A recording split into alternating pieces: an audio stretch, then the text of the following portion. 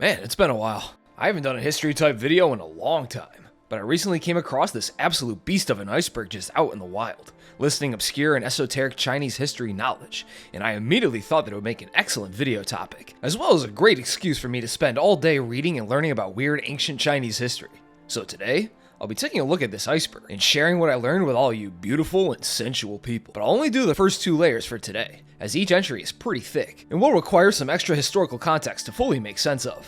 And also, I can use this as a way to gauge interest into a series into this whole deep iceberg. But also, fair warning, as an extremely amateur Western hobbyist historian, I'll definitely be missing some context, butchering names and terms, and I'll probably just get some shit straight up wrong. So please, feel free to scold me for being a damn fool and discuss any of these topics further in the comments. But with all that out of the way, let's not waste any more time and dive right into layer 1.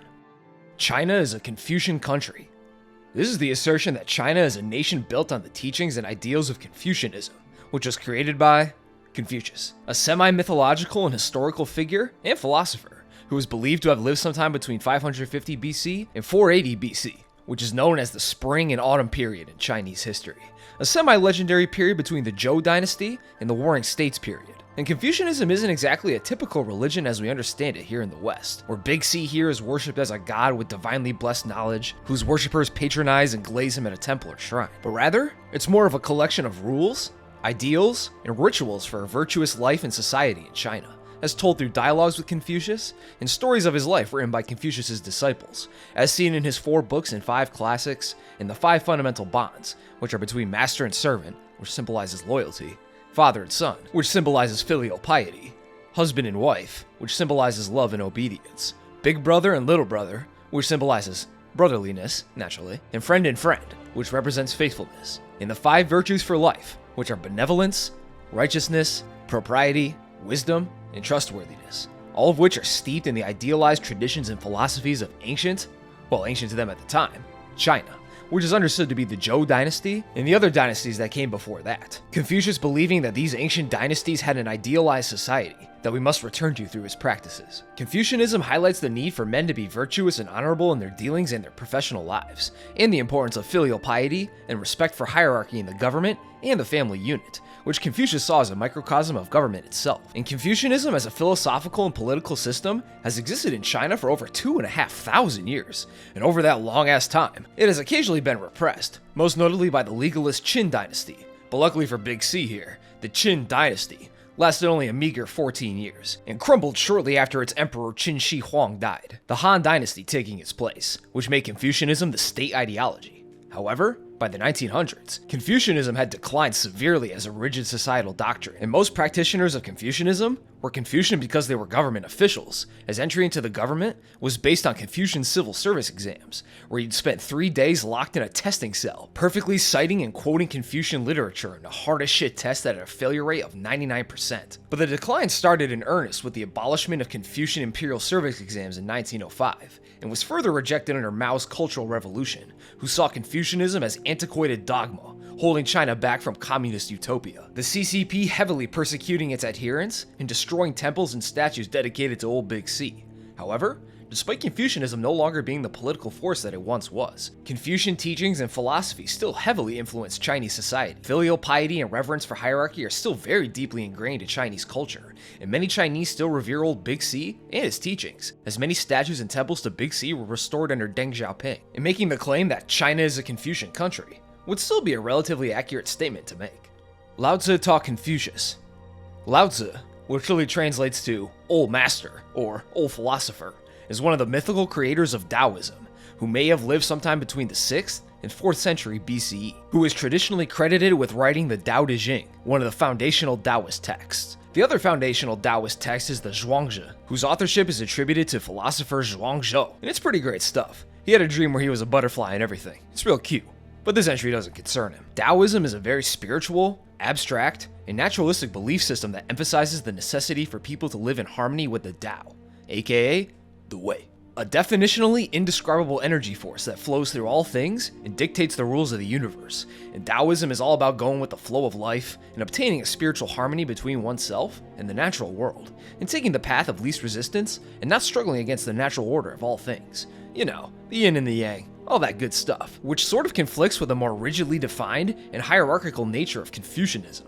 However, stories from Chinese mythology have claimed that Confucius sought out and learned from the wise old master himself while he was in the eastern Zhou capital of Luoyang, who then dropped some sage wisdom on old Big C, who asked him how to obtain the Tao, to which he responded, not through rules and regulations and rigorous study and pretty much everything you stand for, that's for sure. And after pondering this response for a time, Confucius then asked him how does he know the virtues of righteousness, and Lao Tzu schooled him again, saying that only immoral people spend their time ruminating on morality, and to just be natural and authentic in your dealings. And this response completely humbled Big C, who was trembling from the fallout of the truth nuke that was just dropped on him, and he immediately left afterwards. And when later asked about their meeting, Confucius allegedly said, "I know how a bird can fly. I know how a fish can swim, but I do not know how Lao Tzu could rise and fly like a sublime dragon on the clouds in the sky." However, this is just a mythological story, and it's highly unlikely the two ever met, as outside the Tao Te Ching, a foundational Taoist text that traditionally credits him as the sole author, Lao Tzu is a historical ghost, and no other contemporary records or solid archaeological proof of him exist, only stories written long after he would have lived, like this one. And some stories claim that Lao Tzu's real name might have been Lai Ar or Lai Dan.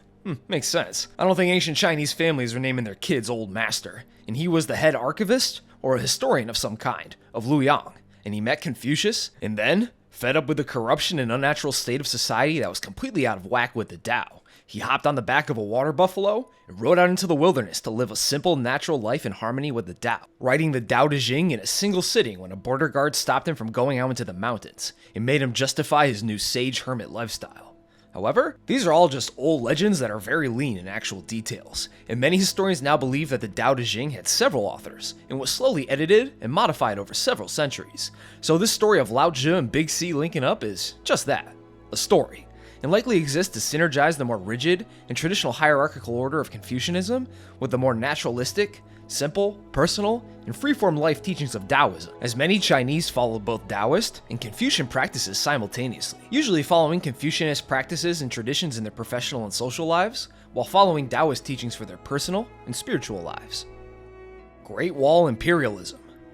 We all know the Great Wall of China, one of the man-made wonders of the world, an iconic piece of human architecture, and a physical testament to China's longevity and ingenuity. However, as you likely know, the Great Wall isn't just a single continuous country-sized wall, and is rather an amalgamation of many different walls, built over thousands of years by many different imperial dynasties for different purposes, ranging in construction methods from massive brick towers and walls to simple compacted dirt walls. And I believe this entry is referring to the Great Wall being a reflection of the imperialist mindsets and capabilities of the dynasties who built them. The walls weren't just defensive, and they played a big role in projecting and maintaining imperial power along its border regions. The most famous parts of the Great Wall, the Ming Dynasty walls, not only served as a buffer against northern Mongolian raiders and invaders, but it also allowed the Ming to project power and keep a permanent military presence in the northern territories of their empire, which were full of nomadic and Mongolian peoples that the Ming weren't exactly big fans of. And the Han Dynasty built long walls that stretched far to the west, so they could better patrol and administrate the lucrative Silk Road, while at the same time expanding their own borders. And basically, a wall equals, this is Han territory, bitch. And even the very first Chinese emperor, Qin Shi Huang, built walls all across his kingdom as a way to not only establish his military prowess and borders, but to also flex his power to mobilize and control large populations for his imperial projects, as many peasants and convicts were pressed into forced labor to build the walls, with many perishing under the brutal physical conditions. And a wall by itself may seem purely defensive, but across Chinese history, building a wall was oftentimes a purely aggressive and expansionist move. Wang Mang did nothing wrong. Wang Mang was the one and only emperor of the short-lived Qin dynasty, after he had seized the imperial throne of the Han dynasty in 9 CE. Born a relative to the ruling family of the current Han dynasty, his aunt was married to the Yuan emperor of Han, you see. Mang had slowly built up his influence in the imperial court by presenting himself as a humble and honest Confucian man, taking no concubines and not hoarding his wealth, instead spending his time studying and caring for his large and influential family, which gained him lots of respect and aura amongst the elites of the imperial court. And eventually, the current emperor of Han, died suddenly. And without an heir. Oh shit. And Wang Mang, who was living a humble life in his fief at the time, was then recalled and appointed head of the armed forces and government by his royal aunt, Grand Empress Dowager Wang. The two of them choosing an 8-year-old boy with a heart condition that made his lips turn blue, who was a male descendant of the Empress Dowager's husband's line, as the new Emperor Ping of Han, with Wang Mang acting as his regent until he came of age, making Wang Mang the ruler of China in all but name. And during that time, Wang Mang began building up a cult of personality around himself, encouraging his family and supporters to find and submit quote-unquote evidence of divine signs or apocryphal Confucian prophecies that claim that he was destined to rule over an ideal Confucian society, steeped in the ancient traditions of the Zhou dynasty from 500 to up to 1,000 years ago. And as you'll see later, discovering or publishing apocryphal Confucian texts and prophecies that predict you as a future emperor was a very legitimate political tactic for the time. Inconveniently, little Emperor Ping died in 6 CE at age 14, less than 5 years after ascending to the throne, many believing that Mang had poisoned Ping himself. And even more conveniently, shortly after Ping's untimely passing, the mayor of South Chang'an City claimed to have found a mysterious rock that had red text written on it that claimed to have said something along the lines of, "Wang Mang, Duke of Anhan, should be emperor." Well, if a mysterious rock says so, and then add in a fabricated lineage that suddenly reveals Wang Mang to be a descendant of the legendary Yellow Emperor, and Mang used his massive influence and this supposed divine evidence to seize the throne and proclaim that the mandate of heaven had officially passed to him, declaring the start of a new Qin dynasty in 9 CE, and he began implementing sweeping reforms to be more in line with his ideal Confucian society. His biggest change coming in the form of radical land redistribution, as Wang dabbled in a little bit of first century communism, declaring that all land belongs to the empire, and private property was seized from wealthy landowners and was redistributed evenly to local farming families to be worked on behalf of the empire. But subjects would be charged a quote-unquote sloth tax for leaving their land uncultivated or for refusing to work. He created 28 new types of coins and currency to be used. He abolished slavery and made being a slave owner punishable by slavery, ironically. Well, fair is fair, I guess. And he introduced state-owned monopolies on vital resources and industries, like on liquor, salt, iron, coinage, forestry, and fishing, to try and centralize and restore imperial economic power. And these were some truly ambitious and progressive reforms. However, they backfired horribly for Mang in practice, as his land reforms pissed off landowners, as they obviously weren't pleased with their lands and slaves being forcibly taken from them. The 28 types of currency plan turned out to be insanely idiotic, as the large amount of different types of coins made out of all different materials, like gold, silver, copper, and even tortoise and cowrie shells, made it borderline impossible to determine what kinds of coins were valid, what their exchange values were, and it made checking for counterfeits an absolute nightmare, effectively grinding the money system in China to a halt, eventually forcing Mang to return to a more traditional two-coin system. However, the death knell for Wang Mang came when he lost the support of the peasants, as his reforms failed to actually improve their lives and material conditions, and oftentimes made things much worse for them, like crashing the economy of 28 different types of weird coins. The sloth tax forced peasants who lived in mountainous or arid regions, or who had retired to live quiet lives, to return to work and move back in with their children to avoid being taxed into poverty. And the Qin dynasty became very ineffective and corrupt, as imperial magistrates failed to properly supervise, or sometimes even bother to visit their provinces and pay out proper salaries, which created the ideal conditions for corruption and bribery to run rampant amongst local officials. And to make a shitty situation even worse, the Yellow River does what it always does. It flooded during his reign, resulting in massive famines. These disasters leading the agrarian masses to believe that Mang had lost the mandate of heaven, and they began calling for the restoration of the Han dynasty. This eventually led to several large peasant uprisings, and eventually, the fragmented rebel groups banded together, and under the leadership of Liu Shu, the later emperor of the restored Han dynasty, they eventually attacked Mang at his capital of Chang'an, the rebels quickly overpowering the demoralized and corrupt Qin military.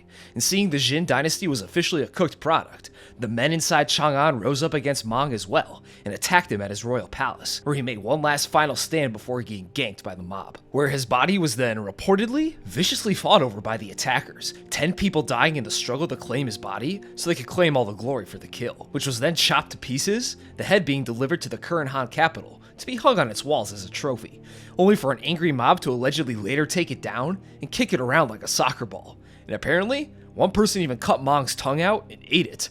Damn, wonder how it tasted. And Mang's death and Liu Shu's ascension as the Guangyu Emperor marked the end of the Qin dynasty and the restoration of the Han, now known as the Eastern Han or the post-Qin dynasty. And now, This entry claims that Wang Mang actually did nothing wrong, and he was wholly justified in deposing the Han in order to bring about his glorious proto-communist Confucian dynasty. And although he had some insanely progressive policies for the time, like radical land redistribution, the abolishment of slavery, and centralized government control over industry, Wang Mang definitely did more than a few things wrong, as he relied far too heavily on Confucian virtue and magical thinking to make everything work when planning out his new dynasty. Mang seemed convinced that the government would be benevolent and highly efficient once the ancient practices of the Zhou were restored. But he spent more time trying to rediscover how ancient Zhou imperial bureaucracy actually worked, rather than, governing his current empire, because the Zhou dynasty was already well over 500 years old by the time he was alive. And the actual fine details on how they administrated their government were mythological at best, which led to more theorizing and debate rather than actual governing. But the true end was when his inefficient and corrupt as shit government eventually made the peasantry believe that he was no longer worthy of the mandate of heaven by creating horrific economic conditions and failing to properly respond to natural disasters, leading to the mass revolts that eventually claimed his life on the steps of his palace. The Viscount of Ji founded Korea. The exact origins of Korea are not fully known, as the existence of modern-day Korea starts with the founding of the Kingdom of Go-Joseon, which translates to Ancient Joseon, which according to most Korean mythology, was created in the year 2333 BCE by its legendary founder, a man named Dangun, who was said to be the grandson of the, quote, Lord of Heaven himself. The Lord of Heaven had a son, who then descended to earth from the heavens to live amongst his people, until he was approached by a bear and a tiger, who could somehow communicate with him, and they asked him to make them human, which Dangun's father agreed to, as long as they passed a special test for him. He told the beasts that if they could survive in a cave for 100 days while eating only mugwort and garlic as food, he'd reward them and turn them into humans like it's some kind of ancient heavenly Mr. Beast challenge. The tiger failed the test, but the bear stayed for the full 100 days, and as a reward, she was then turned into a beautiful woman by Dangun's father, who were then married. However, this is just one founding myth, and there's another more, let's say, grounded myth of Korea's founding. In this other myth, which comes from mythological historical chronicles like the Samguk Yusa, purports that a man named Gija, or Jiji, or Kiji, depending on who you ask, was a nobleman and sage from the ancient Shang dynasty, which is reported to have existed from 1600 to 1000 BC, and he had fled to the northern Korean peninsula around 1122 BC, during the fall of the Shang dynasty, as it transitioned to the succeeding Zhou dynasty, and he had founded the Gija Joseon dynasty there with his followers. However, this is just a myth, and it's very unlikely to be true, and it's likely to be a later myth created when Korea was under heavier Chinese and Confucian influence, as there's no archaeological or contemporary evidence to support the claim that Gija settled in Korea, and chronicles that describe his founding of the Gija Joseon, like the aforementioned Samguk Yusa, weren't written until in or around 1280 AD, 2 whole millennia later from the time the alleged founding of Gija Joseon took place. And that's a lot of time for a story to fall into speculation and legend. However, around that time, the ruling state of Korea, the Goryeo, were heavily influenced by, and were even temporary vassals of Yuan dynasty China, although they were far from a puppet state, as Korean culture and identity remained strong despite strong influence from their Yuan neighbors. Therefore, it's likely that the story of a mythical ancient Chinese nobleman founding Korea was created in order to tie Korean and Chinese cultures closer together through a shared mythological heritage, and to justify the current nobility's rule by claiming deep ties to ancient and revered civilizations and Confucian tradition, which was quite influential in the Goryeo era. So did Jiji from Shang create Korea? Probably not. Sun Tzu was a pacifist.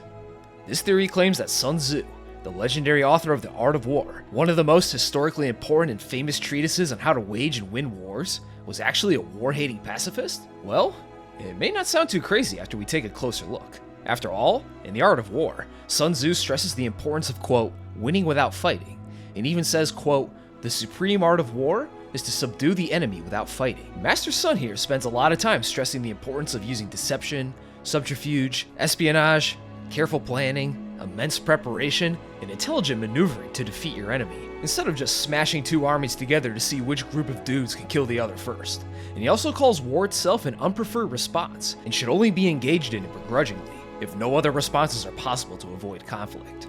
However, despite Sun Tzu's reluctance to gleefully throw his armies into massive battles and slaughter sessions to obliterate his foes and plunder their lands, Sun Tzu is far from a pacifist. As a pacifist, by definition, does not believe that warfare is ever justifiable or necessary, but Sun Tzu clearly acknowledges the necessity and inevitability of war as a tool of statecraft, and as a mode of conflict resolution between populations and factions. And if he was a pacifist, he wouldn't have written a masterclass on how to expertly and efficiently engage in and actually win wars. The three teachings are one. This refers to the big three of Chinese philosophy and religion: Confucianism, Taoism, and Buddhism, known as the three teachings, or Sanjiao. Despite all three of these teachings being their own distinct belief and philosophical systems that can be followed in isolation, and oftentimes the three may conflict with each other in terms of their teachings and ideals. With Confucianism focused on reverence for hierarchy and social virtue in relationships, Taoism focusing on connecting to the natural way of the universe by leading a simple, spiritual life in harmony with nature, and Buddhism is focused on separating oneself from suffering and worldly desire by obtaining spiritual enlightenment. And this theory claims that despite all their differences, due to how influential to Chinese society and just how old these religions and schools of thought are, the average Chinese person will be influenced by all three of these teachings simultaneously, and even harmoniously, and would practice rituals and beliefs from all three over the course of their lives, essentially combining the three teachings into one syncretic belief system that still deeply influences Chinese culture to this day. A person could be doing a Taoist meditation or breathing technique in their living room, while a Buddha statue watches them from a shelf, while their live-in grandparents are watching TV in a different room. Niels Bohr was a Taoist. Niels Bohr was a Danish physicist who was best known for developing the Bohr model of the atom, which was the first atomic model to introduce the idea that electrons orbit the nucleus, but can jump to different orbit levels, and in turn, energy levels. And he also even worked alongside Bob Oppenheimer on the Manhattan Project, as he had fled Nazi-occupied Denmark in 1943, before joining on with the British mission to help develop the Big Bomb.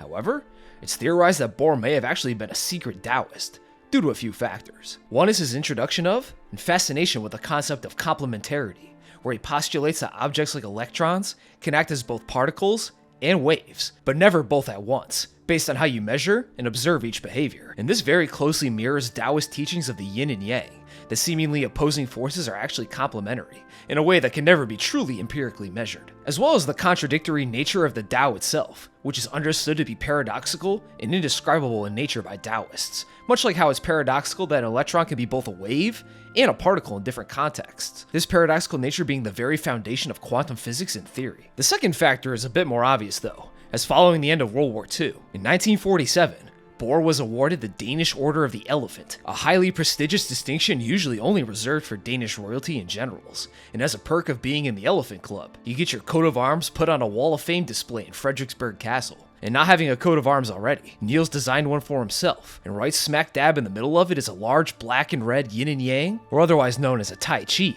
symbol, along with the Latin phrase contraria sunt complementa, which means opposites are complementary. Now this may seem like a smoking gun that old Niels Bohr was flowing with the Tao and praising Lao Tzu on the daily, but it's pretty unlikely that Niels was a true believer in Taoism and practiced it in any spiritual context, as Bohr was known to be a non-religious man. But it's pretty clear that he was philosophically and even scientifically influenced by Taoist teachings of paradoxes in the natural world and the complementary existence of seemingly opposing forces when he was developing his theory of complementarity and quantum mechanics. And Niels was also a member of Aranos, an intellectual discussion group founded in 1933 that held lectures and debate on synergizing religious belief with natural sciences, and he may have learned much about Taoism and its teachings of paradoxical phenomena in nature from his time there. And that's it for Layer 1.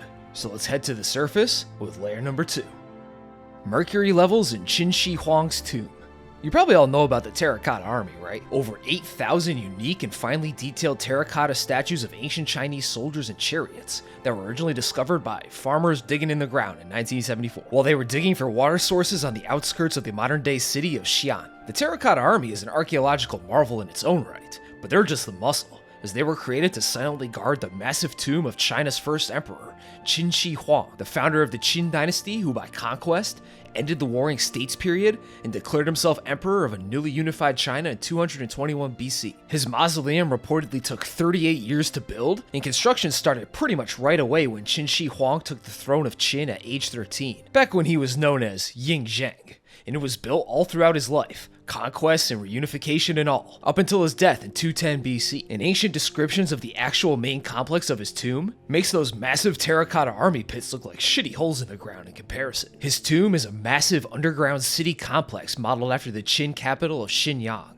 complete with inner and outer walls, and a foliage-covered pyramid that sits above the central mausoleum. However, this central mausoleum still remains an archaeological mystery, as the main tomb is still yet to be fully excavated by Chinese authorities, which is really frustrating for a history geeker like myself, as according to Sima Qian, an ancient Han Dynasty-era Chinese historian, in his historical chronicle, the Shiji, Qian paints a spectacular picture of the place. He claims it's full of wondrous treasures, deadly arrow booby traps, a ceiling dome decorated with beautiful artistic recreations of the sun, moon, and constellations, and most interestingly, he claims that rivers of mercury flow through the tomb, powered by some unknown mechanism, with the floor of the tomb built to resemble the rivers and seas of China. In a recreation of the geography of Qin China, with strikingly silver rivers that actually flow, sounds like quite the sight to behold. Sounds like a place Indiana Jones or Nathan Drake would find themselves in, and then promptly destroy somehow by flipping a switch or grabbing a treasure off a table. Now these reports may seem a bit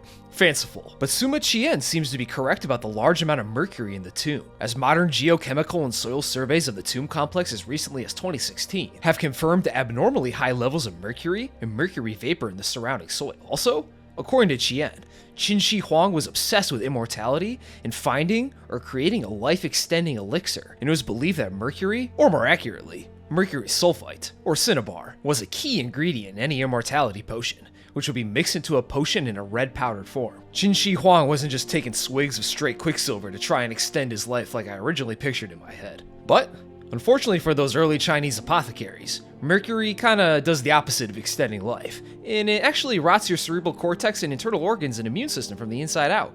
Whoops. And Qin Shi Huang's fascination with drinking quicksilver old fashions probably, and ironically, accelerated his demise, as he may have suffered from mercury poisoning in his later years, before dying at the age of 49, as he became more erratic, paranoid, and his physical condition rapidly deteriorated, which could have been due to mercury-fueled internal organ rot. Now, until China decides to fully excavate the central tomb to see what's going on down there, we will never know the full scope of what it looks like and how much mercury is actually present in the tomb, and if it can even flow as claimed, because who knows if the mercury flow mechanism was just a myth, and maybe all the mercury had sunk into the ground ages ago.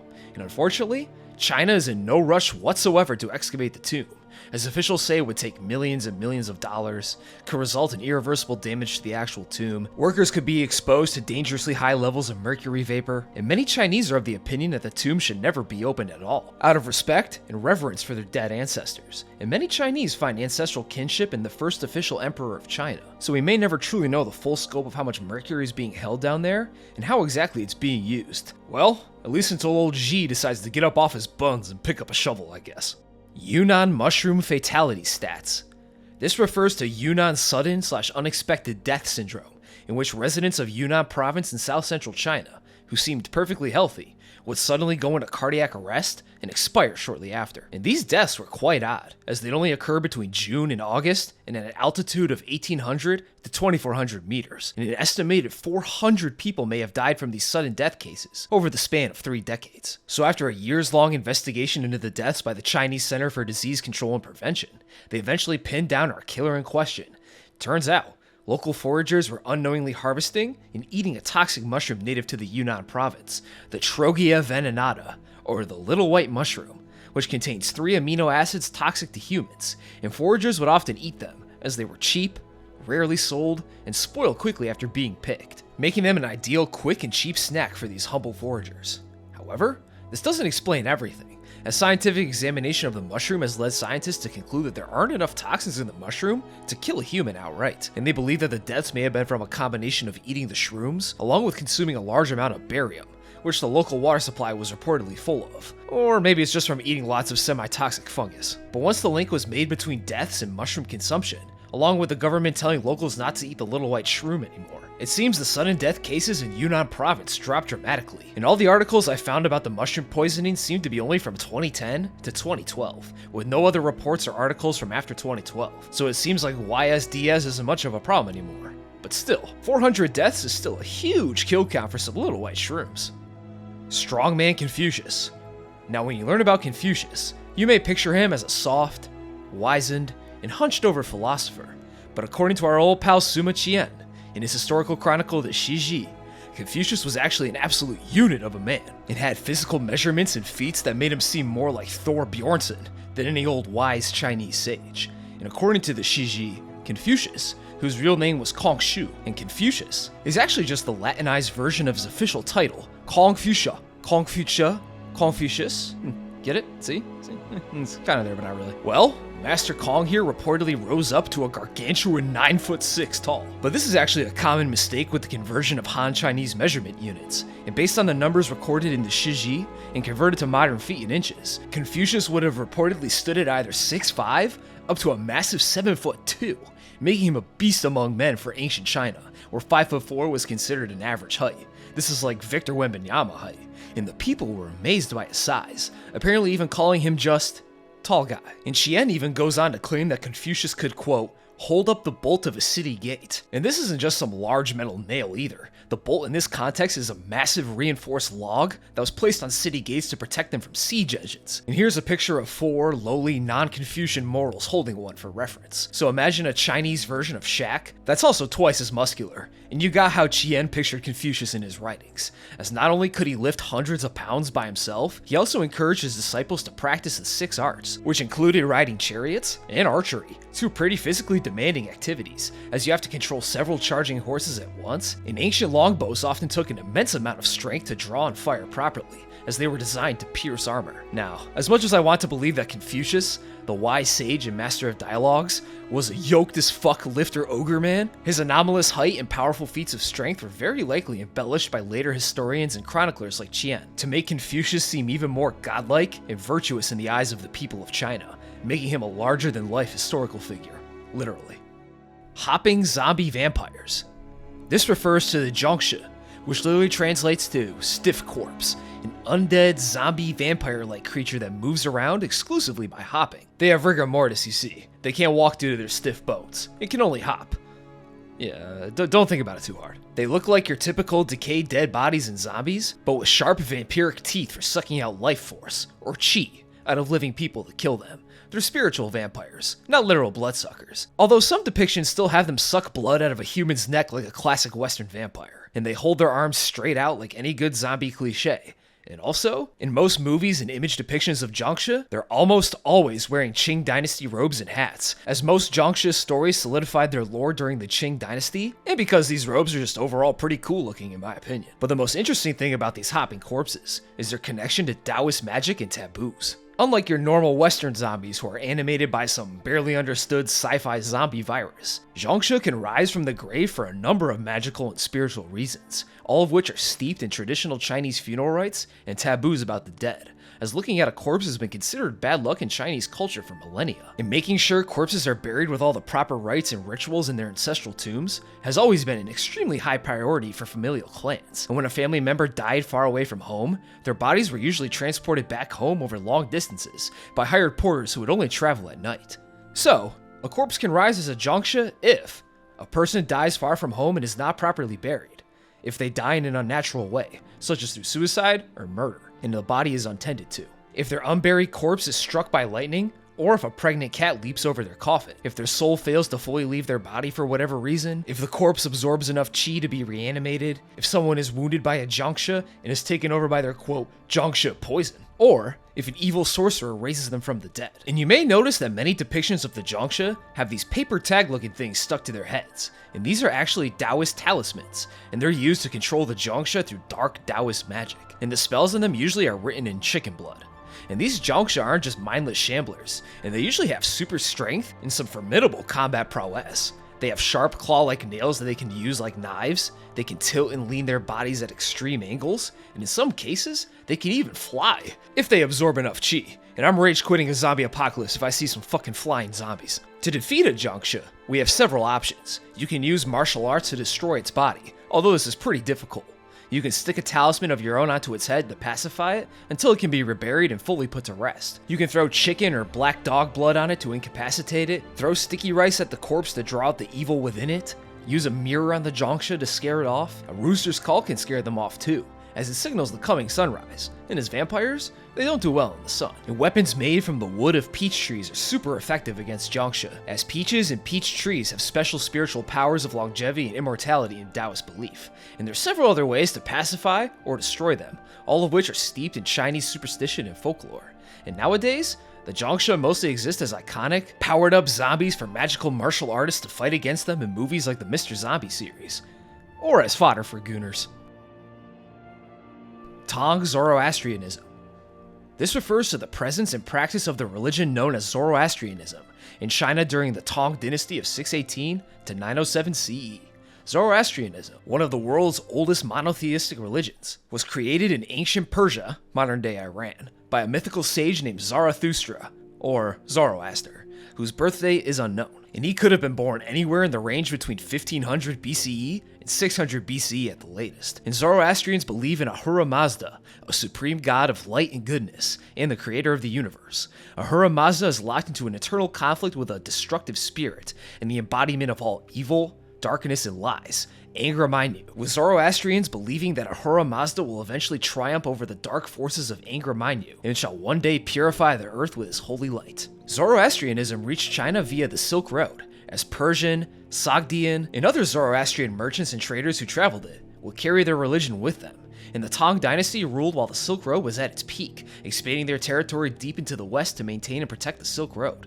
This bountiful trade turning the capital city of Chang'an and other cities like Luoyang into very cosmopolitan and diverse cities, full of different religions and people, which was helped greatly by the Tang dynasty's tolerance for foreign religions, although they heavily discouraged locals from converting to or even engaging with these monotheistic foreigners. And soon, Zoroastrian fire temples began being built for the worshippers who lived in these diverse cities, as Zoroastrians believe in praying towards a fire or a source of light, as it embodies the goodness of Ahura Mazda. However, tolerance for Zoroastrianism in Tang China began to fall off a cliff after the An Lushan rebellion, when a Tang general of Sogdian Gokturk descent, who was named, can you guess? That's right, An Lushan, rebelled against the Tang dynasty and attempted to establish his new Yan dynasty, and he may have ended up killing damn near half the population of Tang China in the process. This rebellion featuring horrifically brutal sieges, where up to 20,000 civilians may have been eaten, and I've got a whole video about it from a while back if you want to learn more. It's a bit raw, and it's a bit old, but it's not shit. I promise. I pinky promise. And since An Lushan and his succeeding kin were all seen as foreigners, naturally, foreigners were then blamed for the mass death and chaos of the rebellion, and massacres and discrimination of their populations, including Zoroastrians, were rampant. And things got even worse in 1840, when the new Emperor Wuzhong began cracking down hard on Buddhism. This persecution soon extending to all non-Chinese foreign religions, which were all denounced as perversions of nasty-ass Buddhism, with Zoroastrianism again included. So, more massacres and persecution, yay, with Zoroastrianism eventually completely fading away from Chinese society and records by around 1200 CE. And since preaching to and converting the Han Chinese people to Zoroastrianism was heavily discouraged and oftentimes legally banned, the religion never really took root outside of Sogdian and Persian communities within large Chinese cities. But it's still an interesting footnote in history, and it goes to show how worldly and at times diverse this era of the Tang dynasty was. Chenwei Apocrypha. This refers to the Chenwei texts, which is sort of a blanket term to describe a collection of prophetic and mystical writings that emerged and were widely circulated during the Han dynasty. They were commentaries/expansions on classic Confucian canon texts, and are considered apocrypha, which isn't that slimy tentacle library dimension from Skyrim. Apocrypha essentially means that the religious text in question is considered unreliable or hidden knowledge, and is not a part of the religion's official canon. If you recall our old friend Wang Mang, you'll remember that he was a staunch Confucian, and in order to build his case for emperor and justify his upcoming usurpation, he asked his supporters to identify and present divine signs and prophecy of his rule, like that mysterious rock that they found that said that he should be emperor written on it. But another aspect of this divine justification scheme is that Mang likely commissioned or forged Chenwei texts of his own that expand on the Confucian classics and now conveniently predict Wang Mang's coming as a future emperor of China. And when Mang eventually fell and had his head used as a soccer ball, the man who eventually restored the Han dynasty, Emperor Guangyu, disseminated apocryphal charts of his own to predict and justify his coming ascension to emperor, along with publishing additional apocryphal material that deified Confucius, turning him from a legendary sage philosopher to a divine, messianic figure that could descend to earth from heaven itself. But it's hard to tell how many Chenwei texts were made and what their contents actually were, as many of them have been lost, destroyed, fragmented, forged, and intentionally suppressed for political reasons, and many texts, now lost, are only referenced in passing by other texts that managed to survive, and their actual contents are steeped in ancient esoteric Han Dynasty Chinese mythology from 2,000 years ago that blended Confucian, Taoist, and legalist beliefs in a way that a modern person would struggle mightily to try and make sense of. I mean, some famous apocryphal texts like the Hetu and Loshu were said to have first been seen imprinted on the back of a, quote, dragon turtle who emerged out of the Yellow River, and inscribed on the side of a qilin, or a dragon horse, which is like a dragon, deer, horse, unicorn, chimera creature. whose presence is often seen as an omen of the arrival of a sage or a great ruler in Chinese mythology that also emerged out of the Yellow River somehow. And these texts contain charts of interconnected circles and squares. My Westoid brain is breaking just trying to make sense of these things. But anyway, historians believe anywhere from 30 to even over 100 apocryphal texts may have been crafted and circulated, and as we understand them today, they are mostly used as a justification for new dynasties, like we see with Wang Mang, and also to help explain shifts in power in Han-era China, the time when these texts were most revered and used, through esoteric writings and charts that built off the pre-existing Confucian lore, which sort of became a tradition in the centuries to come, for any new, upstart Chinese rulers to justify their suddenly divinely mandated status. And sometimes, you can't just wait around for heaven to give you the mandate, and you gotta speed up the process a little bit. Although, by the Tang and Song eras, these apocryphal texts are mostly dismissed as superstition and forgery, as they begun to truly understand the political power that Qianwei texts can wield in the right hands. And nobody wants to deal with rebels and usurpers who think their cause is divinely predicted in some newly uncovered lore. And as Confucian orthodoxy solidified around the core classic texts, rulers suddenly had little tolerance for new revelations and convenient hidden meanings. Shang human sacrifice. The Shang dynasty, which is believed to have existed from around 1600 to around 1046 BC, is the first archaeologically verified dynasty to exist in Chinese history, which traditional stories claim succeeded the mythical Xia dynasty, the legendary first ever dynasty of China that has not been archaeologically confirmed to have ever truly existed. Well, not yet at least. And its existence is proven by archaeological sites like Yinshu, which is on the location of the ancient Shang capital of Anyang, which contained tombs, palace foundations, jade and bronze artifacts, and oracle bones bearing the earliest records of Chinese writing that we know of.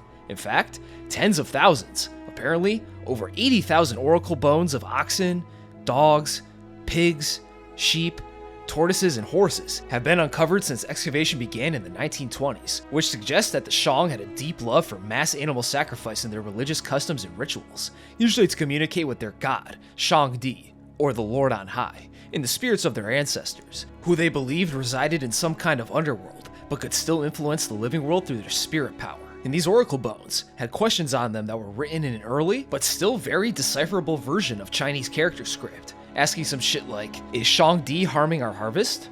Or, should we sacrifice 1,000 oxen?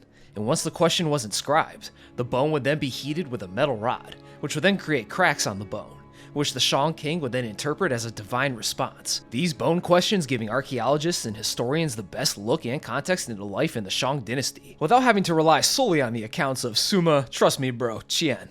However, unsettlingly, the Shang didn't just stop at animal sacrifice, and were seemingly, based on all the archaeological evidence, were also big fans of human sacrifice as well. Mass human sacrifice. In 1976, archaeologist Zheng Zhengzhang and his team discovered an intact, unlooted Shang tomb, called the Tomb of Fu Hao, who according to oracle bone inscriptions, was a female military leader interestingly enough, and a consort to King Wu Ding of Shang, who may have reigned around 1200 BC. And in her tomb amongst the bronze, bone and jade burial artifacts, and pottery were, unsettlingly, 16 human skeletons stuffed into the walls of the burial pit. This was because Shang kings and royalty acted as high priests, uniquely able to lead sacrificial and divination rituals, interpret oracle bones, and commune with the all-powerful sky god, Shangdi, and the powerful spirits of the ancestors. And as befitting their priestly station, after a Shang king died, it was expected that his servants would all commit ritual suicide, or be buried alive to join their master in the afterlife and continue to serve him even in death. Which sounds absolutely hellish. You live a life of a servant, and finally die, and are freed of servitude, only to then realize you're now an eternal spirit slave for the same lord you served in life. Brutal. And many royal Shang burial tombs contain several of their corpses buried alongside them. This honorable volunteer self-deletion practice being known as shunzong. However, there appears to have been a much bloodier and widespread form of human sacrifice performed by the Shang, known as Renji.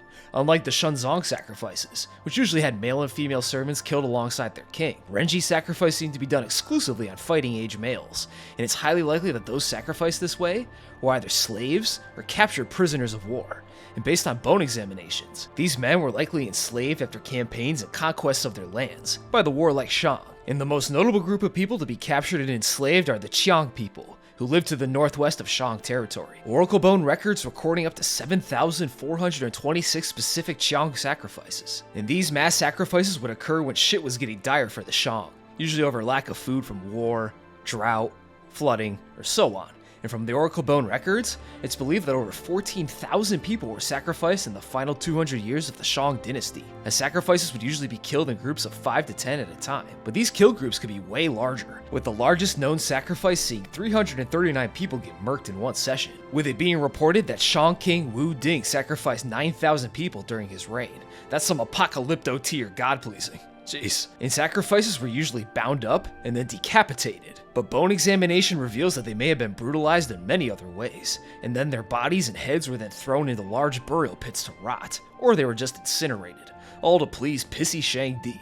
So based on all the available archaeological evidence, the Shang seemed to be a warlike, superstitious slave society that wasn't afraid to kill thousands of people to try and please their gods, which is extremely brutal, but not too uncommon for ancient civilizations like this. However, when the Shang fell to the Zhou, it seems that the Zhou promptly chilled the fuck out on the whole mass human sacrifice as part of their religion thing, and it soon became taboo to sacrifice slaves to make it rain in Chinese society, especially as Confucian ideals of morality and piety and don't mass murder slaves took root in Chinese culture, and direct Shangdi worship fell by the wayside for the Zhou's veneration of the more abstract higher power of heaven. However, if not for these 20th century excavations, we may have not ever known the true scale of Shang human sacrifices, as later Chinese historians fail to mention this horrific ritualistic mass murder in any real significant way. Probably because it would be a bit awkward to say that the Chinese culture descended from a warmongering slave society that sacrificed prisoners and slaves by the thousands to placate a god that they didn't even really worship anymore. The Chinese wheelbarrow. I think this can refer to potentially two things. One, the fact that the wheeled wheelbarrow, the classic farming and gardening manual transport tool, not to be confused with the two-wheeled cart, was invented in China. The earliest archaeological evidence for the existence of wheelbarrows comes from carved stone tomb murals and reliefs from the Han Dynasty, which were found in Emperor Hui's tomb, dated exactly to the year 118. Art carved into the bricks of the tomb depicts laborers pushing a single-wheeled wheelbarrow around, which would mean that wheelbarrows had existed in China since at least 118, when the brick carving was created, and likely existed years before then, China unlocking the wheelbarrow and the tech tree way earlier than Europe, where wheelbarrows didn't appear until around the start of the 13th century, at least an entire millennium later. And this could also refer to the unique Chinese variants of the wheelbarrow, where instead of having a wheel on the end of the barrel, I guess? I don't know the right word for the actual tub you put your dirt and mulch in is called. The wheel is instead much larger and essentially placed on the wheelbarrow, and cargo was stored on each side of the wheel, or it could be expanded to hold even more crap. And the wheel's massive size makes it way easier to push heavier loads and navigate thin paths with ease, and there's no need to lift it at all like a Western wheelbarrow, where although the wheel helps you a great deal, you still gotta half lift the thing and whatever payload it's got to get it moving. And with this, you only need to balance and push it, which seems like a way better design, and it wasn't too uncommon to even see people hitching rides on these things too. Moist aeronautics. So you probably heard about the big three of ancient Chinese philosophy: Confucianism, Taoism, and legalism, but you may not be aware of a fourth school that during its peak in the Warring States period was even considered a major rival to Confucianism. This philosophy is known as Moism, and Moism is an ancient school of Chinese philosophy, one of the 100 schools of thought from the spring and autumn period of Chinese history that are contemporary with Confucianism. And Moism was created by its legendary sage, Mochi, and its beliefs and lessons are outlined in his eponymous book, the Mochi. Not super creative.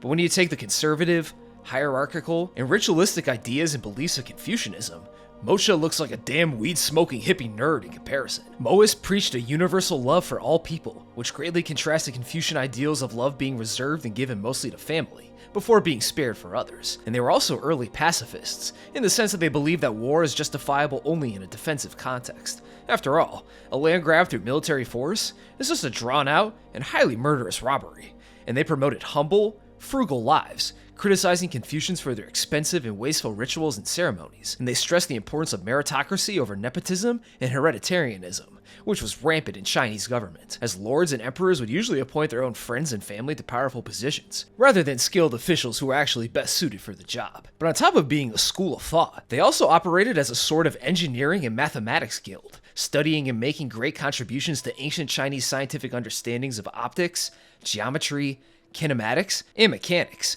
and despite being wholeheartedly against wars of conquest, they were never afraid to up pole, or rather, up ballista, if conflict came to their doorstep, and they had reportedly innovated on siege crossbows, trebuchets, defensive walls and towers, mechanisms to drop rocks and other nasty shit on attackers, and even poison gas weaponry were just a few of the defensive weapons that they contribute to developing. However, interestingly, very interestingly, Mocha had created a design for a flying wooden bird. He then shared this design with Lu Ban, a legendary ancient Chinese engineer, who expanded on the design of the bird and flew it for 3 days and 3 nights. However, it's unclear if he just flew the bird or if he actually climbed on the back of the damn thing and flew around in the sky, because if he did, that would jump the Wright brothers by well over 2,000 years as the first manned flight in an honest to Shangdi flying machine, which would be a history-obliterating revelation, which makes it extremely unlikely to be true, and the wooden bird described in legend is likely referring to some kind of advanced or early version of a kite, which first emerged in the 5th century BC during the Warring States period. And Mocha and the Mohists are often credited with being the inventors, or at least the precursors, to the invention of kites in Chinese tradition. However, as the Warring States period drew to a close, and Qin Shi Huang unified China under the First Imperial Qin dynasty, Mohism declined as siege warfare declined, and Confucianism became the dominant philosophy of China as the years rolled on and the Qin became the Han dynasty, with Mohism fading away over time. As there was really no need for a school of defensive siege engineers in this newly, mostly peaceful, unified China, and Chinese society and government mostly rejected Mohist teachings in favor of Confucian orthodoxy. But it's still very interesting to think about what this wooden bird doohickey might have looked like, and trying to picture a humble Chinese philosopher man riding on the back of it is a pretty fun thing to do. The Uncrowned King. I believe this refers to Charles George Gordon, later known as Chinese Gordon or the Uncrowned King, for his role in military campaigns to help quell the Taiping Rebellion for Qing China in the mid-1800s. Usually, people avoid joining the military if they can, as war is scary and dangerous. I mean, getting shot kinda hurts a lot, and you could find yourself dying on the other side of the globe while fighting over some foreign dirt you have no connection to whatsoever. However, Gordon here saw war as a path to adventure, and it seemed he didn't care if he lived or died, as long as he saw some action. He first fought in the Crimean War, after writing to command to be sent there, even saying that he hoped he died in combat while there. But he managed to survive, and once the Crimean War ended, he was again bored with his non-combat posting, and wrote again to the British War Office requesting to be sent anywhere in the British Empire where some action was happening, eventually volunteering to fight in the Second Opium War against Qing China. However, unfortunately for a Gordon worshipper like Gordon, by the time he reached China, the Second Opium War was pretty much over with. The Qing already got their asses beat at light speed. But fortunately for Gordon, and extremely unfortunate for everyone else, another conflict was raging in China, one far more vicious and devastating than any opium war, the Taiping Rebellion. I also have a video on this insane war if you want to check it out. It's also old, but I promise it isn't shit too. I promise.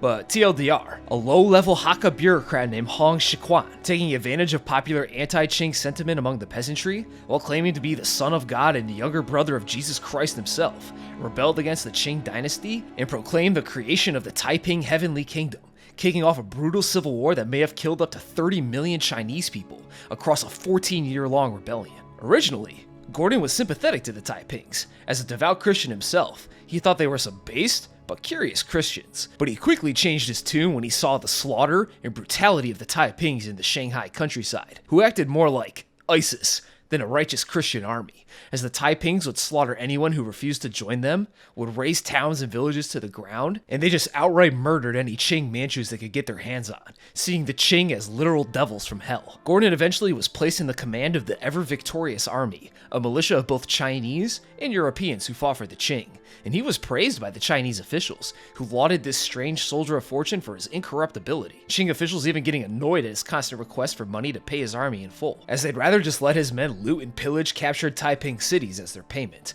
But Gordon refused to let his men rob and plunder, as it went against his personal sense of honor, which caused plenty of problems within his army, as they were mostly an ideologically neutral force that was mostly fighting for loot and glory, whereas Gordon seemed religiously and morally motivated to stop the slaughter and desolation the Taiping Rebellion caused. He was also pretty socially progressive and respectful for the time, or at least he wasn't openly racist towards the Chinese, like many other Western generals were. And his ever-victorious army started racking up dub after dub, liberation after liberation of cities from the Taipings, Gordon hitting a high score of 33 consecutive victories against them. These victories giving the Imperial Qing army the breathing room it needed to press the attack towards the Taiping capital of Nanking, and Gordon was also notorious amongst both his allies and his enemies for his borderline suicidal bravery, as he always led his men from the front, usually armed with nothing besides his cane. And this fearlessness, along with his seemingly magical ability to rack up wins, his uncanny ability to somehow avoid serious injury, along with having strikingly blue Yakubian eyes, it made some Chinese believe that he had mastered harnessing his chi and had supernatural powers because of it. And Gordon's aura didn't go unnoticed by the Imperial Qing authorities either, as the Tongxi Emperor of Qing had sent a grand gift to Gordon as a reward for capturing the city of Suzhou, which included 10,000 silver coins, banners written in masterful calligraphy praising Gordon as a great general, and a handwritten letter from the Emperor himself. But he refused these gifts for taking Suzhou, because he was still butthurt over an incident that occurred after he had taken the city. After Gordon had defeated the Taipings, he gave them his word that if they surrendered and fully laid down their arms, their lives and their families' lives would be spared. But the Imperial Army forces weren't so forgiving, and they entered the city and executed the Taipings and all of their relatives for the crime of treason, much to the fury of Gordon, who saw the executions as cruel and counterproductive. This rejection enraged the Emperor, who made Gordon sit on the war bench for a little while as punishment for his defiance. But Gordon probably got bored of not fighting and soon made amends with Qing officials, and he was back on the warpath soon enough. And after Nanking fell and the Taiping Rebellion came to a close, the ever-victorious army was disbanded, and Gordon was given an extremely special honor. He was given an Imperial Yellow jacket, yellow being a special color reserved only for the Emperor, his highest-ranking officials, and his bodyguards, and only 40 men alive in the entirety of Qing China had the honor of wearing the Imperial Yellows. So seeing this white boy in an Imperial Yellow robe was a real sight to behold. These exploits and awards eventually leading British newspapers to dub him the pretty uncreatively named Chinese Gordon. And this guy definitely had one of the craziest adventures in China I've ever seen a foreigner have. And Gordon's death while defending Khartoum was also made famous by the Charlton Heston movie of the same name, which is what he's usually more well known for than any of his exploits in China. Peking Man. This does not refer to finely cooked human meat, by the way. This refers to the bone remains of a subspecies of Homo erectus, dubbed Peking Man, found in Zhoukoudian Cave across several excavations in the 1920s and 30s, near modern-day Beijing, colloquially known as Peking at the time. Zhoukoudian Cave was full of Peking Man teeth, skull caps, stone tool remains, and even traces of fire usage, like fossilized ash. This discovery of Homo erectus remains found far away from Africa and within the caves of northeastern China, raising a slew of new questions about human genetic ancestry and our own evolution. Could this be an ancestor of modern humans? An offshoot that ended up being ultimately unrelated to modern humans? A secret, more sinister third thing? This discovery even caused a schism between Western and Eastern paleontology for a time, as Chinese scientists were more inclined to believe Peking Man is their direct genetic ancestor, who may have originated in China, instead of having ancestors who originated in Africa and later migrated to the Yellow River valleys. Although, modern science says Peking Man is still in line with the out of Africa theory, as it's seen as proof of human migration, not proof of human origin. But anyway, I'm no paleontologist. However, interestingly, in 1941, as World War II was raging and Japan was pushing deeper into Chinese territory, scientists began to fear that the Peking Man fossils would be looted or destroyed by the encroaching war. The bones were loaded up into 2 crates and were to be transported by American troops from the Peking Union Medical College to be loaded on the SS President Harrison, which would be docked at the city of Qinhuangdao, to then be transported back to the US for safekeeping. However, the bones never made it to Qinhuangdao and completely vanished along the way, leaving the location of these original Peking Man bones as a complete mystery to us to this very day. Whether they were destroyed, perhaps ground up for use in Chinese medicine, seized by the Japanese army, or simply abandoned by the troops transporting them, we will likely never know. And there have been rumors and reported sightings of the bones, like the account of U.S. Marine Corporal Richard Bowen, who while digging foxholes near the city of Qinhuangdao in 1947 during the Chinese Civil War, claimed to have dug up a box full of bones at this precise coordinate location, which appears to be under a modern-day highway. But luckily for scientists, plaster casts and dupes of the Peking Man bones had been created before they vanished, and more fossils continued to be found at Zhoukoudian Cave afterwards, which let research into Peking Man continue mostly uninterrupted. However, this isn't the end of Peking Man's tale, as after the Chinese Civil War ended and the communists took power under the leadership of Mao Zedong, Mao began looking to Peking Man here, well, scratch that, Peking Comrade, to help justify his new communist nation. Not only was Peking Man's existence used to make China seem exponentially old and uniquely independent from other nations, he also used it as a way to glorify communist ideology, claiming that these Peking men lived in an ancient primitive communist society where class was irrelevant, Private property wasn't even a concept, and life was focused on the collective survival of the group above all else. And this also held Mao's agenda to try and scrub the collective Chinese consciousness clean of long-held traditional Chinese creation myths and superstitions, and to try and ground Chinese history in a more scientific and Marxist framework. However, this usage of Peking man to advance and justify CCP cultural goals eventually fell out of favor during the Cultural Revolution, where scientists were persecuted and pressed into manual labor, kneecapping research into Peking man severely. And the Chinese Communist Party became more focused on economic independence and making sure that their new communist nation actually didn't go completely broke and collapse in on itself, over spending time theorizing about prehistoric communist monkey men. The Shanhai Jing Bestiary. The Shanhai Jing, or the Classic of Mountain and Seas, is a Chinese classic text and compendium of lands and beasts of ancient China, both mundane and mythical, believed to have been compiled anywhere between the 4th century BC and 1 AD, or perhaps even earlier. The Shanhai Jing is first recorded in Chinese history by, can you guess? That's right, our old pal Sima Qian, the famous Han Dynasty historian. And it's unknown when the book specifically could have been written and who may have written it. Earliest writings on the book's authorship credit Yu the Great himself as the author, the legendary first king of China who tamed the Great Flood, which is most likely an analog for the constant flooding of the Yellow River, by diverting it into man-made rivers and canals, this feat giving him the authority to found the mythical and first ever Chinese dynasty, the Xia dynasty. And the current king of China was so humbled by Yu's diligence and engineering prowess, he had no choice but to abdicate. The authorship is also frequently credited to a man named Bo Yi, another ancient Chinese leader who helped and served Yu the Great. But these guys are unlikely to be our true authors, as Yu the Great, Bo Yi, and the Xia dynasty's history is far more mythological than factual. It's kind of like saying King Arthur wrote Beowulf for us Westoids. Others claim it was written in the Warring States period, perhaps by a man named Zhou Yan, a Moist named Shi Chaozhi, or just some really weird dude. But regardless of who wrote it, this book is a pretty interesting beast, as it's full of mythical geographical locations and the beasts and gods that inhabit them, and the geography described usually following a squared shape, with large seas to the north, east, south, and west, all of which have mountain ranges surrounding them and distant wild lands beyond them further.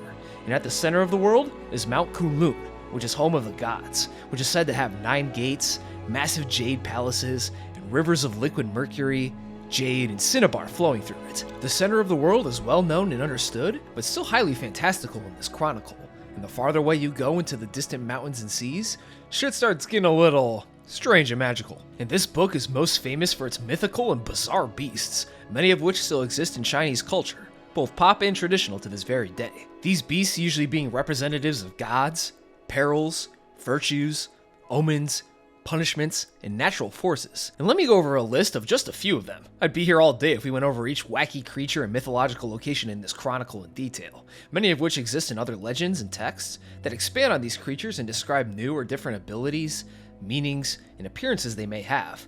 But let's just take a look at a few. The Tianshen, an unnamed celestial god that takes the form of an upright ox with 8 feet, 2 heads, and a horse tail, and it reportedly makes a buzzing sound like a bug. The Gu, or the Drum, is the son of the god of Bell Mountain that looks like a dragon with a human head, who according to legend, once killed someone or something called Baojiang, and for this murder, the supreme god Di executed him, and he then transformed into a giant hawk. The Shen, or the mountain gods, and there are several Shen depicted in the Shanhai Jing, which usually come in the form of human-animal hybrids, dragons with human heads, birds and chickens with human heads, snakes with human heads, pig creatures with human heads, upright horses with human heads and 8 limbs, and a human with a dragon head, and a lot of other weird chimeras. The Bingfang, a pig-like creature that has a head and set of legs at each end of its body. You know, like cat dog. The Heluo fish, a fish with 10 bodies and 1 head that is said to bark like a dog and can cure cancerous lumps and stop you from farting when consumed. I wish this one was real. The Xiao, or the raucous bird, a bird with 1 eye, 4 wings, and a dog tail, and eating it will allegedly heal abdominal pain and diarrhea. Nice. Unusual humans.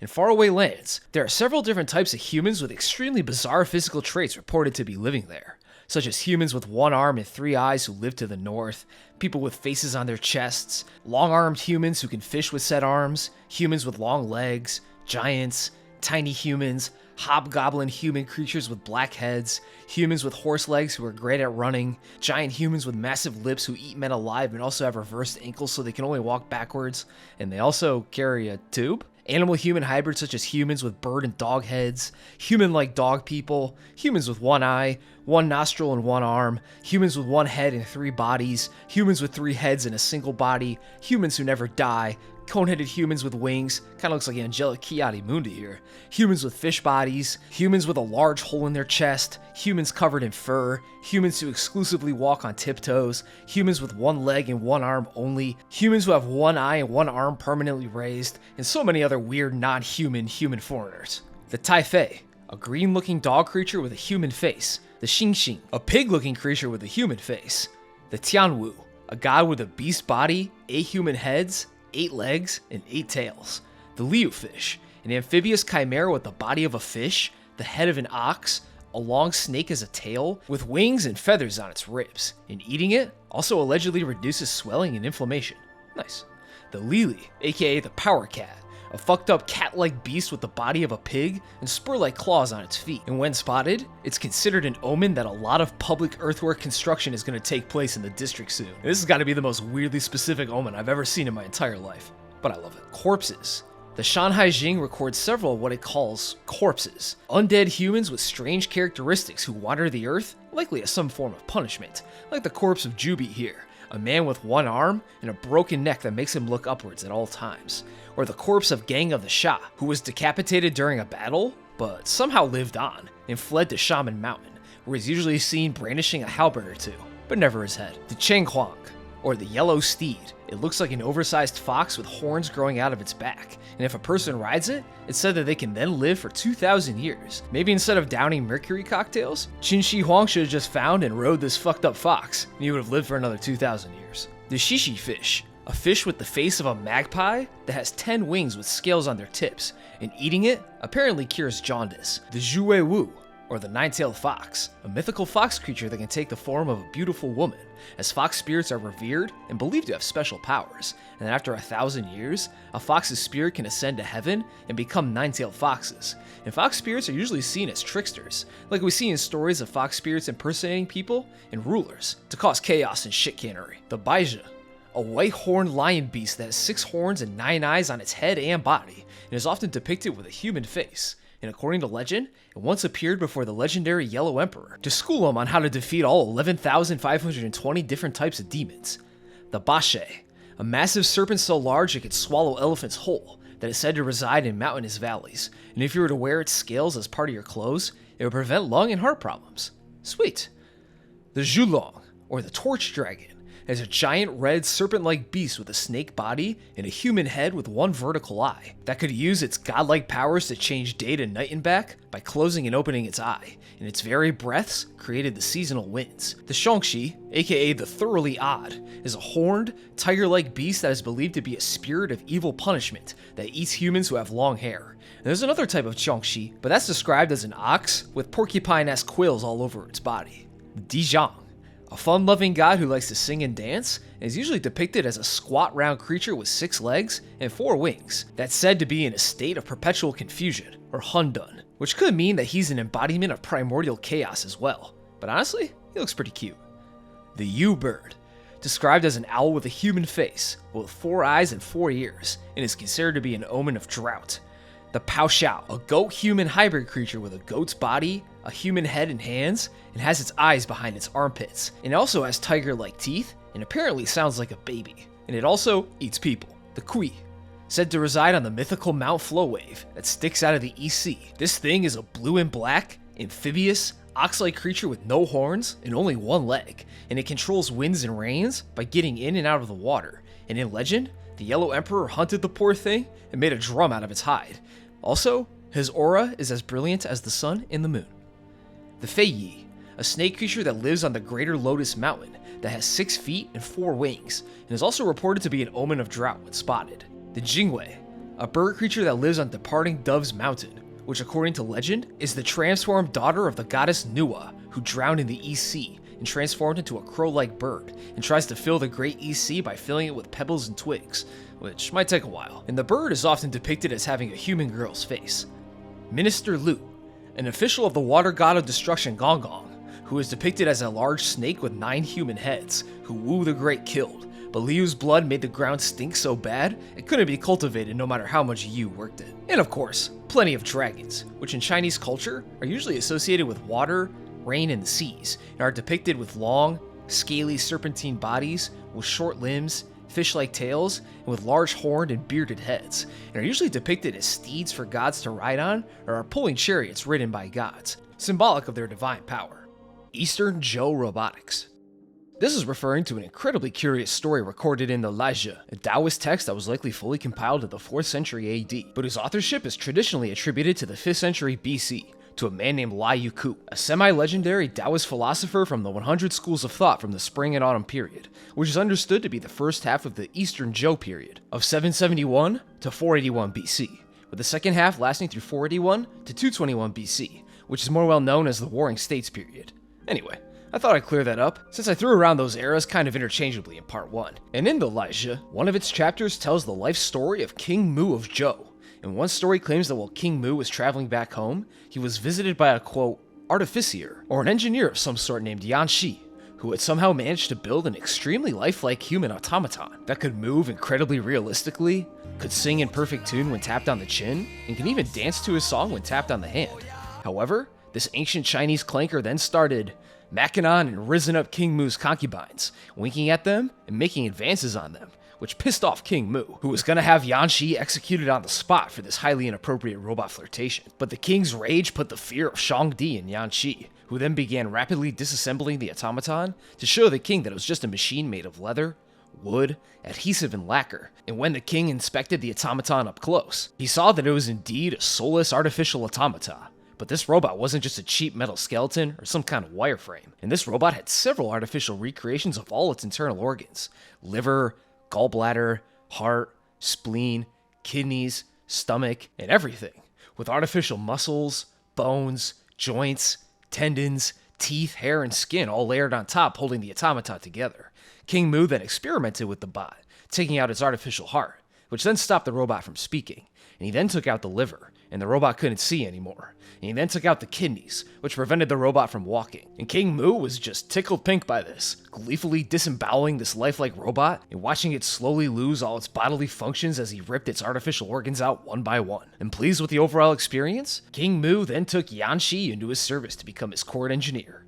And now this is a fascinating story for multiple reasons, as this robot was highly advanced for the time, as King Mu was reported to have lived in the 900s BC, and this robot could walk, talk, sing, dance, and even spit some game. And it was built to mimic human anatomy down to their skin, bones, and internal organs, all of which allow the robot to perform different functions, whereas the automatons we have today, in the year of our Lord 2025, where we can harness lightning itself to make metal move in any way that we see fit, our robots are still nowhere near the robustness and complexity of this ancient Zhou automata. We got suspiciously athletic bots from Boston, but they can't sing, dance, or rizz up women. And Uncle Bot from China can mostly just run around and wave, but he does have the ability to wear clothes. And that Tesla Optimus bot is a glorified puppet on strings compared to Yan Shi's automata. Those things still needed people to speak and move for them, piloting them from a remote location with a bunch of sensors hooked up to a real living human. And now this is just a mythological Taoist story though, and I highly doubt a humanoid robot from the 900s BC with almost perfect recreations of human guts inside of it was ever truly crafted, as King Mu's life story is highly mythological and unbelievable just beyond this incredibly advanced robot. He wines and dines with the gods themselves like the Queen Mother of the West, while in search of Taoist peaches of immortality.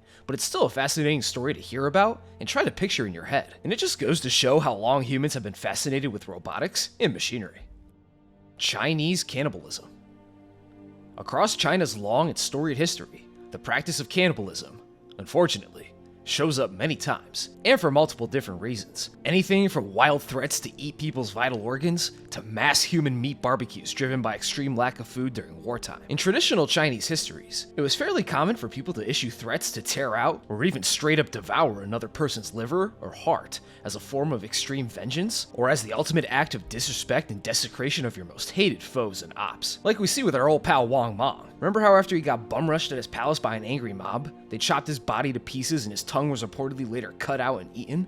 It's kind of the same idea here, as other accounts claim that Wang Mang had more than just his tongue eaten, and his liver may have been devoured by the angry mob as well. And if you hated somebody enough in ancient China, there's no better way to show that hatred than to eat a part of their corpse, which is fair as far as hatred goes. It takes some next level hating to just go beyond mutilating or pissing on a corpse or something and actually devouring a part of it. It shows you care. And another form of cannibalism comes from traditional Chinese medicinal and Confucian beliefs, as traditional Chinese medicine believes that the human body has many health benefits when consumed, which is in line with Taoist-influenced beliefs of Jing, or essence, essentially your bodily energy, which every human is born with a certain amount of, which can be lost over time, thanks to the challenges and stresses of everyday life. However, in traditional Chinese medicine, it's believed that Jing can be restored in a few ways, and one of the ways it can be restored is through consuming human body parts that are rich in Jing. Traditional Chinese medicine books like the Ben Xiao Shi Yi from 1597, it describes 35 different types of human body-derived drugs, made of anything to and from human hair, fingernails, tears, saliva, shit, piss, sweat, dandruff, pubic hair, placenta, bones, penis meat, kidney stones, bregma, which is the part of the skull where the coronal and sagittal sutures intersect, human ghost, or the souls of killed criminals, and of course, good old human flesh, and plenty of more drugs. And as for some Confucian cannibalism, official dynastic histories reportedly show 110 different examples of, quote, voluntary flesh offerings, wherein the ultimate display of filial piety, young members of a family, which were usually daughters-in-laws, will cut off a chunk of their own flesh, usually off the upper arm or the thigh, which would then be mixed into a soup for a sick old family member to consume. These offerings being recorded from the 7th century all the way to the 20th century, as it was believed that the flesh of young adults and adolescents was extra rich in Jing and had solid, life-extending properties when consumed. And this belief was on full display when Buddhism's #1 hater, Emperor Wuzhong of Tang, had fallen seriously ill, where according to some traditional accounts, in a desperate attempt to cure himself and extend his life, Wuzhong had allegedly requested provincial lords to send him the livers and hearts of 15-year-olds for him to eat, which didn't work. Shocking. And the reason he requested the hearts and livers is because in traditional Chinese medicine belief, the liver is extra rich in Jing, and the heart is considered the, quote, emperor of the body, and is rich in Shen, or spirit. So that's why you'll see lots of examples of hearts and livers being harvested and eaten in tandem. However, the most well-known forms of Chinese cannibalism usually happen during times of war or extreme food scarcity and famine.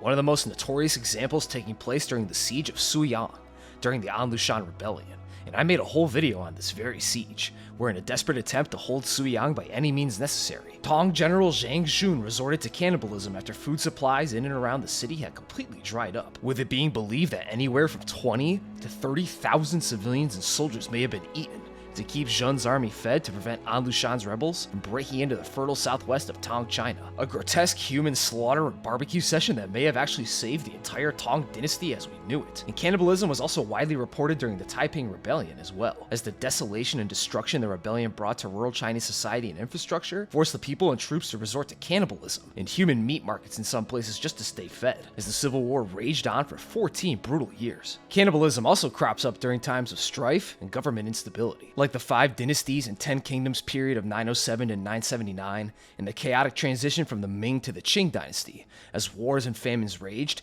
human meat markets weren't an uncommon sight as women, children, and the weak and frail were butchered for any extra meat that they could get their hands on. And the most recent example of horrific cannibalism in Chinese history occurred during Mao's Cultural Revolution, during the infamous Guangxi Massacre, where according to reports, anywhere from 137 to over 420 people were killed, dismembered, and they were either partially or fully cannibalized, despite the fact that no famine was occurring in Guangxi at the time.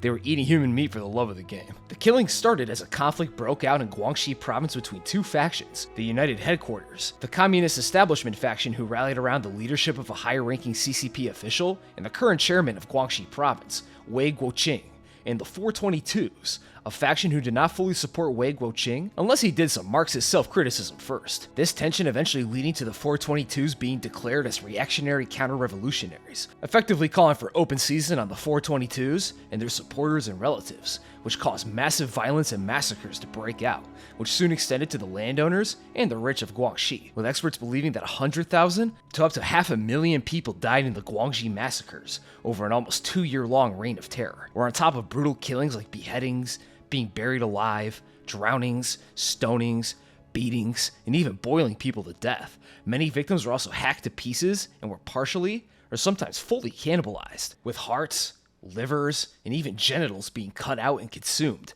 as an ultimate form of destruction and desecration of the enemies of the Cultural Revolution, as well as some cannibal revolutionaries swearing by the health benefits of eating human body parts, resulting in some absolutely horrific stories of cannibalism coming out of Guangxi that include a middle school geography teacher named Wu Shufang being beat to death by zealous Red Guard students, who then forced another teacher to cut out her liver and heart, which the students then later barbecued and consumed at their school. Another report claims that a man named Chen Guorong was abducted and killed while traveling, and his heart, liver, and flesh were all cut off and passed around a 20-man militia to be eaten. Chen brutally killed and viciously devoured, simply because he was fat. And another report claims that on September 1st, 1968, a quote-unquote killing conference was held by the Revolutionary Committee of Shaanxi County, where 10 civilians and officials were publicly beaten to death, and their hearts and livers were then cut out to be sauteed and served to the killing conference attendants later on. What the absolute fuck? Along with plenty of other grisly and horrifying examples of people being murdered and partially eaten that I'd rather not talk about. But yeah, as we can clearly see, China has long traditions of human meat eating in multiple different contexts, and while grotesque massacres like the Suiyang Siege and the Guangxi Massacre definitely command the most attention and horror, small medicinal forms of cannibalism were, and still are, very popular in traditional Chinese medicines even to this very day. The Chuanqiu predicts the future. This refers to the Spring and Autumn Annals, an ancient Chinese classic text and the oldest surviving Chinese text to be recorded in annals format, which just means that it's a historical text that was recorded chronologically, and it's believed that the Spring and Autumn Annals was written in the 5th century BC and was traditionally believed to have been fully compiled and edited by Confucius himself. Although, like with any claim about old Master Kong's life, it's mostly just mythological speculation. And the Spring and Autumn Annals is a historical chronicle about the state of Lu from 722 to 41 BC, Confucius' home state and a vassal state of the ancient Zhou dynasty, and it records rulers, marriages, ascensions to the throne, battles, succession crises, natural disasters, and celestial phenomena that all happen in Lu State. And the text itself is written in a very dry, terse, and matter-of-fact style, with brief entries only recording significant events with little in the way of context or elaboration. And due to this, many commentaries have been written on the Spring and Autumn Annals, which expand on not only the histories in the text, but also use the text to explain hidden philosophical lessons, cosmic portents, and secret patterns that can be used to analyze and predict the rise and fall of current leaders and states by looking at celestial and natural patterns and signs, and the effects that they have on the state of Lu in this chronicle. All of which is synergized with Confucian and Taoist beliefs and philosophies, as Confucian scholars like Mencius believe that Confucius himself edited the annals to some degree, hiding his philosophies within the brief entries of the chronicle, a belief that was widely accepted by Chinese scholars until at least the 20th century. And of the 5 major commentaries on the Spring and Autumn Annals, the Gongyang Zhuan is the one we'll be most interested in, as that commentary was written under the assumption that Confucius not only wrote the annals himself as a historical chronicle, but he also wrote it as an esoteric commentary and guideline on how to create and maintain a virtuous state through the righteous actions of its rulers and the ability to read and understand natural and cosmic omens and signs. And not only that, this commentary also assumes that due to his immense virtue and sage wisdom, Confucius had all the qualifications to become a Zhou-era king. However, due to his lowly birth status and the erratic political landscape of the time, he never received the mandate of heaven and never took his rightful place as a glorious philosopher king. Now, the annals and its commentaries don't predict the future explicitly, like a prophecy or something along those lines would. There aren't any bold assertions that X will happen in year Y, which heralds Z, or something along the lines of, in 1,000 years' time, Confucius himself shall descend back down to earth from heaven to smite the current emperor for his lack of virtuosity, or something similar. Rather, commentaries like the Gongyang and the teachings of Han Dynasty-era Confucian mystics like Dong Zhongshu explain that through analysis of the annals, those studying it will be able to read about the cosmic and natural phenomenon and the patterns recorded in the annals, and see the political events that occurred in the state of Lu before and after said phenomena, and then be able to apply it to the present-day government to predict future political developments, such as if a ruler or state may fall and be replaced soon, as natural events such as floods, earthquakes, solar eclipses, and comets were interpreted to be a sign of heaven's dissatisfaction with the current ruler or dynasty, as it's usually believed that these events occurred when a ruler was not up to heaven's moral code, whether they be too neglectful, cruel, greedy, or horny, or whatever. If a ruler, say, spent more time banging his concubines and feasting, rather than justly governing his kingdom in accordance with ideal Confucian virtues and conduct, as heaven would get fed up with his shit, it would make the earth shake and have deluges sweep over the land. Or maybe it would shoot a comet across the sky, or block out the sun for a bit to try and spook the shit out of the current ruler,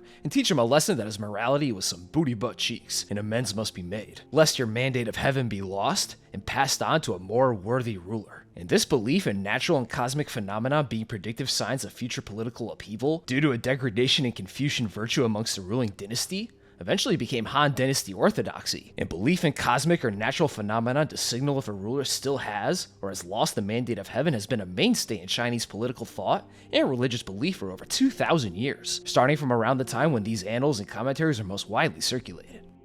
Fu Shu discovered Japan. Fu Shu, or I believe it's Shu Fu actually, was an ancient and semi-legendary Chinese alchemist and explorer who was born in 255 BC in the state of Qi, during the twilight of the Warring States period, as our favorite mausoleum enthusiast Qin Shi Huang would unite China in the year 221 BC under his new Qin dynasty. And of course, most of our info on Zhu Fu's life comes from, take a wild fucking guess. Yeah, of course, it's Sima Qian again, in his 100% factual historical opus, the Shiji.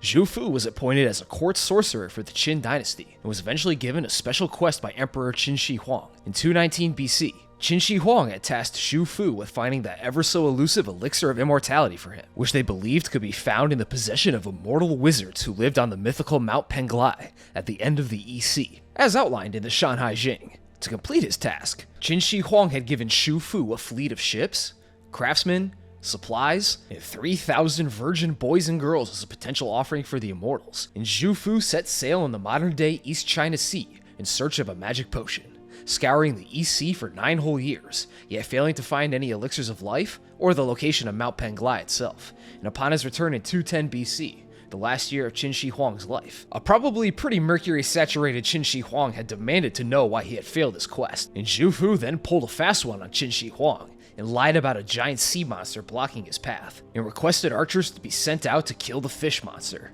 which Emperor QSH agreed to, and Zhu Fu then set sail again.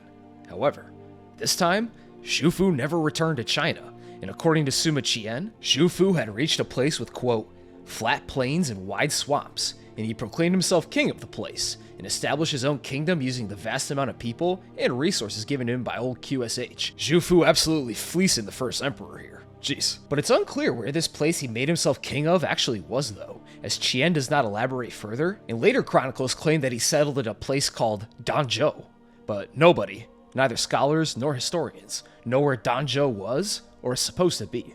However, around 950 AD, during the 5 Dynasties and 10 Kingdoms period, a monk named Yi Chu had claimed that Zhu Fu had actually landed in Japan and had believed that he had found the mythical Mount Penglai in the form of Mount Fuji. And this tale soon led to traditional beliefs about Zhu Fu's landing to take root in Japan itself, with many local monuments and tombs being built to him across Japan. In some traditional Japanese histories, like the ones found in Saga City, believe that Zhu Fu had settled in Japan after following a floating cup that he put in the sea to land. And some also believe that he eventually found the elixir of immortality he sought for so long. Some hermit on a mountain in Japan had it all along, it turns out. And some Japanese folklore even claims that he may have taken a swig of the infinite life juice, and may still be alive to this very day. And these traditional historical beliefs also hold that Zhu Fu had brought new farming techniques, plants, and tools from China to Japan to help their agriculture flourish. Now, did Zhu Fu actually, quote-unquote, discover Japan and settled it, where it eventually grew into the nation that it is today? Well, short answer, no. And long answer, modern humans are believed to have lived in Japan since 38,000 BC, and distinct cultures like the Jomon had existed in Japan since 14,000 BC. So if Zhu Fu had landed in Japan around 210 BC as the traditional histories claim, he'd have found it already fairly discovered by then. And also, the sources and historical records of Zhu Fu landing explicitly in Japan aren't really solidified until well over 1,000 years after the legendary voyages would have took place, like we see with Yi Chu's claim. And the earlier sources like the Shiji and the Book of the Later Han report him landing in vaguely described or straight up unknown places like Danzhou, which I mean, could refer to Japan as we know it today, but it's completely uncertain, and it's likely a similar case to the myth that Jiji from the Shang dynasty founded Korea, existing as a way to explain and synergize cultural and historical similarities between Japan and China through a shared mythology, with Zhu Fu eventually becoming an interesting Japanese folk historical figure based on these legendary accounts and ancient histories. And I feel fairly confident in this assessment too, because honestly, I'm not sure how historically sound an account of a court wizard searching for a magical potion of immortality from 1,000-year-old immortal magicians by following mythical geography outlined in a book that has 10-bodied fish, a snake god with 9 human heads and stinky-ass blood, and like 200 different types of human-animal hybrid creatures in it really is. Hungarians descend from the Xiongnu. Bear with me on this one. Genetic lineage is definitely not my forte. But this is a theory that modern Hungarians, somewhere in their genetic history, descend from the Xiongnu people, a confederation of nomadic tribes who lived in modern-day Mongolia and Central Asia from around the 3rd century BC to the middle 1st century AD. Xiongnu, which literally means fierce slave in Chinese, are your typical northern barbarian raiders that the Chinese kept building walls to fight against, and as opposed to the settled, agricultural Han Chinese, the Xiongnu people were nomadic horse riders and steppe herders, but they were able to become a pretty serious rival to the Han dynasty after their leader, Modu Chanyu, united the Xiongnu tribes into a united confederation in 209 BC that would last for almost 300 years. The Xiongnu would perform diplomacy, trade with, and even intermarry with the Han in the northern regions of China for political and territorial reasons. But usually, the Xiongnu and Han would just wage war against each other, fighting each other in several conflicts and wars over a 200-year-long span for the dominance of the northern frontiers of China and the steppe. The Han dynasty slowly gaining the upper hand and beating the Xiongnu back north, which was helped greatly by Han victory in the War of the Heavenly Horses in 101 BC, where Han China, in need of strong horses to defeat the Xiongnu's superior cavalry, as well as looking to expand their borders and shore up their influence westward along the Silk Road, had invaded the Daiyuan, or the Great Ionians, a remnant state of Hellenic settlers from Alexander the Great's conquests, located in the Fergana Valley in modern-day Uzbekistan. And after 2 military expeditions, the Han had forced the Daiyuan to submit to Han military power and hand over 3,000 heavenly Fergana horses to build up new powerful mounted cavalry military units. The Han Chinese, believing that these horses had descended from a celestial stock of horses from heaven that could sweat blood as a sign of their divine nature, which modern historians now believe may have been due to a blood-sucking parasite that was common in these horse breeds. Well, these heavenly horses proved to be quite effective against the Xiongnu, as they were able to conquer Xiongnu lands and isolate them from other nomadic groups, weakening and seriously destabilizing their confederation, which eventually led to internal strife, usurpations, and civil war within the Xiongnu confederations, eventually splitting between northern and southern Xiongnu populations, where the southern Xiongnu eventually were assimilated into Han China over several centuries and eventually lost their Xiongnu identity. The northern Xiongnu's kept resisting, but the Han dynasty, taking advantage of the extremely weakened and isolated northern Xiongnu's, really started belt-to-assing them, eventually forcing the northern Xiongnu to flee to the northwest, where they then go on to vanish into the pages of history, never to return. The Chinese losing track of the Xiongnu around the 2nd century AD. Now this is where the theory comes into play, as some believe that these defeated Xiongnu eventually became or assimilated into the Huns, nomadic, horse-mounted warrior peoples who terrorized Eastern Europe and the Western Roman Empire, who first appeared around 370 AD. You know, Attila the Hun, sacking cities, stealing booty both metallic and fleshy, all that fun stuff. However, modern Hungarians descend from the Magyar peoples, people who originated in the Ural Mountains region back in the old 2000 BC times, and arrived in Europe around 895 AD, where they remained in the Carpathian Basin, and eventually became modern Hungarians as we know and maybe love today. The globalists can all go to hell. Now, it could be possible that the Hungarians are descended from the Xiongnu in some part, if a connection can be made from the Magyars to the Huns, and then the Huns to the migrating northern Xiongnu's, who got kicked out of Central Asia by the Han dynasty. And it could be possible. Both the Huns and Magyars were nomadic horse riders from the Asian steppe. In later Hungarian historical chronicles like the Gesta Hungarorum claim that Attila and the Huns are national Hungarian ancestors. And I mean, Huns, Hungary, it all makes sense, right? Well, it's not so clear. Despite the similarities, historians and linguists believe that the Magyars are in fact not descended from the Huns, and are 2 distinct people groups, as the Magyars and Huns likely spoke quite different languages, and any histories linking the 2 groups, like the Gesta Hungarorum, are seen as purely mythological by scholars, as the author of this chronicle is unknown, and we're not sure if claiming Hungarians are kin with the Huns was some sort of oral tradition or folk story, or if it was the author just bullshitting, because linking Hungary to a notoriously vicious warrior people who struck fear into the hearts of empires will make them appear stronger and much more fearsome as an ethnic group. So we're left without a concrete link between the two groups, and if we can't link the Magyars to the Huns, then linking the Magyars to the Xiongnu becomes even more difficult to prove, as the language the Xiongnu spoke has been lost to time, which makes any linguistic link between the Xiongnu and Magyars damn near impossible. Although, genetic studies have found that the Magyars do indeed have some Asiatic steppe ancestry, but the link to the Xiongnu's themselves is distant, to say the least. So it's possible some Xiongnu may have integrated and genetically contributed to Central Asian populations that will later go on to become the Huns, and perhaps the Magyars, that later arrived in Europe in the mid to late first millennium. But it's far from confirmed, and the links are distant and ancient, and we've yet to see any real solid linguistic, historical, and archaeological evidence of Xiongnu directly turning into Huns or Magyars, and later, Hungarians. Jade Suit Life Support System. This refers to the practice of jade suit burials during the Han Dynasty. As we all know, nobody loves jade more than China. That tough yet beautifully green gemstone has been used for jewelry, weapons, tools, art, and more for thousands and thousands and thousands of years. The ancient Chinese believing that on top of just being a cool looking rock, jade also had some innate magical properties of virtue, purity, and most importantly, immortality. Specifically, the ability to perpetually preserve dead bodies, as Jin Dynasty Taoist physician Gi Hong proposes. If jade were to be inserted into the 9 orifices, which are of course your mouth, eyes, nostrils, ears, butt, and pee hole, complete with jade butt plugs and sounders and all, then the body would be preserved from decay and be put into a state of pseudo-immortality. And based on this belief, wealthy Han nobles that could afford the large amounts of jade required would commission entire body suits of jade to be made for them to be buried in. These suits being very intricately crafted, made of thousands of individual square jade pieces sewn together with copper, silk, silver, or even gold wire, to let everyone in the district know that you're dying rich and your body is never gonna rot.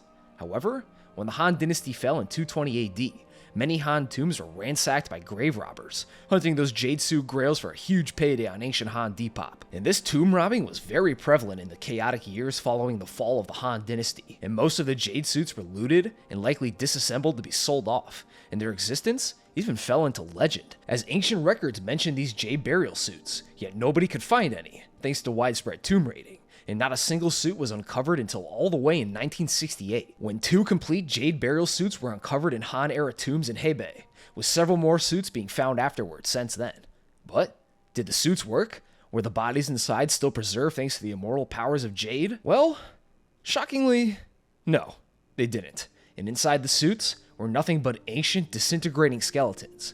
But maybe that skeletal dust had fused into the jade after all that time, preserving the bodily remains, but just not exactly in the way that these ancient nobles probably hoped for. And jade suit burials were eventually banned in the Three Kingdoms period, as a way to try and reduce incentives for grave robbing, as the possibility of tombs containing bodies wearing insanely expensive full-body jade suits was just simply too strong of an incentive to bust open graves. Figurism.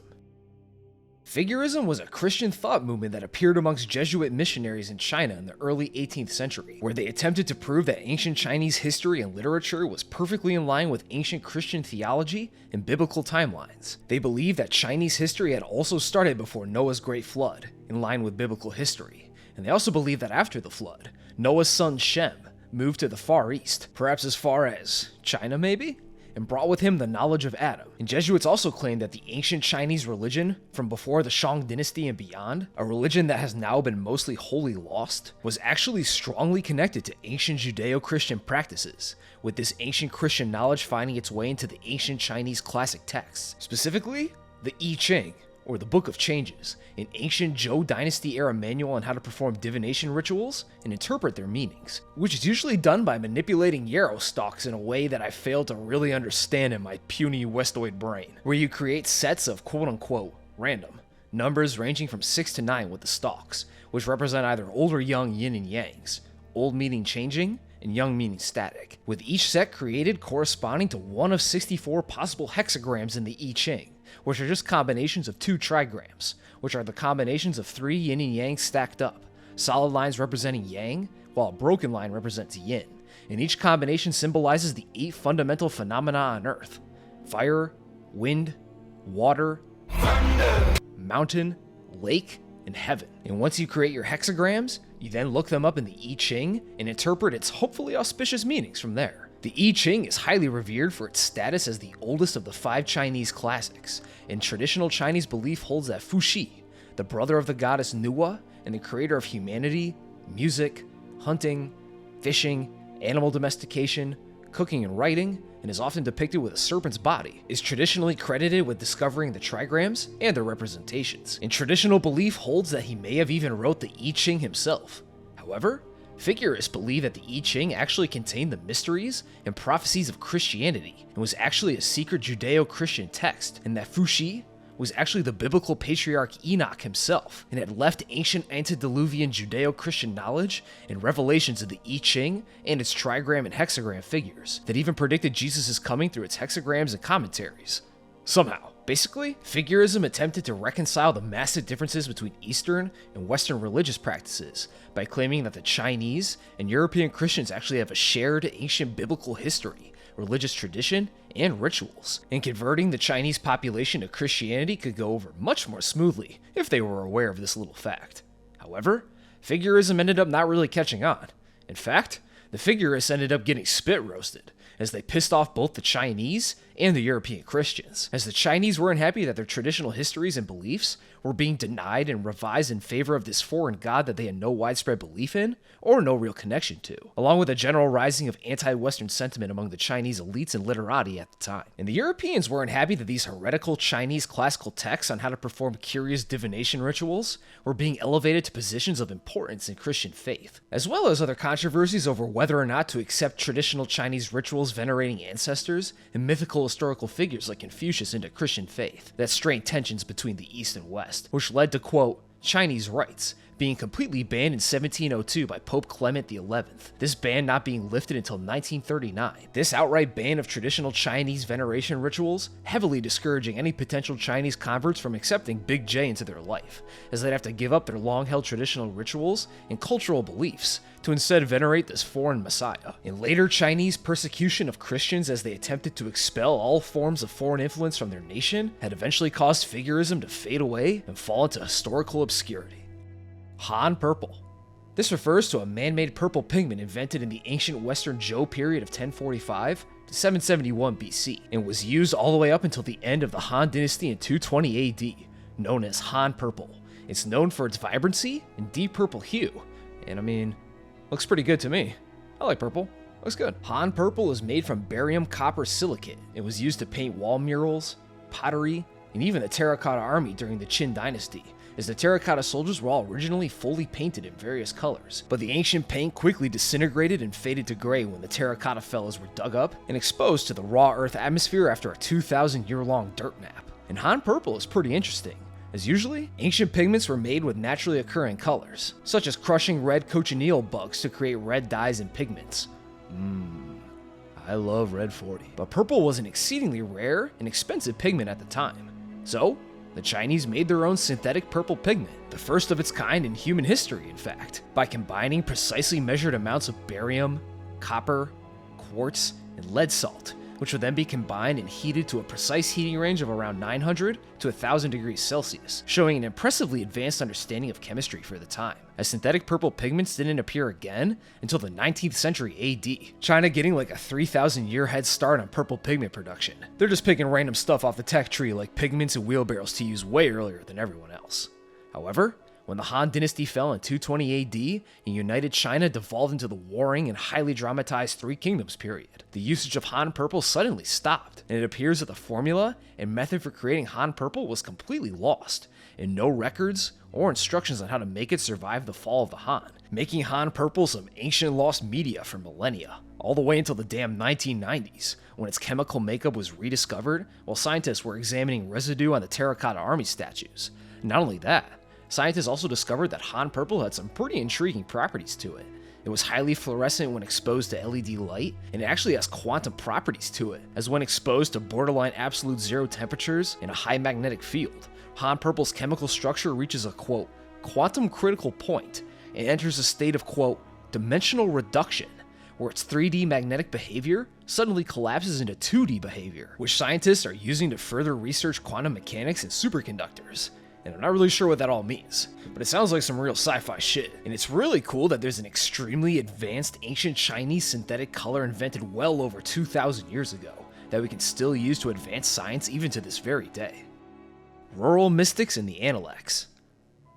I believe this refers to Book 18 of the Analects of Confucius, where Big C and his disciples run into several hermits and societal recluses, leading to some fairly odd interactions. Confucius first witnesses a man known as Jie, literally called the Madman of Chu, passing by while singing a song that goes, "Phoenix, Phoenix, how your virtue has declined. Your past cannot be corrected, but your future is yet to come. Give up, give up. Those who involve themselves in government now will be in danger." Confucius then hopped out of his traveling cart and attempted to speak with the man, but Jie ran away from Confucius, so he wasn't able to talk to him about his ominous song. And later on, Confucius sends his disciple Zilu to ask two locals for directions, and when the locals discovered Zilu was a disciple of the Confucius of Lu, one of them shouted out, "Disorder! Disorder throughout the realm, and who can change it?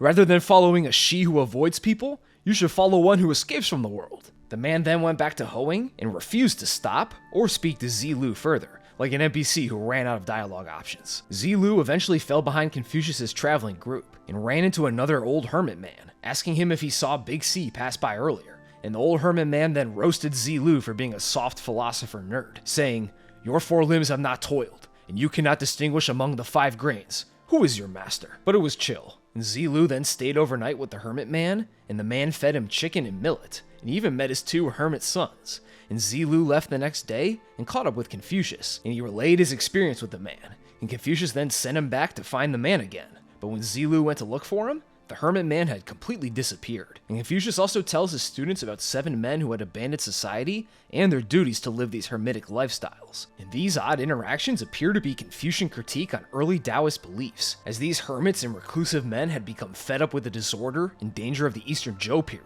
a period defined by constant warring between feudal states, and they believed that attempting to engage in the current politics of the Eastern Zhou was pointless and even potentially immoral due to the widespread conflicts, and they had instead opted to live simple, moral, natural, and reclusive lives in nature. And while Confucius respects their moral convictions to try and seek their own way of truth, he also criticizes them for their choice to retreat from society entirely, as Confucius believed that any true gentleman still has a duty to society, and he must exercise his virtue while also contributing to it, working to restore righteous leadership through education and service, rather than quitting society altogether like these wayward goofballs.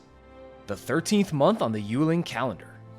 This refers to the 6th chapter of the Chinese classic text of Li Ji, or the Book of Rites, which is titled Yuling, or Proceedings of Government in Different Months, and it's based on the lunar Chinese calendar, which is aligned with the phases of the moon, instead of being based on the Earth's orbit around the sun like our usual Gregorian calendar. And the Yuling isn't too concerned with pinpoint dating accuracy, and rather acts like a sort of heavenly version of those farmers' almanacs you see in grocery stores sometimes, where it highlights in each month the constellations present and their meanings, the changes in climate, behavior of animals and insects, what farming work should be done, what punishments should or shouldn't be given out, and what rituals and festivals both rulers and subjects ought to perform in each month. And by following the Yuling's guidelines, you'd be able to perform your daily work in auspicious harmony with the rhythm of the heavens and earth to bountiful results.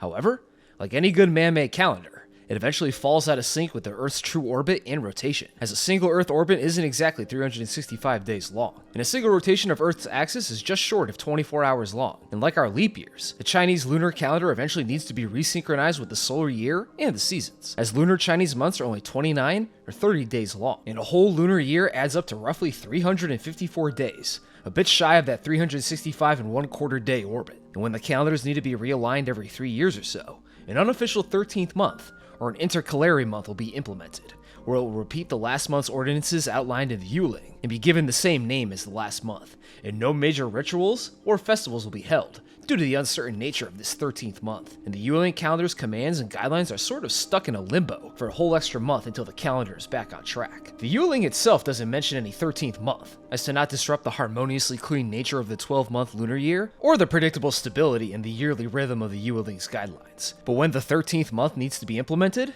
basically, just repeat the last month's commands and guidelines until it's over. Guanyin is trans.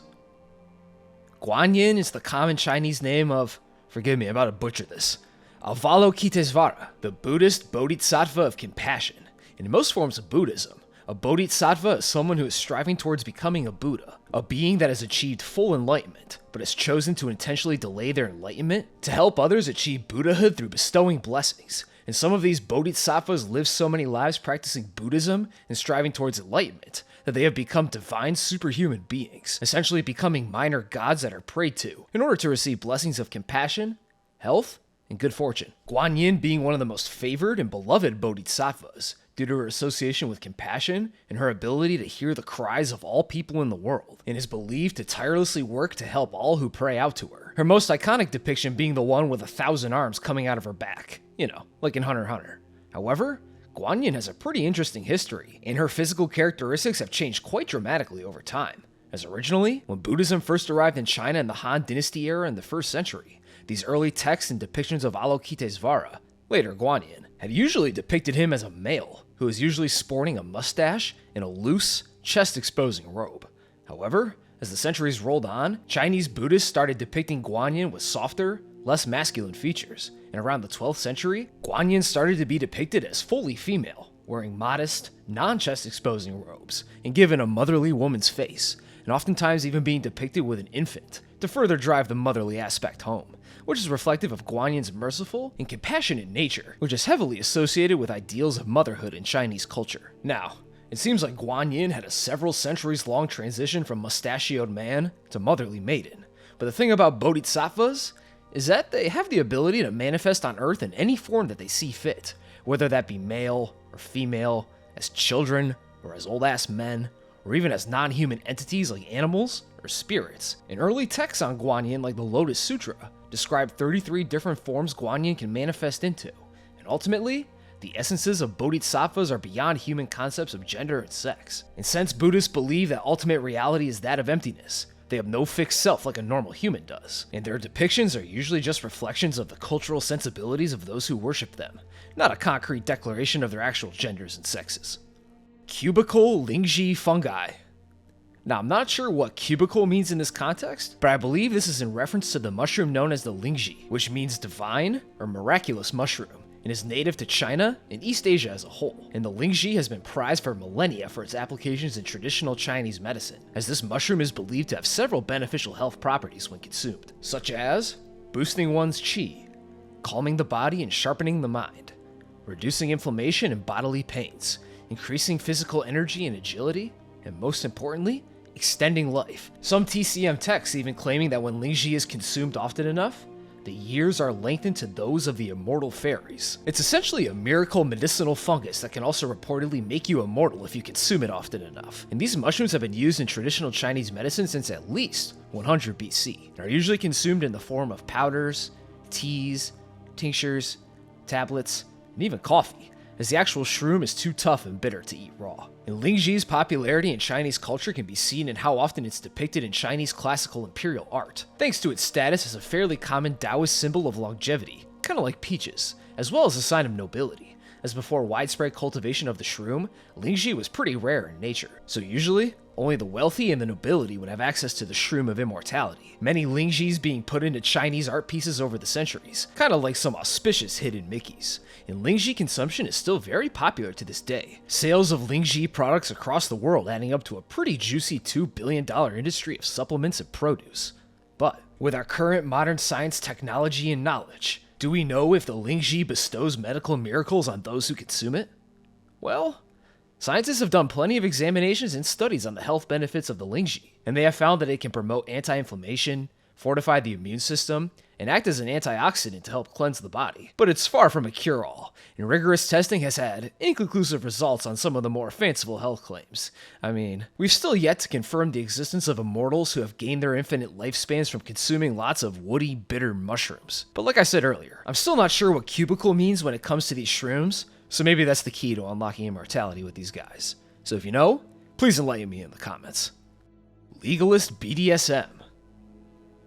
Legalism was the state philosophy of the Qin dynasty of China, the first united Chinese dynasty, which in this context is mostly based on the writings and philosophies of 100 schools of thought philosopher Han Fei. Now, I couldn't find any ancient Chinese BDSM manuals or legalist approved sex practices in my research, and Google probably thinks I'm fucking insane based on some of these searches I've made. So, I believe this entry refers to the fact that living under legalism is sort of like being in an abusive BDSM relationship with your emperor. But if anyone knows if Han Fei or Qin Shi Huang were writing treatises on how to have proper legalist approved sex or something, do let me know. Unlike Confucianism, that sees all humans as inherently good, and this goodness is exercised through righteous rule, filial piety, ceremonies, and social relationships, legalism, on the other hand, has a much more doomer outlook on humanity, and a far more Machiavellian outlook on how to rule properly.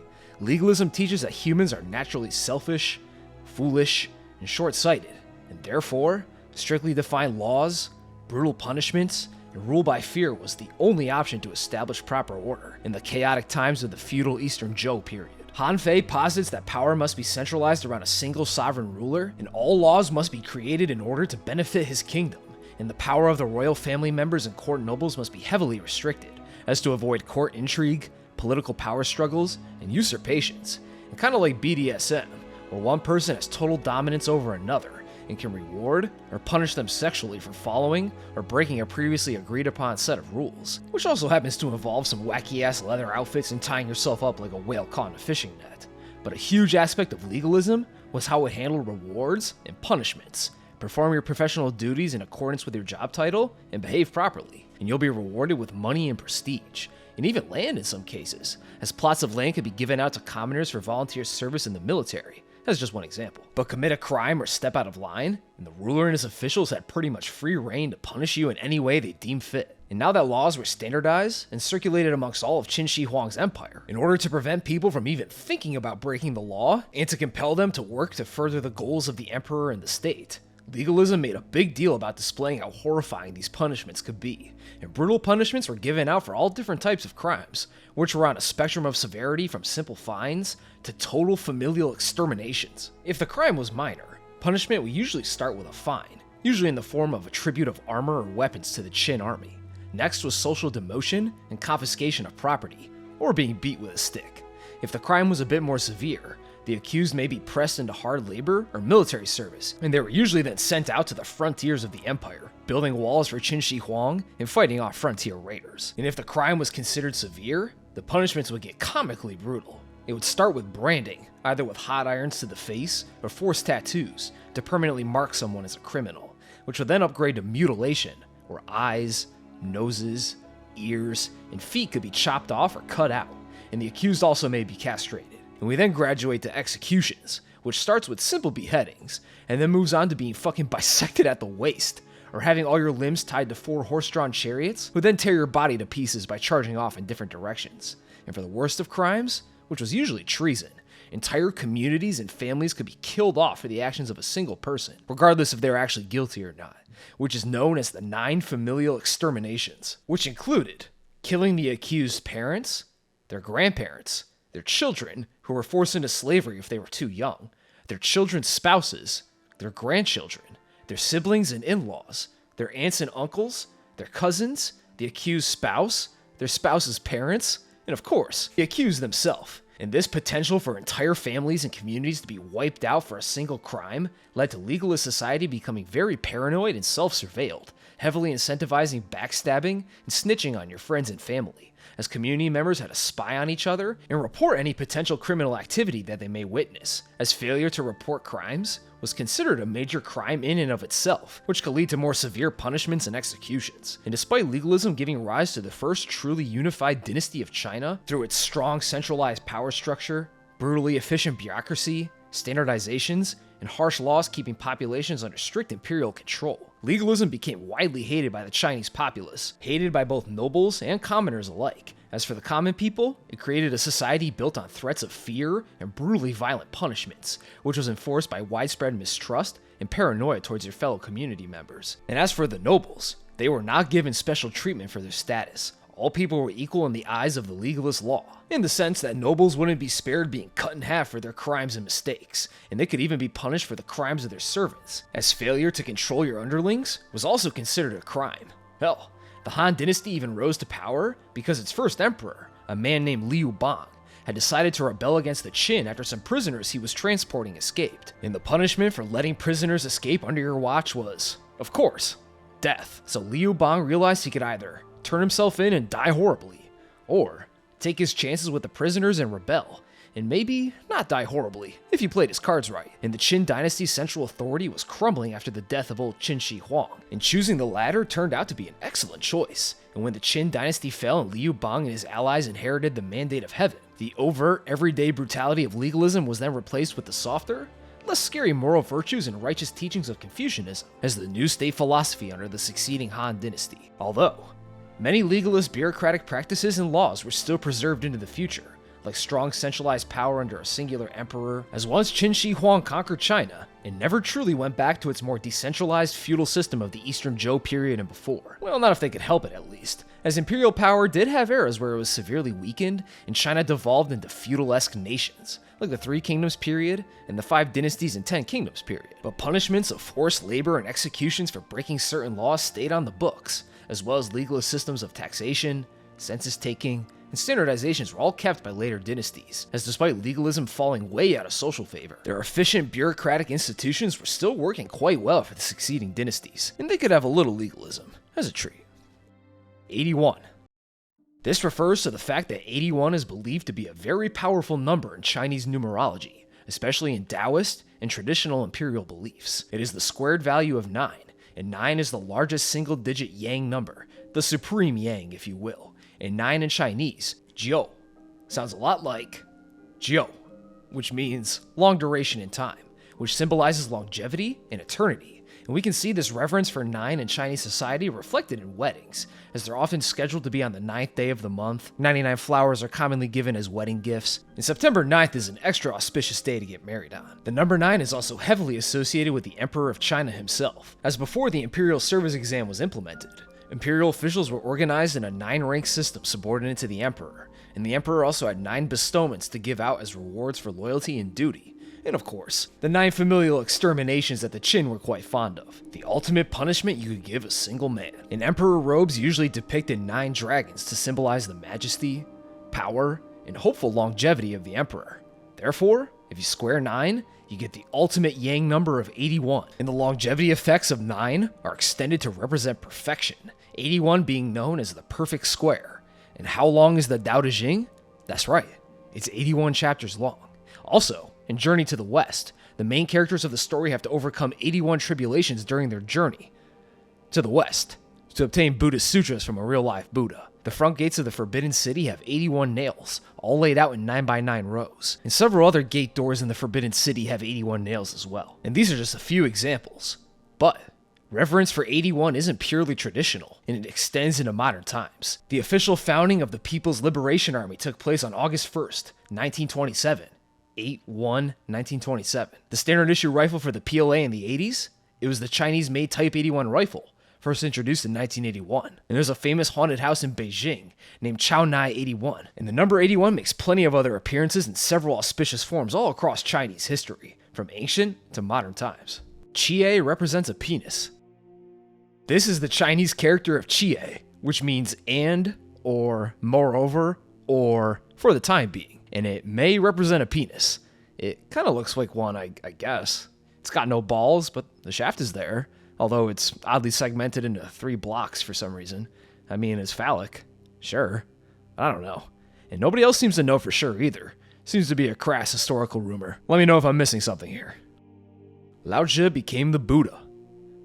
This refers to a traditional Chinese myth that Lao Tzu, the old master himself and founding sage of Taoism, had somehow become the Buddha after he hopped on a water buffalo and rode out into the wilderness to live a simple life in perfect natural harmony with the Tao. But in these versions of the tale, Lao Tzu didn't just retreat into the mountains to live a simple hermitic life, and rather, he kept traveling deep into the West, where he eventually reached modern-day India, where he may have then met and became the teacher of Siddhartha Gautama, who would then go on to famously found Buddhism and became the historical Buddha, as Lao Tzu's sage wisdom and truth nukes that could make even men like Confucius quake in their boots had allowed Gautama to ascend to Buddhahood after learning about the universal Tao from the old master himself. And other legends go further with this idea and claim that Lao Tzu had actually become the historical Buddha himself, becoming the first Buddha after he had traveled to India and then began teaching the people there about Taoism.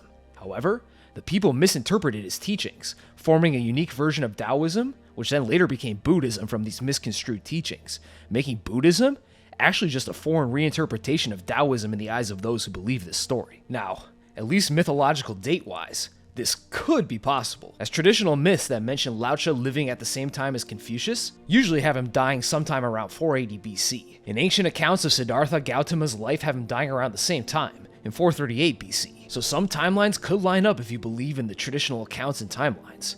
But much like the story of Lao Tzu meeting Confucius, this was just a myth created later on for political and social reasons. But instead of trying to synergize two different belief systems together by having the two sages meet and then learn from each other, this is actually an example of Taoist propaganda, as it's attempting to reframe Buddhism as an offshoot of Taoism that was given to these Western barbarians by the legendary old master in order to temper their savage and immoral natures. However, the Taoists had this thrown back in their faces, as Buddhists created myths of their own that pulled a Mongolian reversal on these Taoist myths, and now claim that Lao Tzu was actually a disciple of Siddhartha Gautama instead, and he had created Taoism as an offshoot of Buddhism, and he then went to China to convert the people to this new religion, even saying that Lao Tzu was a bodhisattva himself, who had been sent to China on behalf of the Buddha to convert its people through a new religion that eventually became Taoism, and he returned to India once his work was complete, and that Confucius was also a bodhisattva himself too. And since Taoism and Buddhism were, and still are, quite large and popular in China, these stories of Buddhas and old masters and which religion is a ripoff of which shows us how these two religions clash for cultural and political dominance in Chinese history, these tensions sometimes coming to violent heads,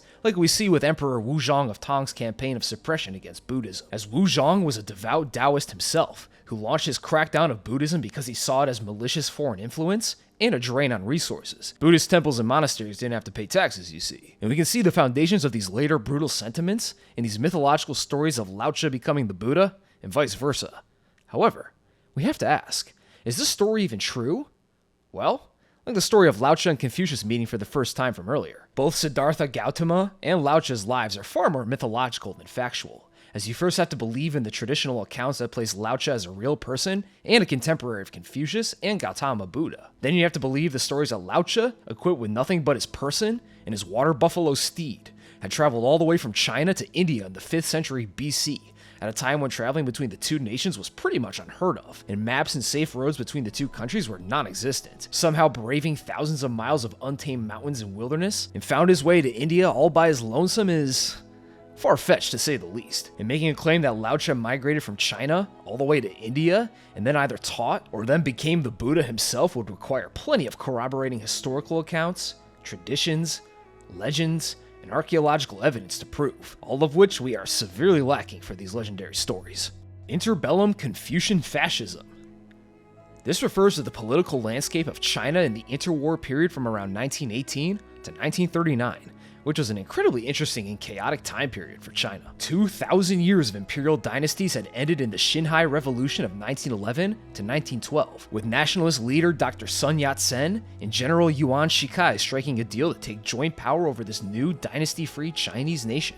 However, only a few short years later, Shikai, after staring at the empty imperial throne for months on end, decided, hey, I should be emperor actually, and he restored the monarchy, dissolved the National Assembly, and declared himself the Hongxian Emperor of China. But then the soldiers and people of China who had just spent the last several years deposing the Qing dynasty in bloody uprisings said, dude, what the fuck are you doing? Say psych right now or we're gonna rise up and put your head on a spike and chop your body up into bloody chunks.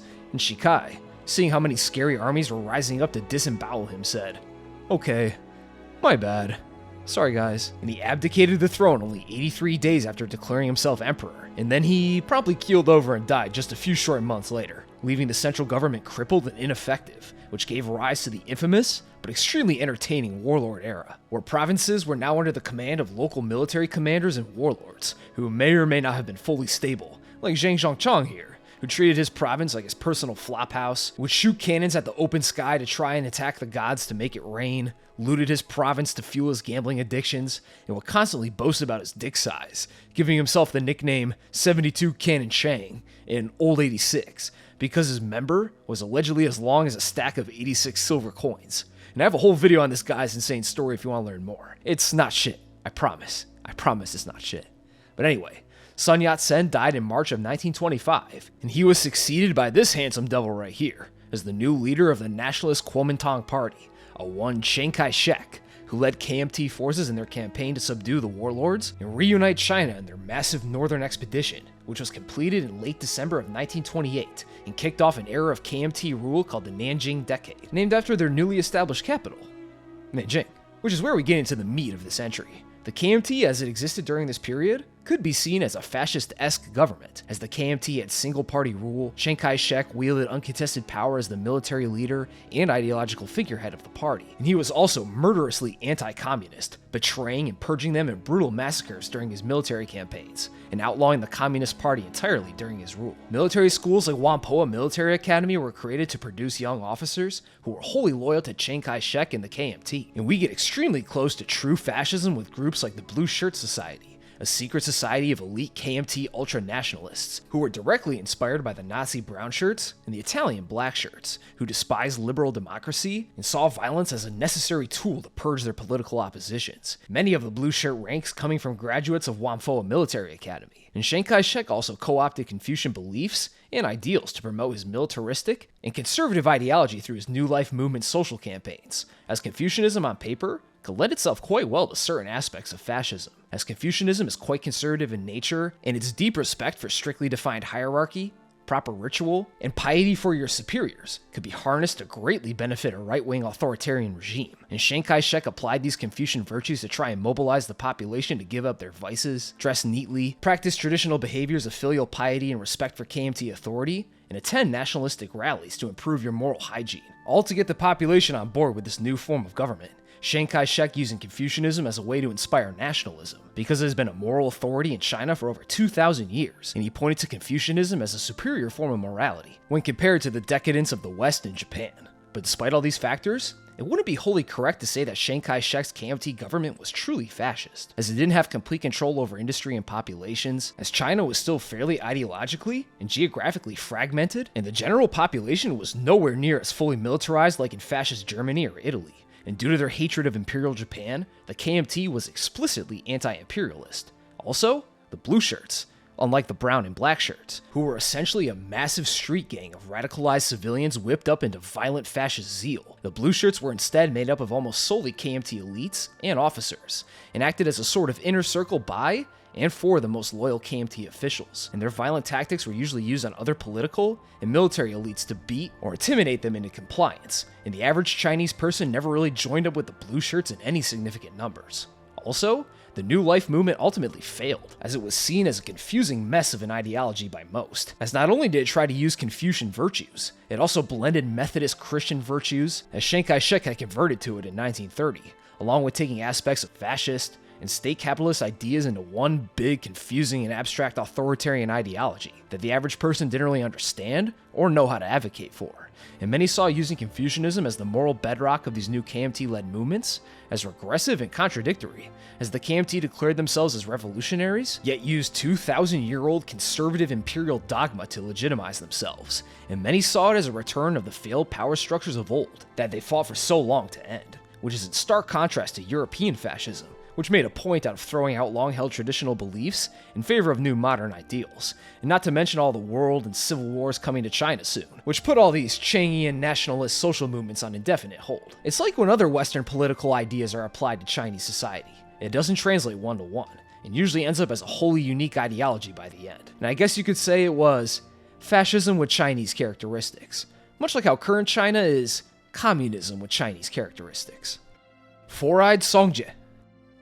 This refers to Songjie, a legendary figure in ancient mythical Chinese history who was traditionally credited with inventing the Chinese character script and is the patron god of writing in China. According to legend, Songjie was the court historian and scribe of the legendary Yellow Emperor, or Huangdi, a mythical ancient Chinese king from even before the legendary times of Yu the Great and the Xia dynasty. The Yellow Emperor is venerated as the creator of many Chinese cultural staples, credited with the invention of Taoism, the Chinese lunar calendar, wood houses, boats, carts, bows and arrows, compass needles. His wife is credited with the creation of silk weaving, and more. Well, one day, the Yellow Emperor tasked Songjie with creating a writing system for his kingdoms, as the current writing system of rope tying, or quipu, wasn't cutting it. So Song Jae set to work creating a new writing system, but he failed to create even a single character. The dude had the OG writer's block. Until either one of two things happened. 1. Song Jae saw a phoenix flying above him, carrying a strange object. The phoenix then dropped it nearby, and Song Jae found that it was a chunk of solidified mud with a hoof print on it that he couldn't recognize. And when he asked a passing hunter what animal the print belonged to, the hunter said that it belonged to a Pishu, a legendary winged lion-dragon hybrid beast that is a symbol of wealth and good fortune. Other stories claim that a curious tortoise came out of a nearby stream and sat near Song Jae, and Song Jae was enraptured by the flow of lines and patterns on its shell. But regardless, in both stories, Song Jae then became filled with inspiration and a deep understanding of the natural world around him, and he began paying extremely close attention to the characteristics of all the things around him, and was in the flow state of making logographs until he had created a whole new writing system of characters to represent the world around him, and thus, the Chinese character writing system was born. An event so monumental, legends claim that when Song Jae completed his work, the earth itself shook, and the gods and ghosts of the ancestors cried out at the new power the men of the earth had acquired, their tears turning into millet and grain as they fell from the sky. And also, you may have noticed that all depictions of Song Jae show him with 4 eyes. These 4 eyes giving Song Jae the power to see patterns and characteristics in the natural world around him that regular 2-eyed peons simply could not, making him the perfect person to create a nuanced and pictographic writing system that uses intricate characters to represent all things. Also, apparently, after Song Jae had invented the character script, and this new writing system was spread all throughout the Yellow Emperor's domain, Song Jae's legend and clout grew. His 4 eyes then gained the ability to see right from wrong and be able to tell truths from lies, somehow making him a living lie detector that could see into the underlying fabric of reality. Now, it's no surprise that the Chinese celebrate a figure like Song Jae, as their writing system was one of the 4 original independent writing systems acknowledged by historians, and is the oldest one that's still in use to this very day, well over 3,000 years of using and developing the same language that doubles as both a communication device and as a calligraphic art form in an ancient, unbroken tradition. Also, Song Jae's cultural fame can be seen in plenty of ways today. The earliest Chinese dictionary from 220 AD is called the Songjipian, and the input method developed for writing Chinese characters with a standard keyboard is called the Songjie input method. And in 2004, a rock ridge on Mars was named after Song Jae, and many monuments of Song Jae exist in China, and he is celebrated every year on 420 during the Gyuyu festival. Nice. Qin Shi Huang is Lu Buwei's bastard. This refers to a very popular historical rumor that Qin Shi Huang, the first emperor of China, was actually the son of Lu Buwei, a successful merchant and later hugely influential political player in the state of Qin. According to the records of this iceberg's daddy, Sima Qian, I'm becoming a big fan of this guy too. Buwei was a successful merchant from the state of Wei, making a killing off investments in agriculture, jade and pearls and all that good stuff. And one day, while in the state of Zhao, Lu Buwei met Prince Yiren of Qin, who was living in Zhao as a royal hostage, the son of the current heir apparent to the throne of Qin, and grandson to the king of Qin. And despite Yiren being just one of 20 princely siblings, Buwei saw a huge opportunity to increase his own power and prestige in Prince Yiren, as if he were to somehow plant Yiren's cheeks on the throne of the powerful Qin state. Buwei could be elevated to an extremely powerful chancellorship position, and all the untold riches and influence that position comes with as a reward. So, Buwei befriended Yiren and immediately got to making political maneuvers and bribes like an ancient Chinese Littlefinger, and eventually, he convinced the current primary, and childless, wife of Yiren's father, Lord Angguo, to adopt Yiren as their official son, which allowed Yiren to jump all of his 20-odd siblings to be next in line for the Qin throne, Yiren taking the name Zichu, or son of Chu, as his adopted mother was from Chu state, after being adopted. And this is where the theory comes into play, as apparently, according to the Shiji, Lu Buwei had a beautiful dancing girl in his household named Lady Zhao, who Zichu then instantly fell in love with upon first seeing her. He immediately wanted to have her hand in marriage. However, Buwei was not pleased with this development, as Lady Zhao was his favorite huz as well, and he'd have to give up tapping that if he were to marry her off. But ultimately, Buwei chose ambition over cooch and allowed Zichu to marry Lady Zhao, and she soon gave birth to a son, who was named Ying Zheng, or as we come to know him by his imperial title, Qin Shi Huang, or Shi Huangdi, the first emperor of China. Now, some sources claim that Lady Zhao was already pregnant with child when she and Zichu were married, likely fathered by her patron, Lu Buwei, which if true, would make Qin Shi Huang an illegitimate bastard of old Lu Buwei and a former dancing girl. But before we dig into the legitimacy of these rumors, let's round out the rest of Lu Buwei's tale, as it gets pretty intriguing, to say the least. After this marriage, Zichu's grandfather, the king of Qin, died, and his father, Lord Angguo, ascended to the throne of Qin. However, fortunately for Zichu, Lord Angguo died only 3 days after his coronation, and Zichu then ascended to the throne of Qin, being dubbed King Zhuangxiang, and almost immediately appointed Lu Buwei as his chancellor, or prime minister. Lu Buwei's investment in Yuan finally paying off in a huge way.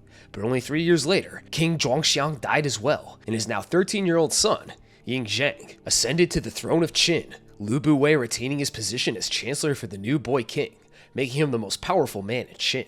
However, Lu Buwei's fall would soon come after some pretty insane court drama erupted in Qin. Allegedly, Lu Buwei and the now Empress Dowager Zhao were still banging on the down low pretty often, and in order to avoid being exposed for his sneaky links with the king's mother, Lu Buwei cooked up an insane scheme to protect himself. According to records, he specifically sought out a man with a large penis, doing meat inspections on several men in Qin, until he found a guy named Lao Ai, who reportedly was swinging an absolute hammer down there. So he made Lao his retainer, and had Lao put his thundercock in a wooden wheel, and hold it up with no hands to show how powerful his member was, and had him walk around and show it off for anyone to see, hoping that Lady Zhao wouldn't be able to resist this beefy wiener wheel upon seeing it. And this ridiculous porn plot actually worked, and Lady Zhao did indeed want that wheeled wiener, and she and Buwei then added another layer to the scheme to further obfuscate their plot, as Buwei then accused Lao Ai of a crime that would have him castrated as a punishment, but Lady Zhao bribed the castration officer, imagine that being your job, to not relieve Lao Ai of his manhood, and instead just pluck his beard and eyebrows to make him look like a eunuch, and he was then placed as a servant to Lady Zhao, where they then went on to fall in love and they had 2 sons together. Lao Ai even taking control of the Qin government due to his relationship with the Empress Dowager, being known to be extremely arrogant and lavish in his rule. However, everything unraveled when during a drunken rant, Lao Ai yelled out that he was the stepfather of the king, revealing his relationship with the Empress Dowager, which was quickly reported to Ying Zheng, who then discovered that Lao Ai was not a eunuch, and Ying Zheng also discovered that Lao Ai was apparently planning to usurp him and place his own illegitimate children that he had with Lady Zhao on the Qin throne. Lao Ai attempted to rebel against the king, but the future first emperor defeated him handily, and he decided to brutally purge his court of these treacherous fake eunuchs and schemers, and he executed Lao Ai and 3 generations of his relatives. He stripped his mother Lady Zhao of her rank as Empress Dowager, and had the son she had with Lao Ai stuffed into sacks and beaten to death. And he even discovered Lu Buwei's role in the whole crazy scheme as well. He had all his titles stripped, and had him banished to the remote Shu region, which is modern-day Sichuan province, in western China, where Lu Buwei, fearing further retribution from King Ying, eventually went on to commit suicide after poisoning himself. A pretty wild story that makes even Game of Thrones look tame. But let's bring this entry full circle. Was Qin Shi Huang the bastard son of Lu Buwei? Well, it's not impossible if Lady Zhao was indeed retained by Lu Buwei, and if he was banging her constantly. And the rumor that she was already pregnant when she got married to Yuan is one of the most enduring ones in Chinese history. But it's much more likely that this is a form of retroactive slander, written by Han-era historians to delegitimize the at the time much hated Qin Shi Huang and the tyrannical Qin dynasty, by claiming that Qin Shi Huang was not a true-born ruler, but rather the illegitimate bastard of a greedy and scheming merchant, who were considered the lowliest class in Han Confucian-dominated culture, mind you, and a notoriously promiscuous former prostitute dancer, as no records of Qin Shi Huang being a potential bastard appear until after the fall of the Qin dynasty, and Sima Qian himself presents it as a rumor and a possibility, and not as an actual hard fact. And most historians agree that Qin Shi Huang was more likely than not the legitimate son of King Zhuangxian of Qin. But it's still a fascinating story, and one of the more believable ones on this iceberg. Hollow Mountain Theory. I believe this is a collection of beliefs in classical, mythical, and Taoist tradition that holds that mountains are not just large rock and earth formations that are caused by continental plates ramming into each other, but are rather magical places that are not only filled with divine power, but may also be hollow, in a sense, insofar as containing the dwellings of gods and independent realms of the divine within them, like we saw with the Shanhai Jing in Part 1, where it describes several mythical mountains such as Mount Kunlun, Mount Penglai, Mount Flowwave, Bell Mountain, Jade Mountain, and plenty more, along with the weird creatures and gods that live on them, like the Shen, are the mountain gods, bird creatures with human heads, upright oxen with 2 heads and way too many limbs, the fucking Kui, and plenty more. In the Shanhai Jing, it often tells readers to bury their offerings to the Shen, as it's believed that the Shen dwell within the mountains themselves, the mountains being a sort of representation of a gateway between the earth and the realms of the gods. And take Mount Kunlun, or Kunlun Shan, as an example of traditional Chinese mountain worship. Kunlun is sort of the Mount Olympus of the Shanhai Jing, if you will. It's where the supreme god Di makes his earthly home, and the deity known as the Queen Mother of the West is often recorded as living in Mount Kunlun as well. Mount Kunlun is also said to penetrate as deep into the ground as it is tall, an entire mountain-sized underground realm beneath Kunlun, where the quote, weak river, is said to flow out of, a river flowing with mythical water that nothing, not even the lightest of feathers, can float on. The point where the weak river flows out of Kunlun being known as a point where someone can quickly enter the mountain and gain access to the paradise realm within, as you don't just climb to the mountain's summit to obtain immortality and enter the realm of the gods like you'd expect.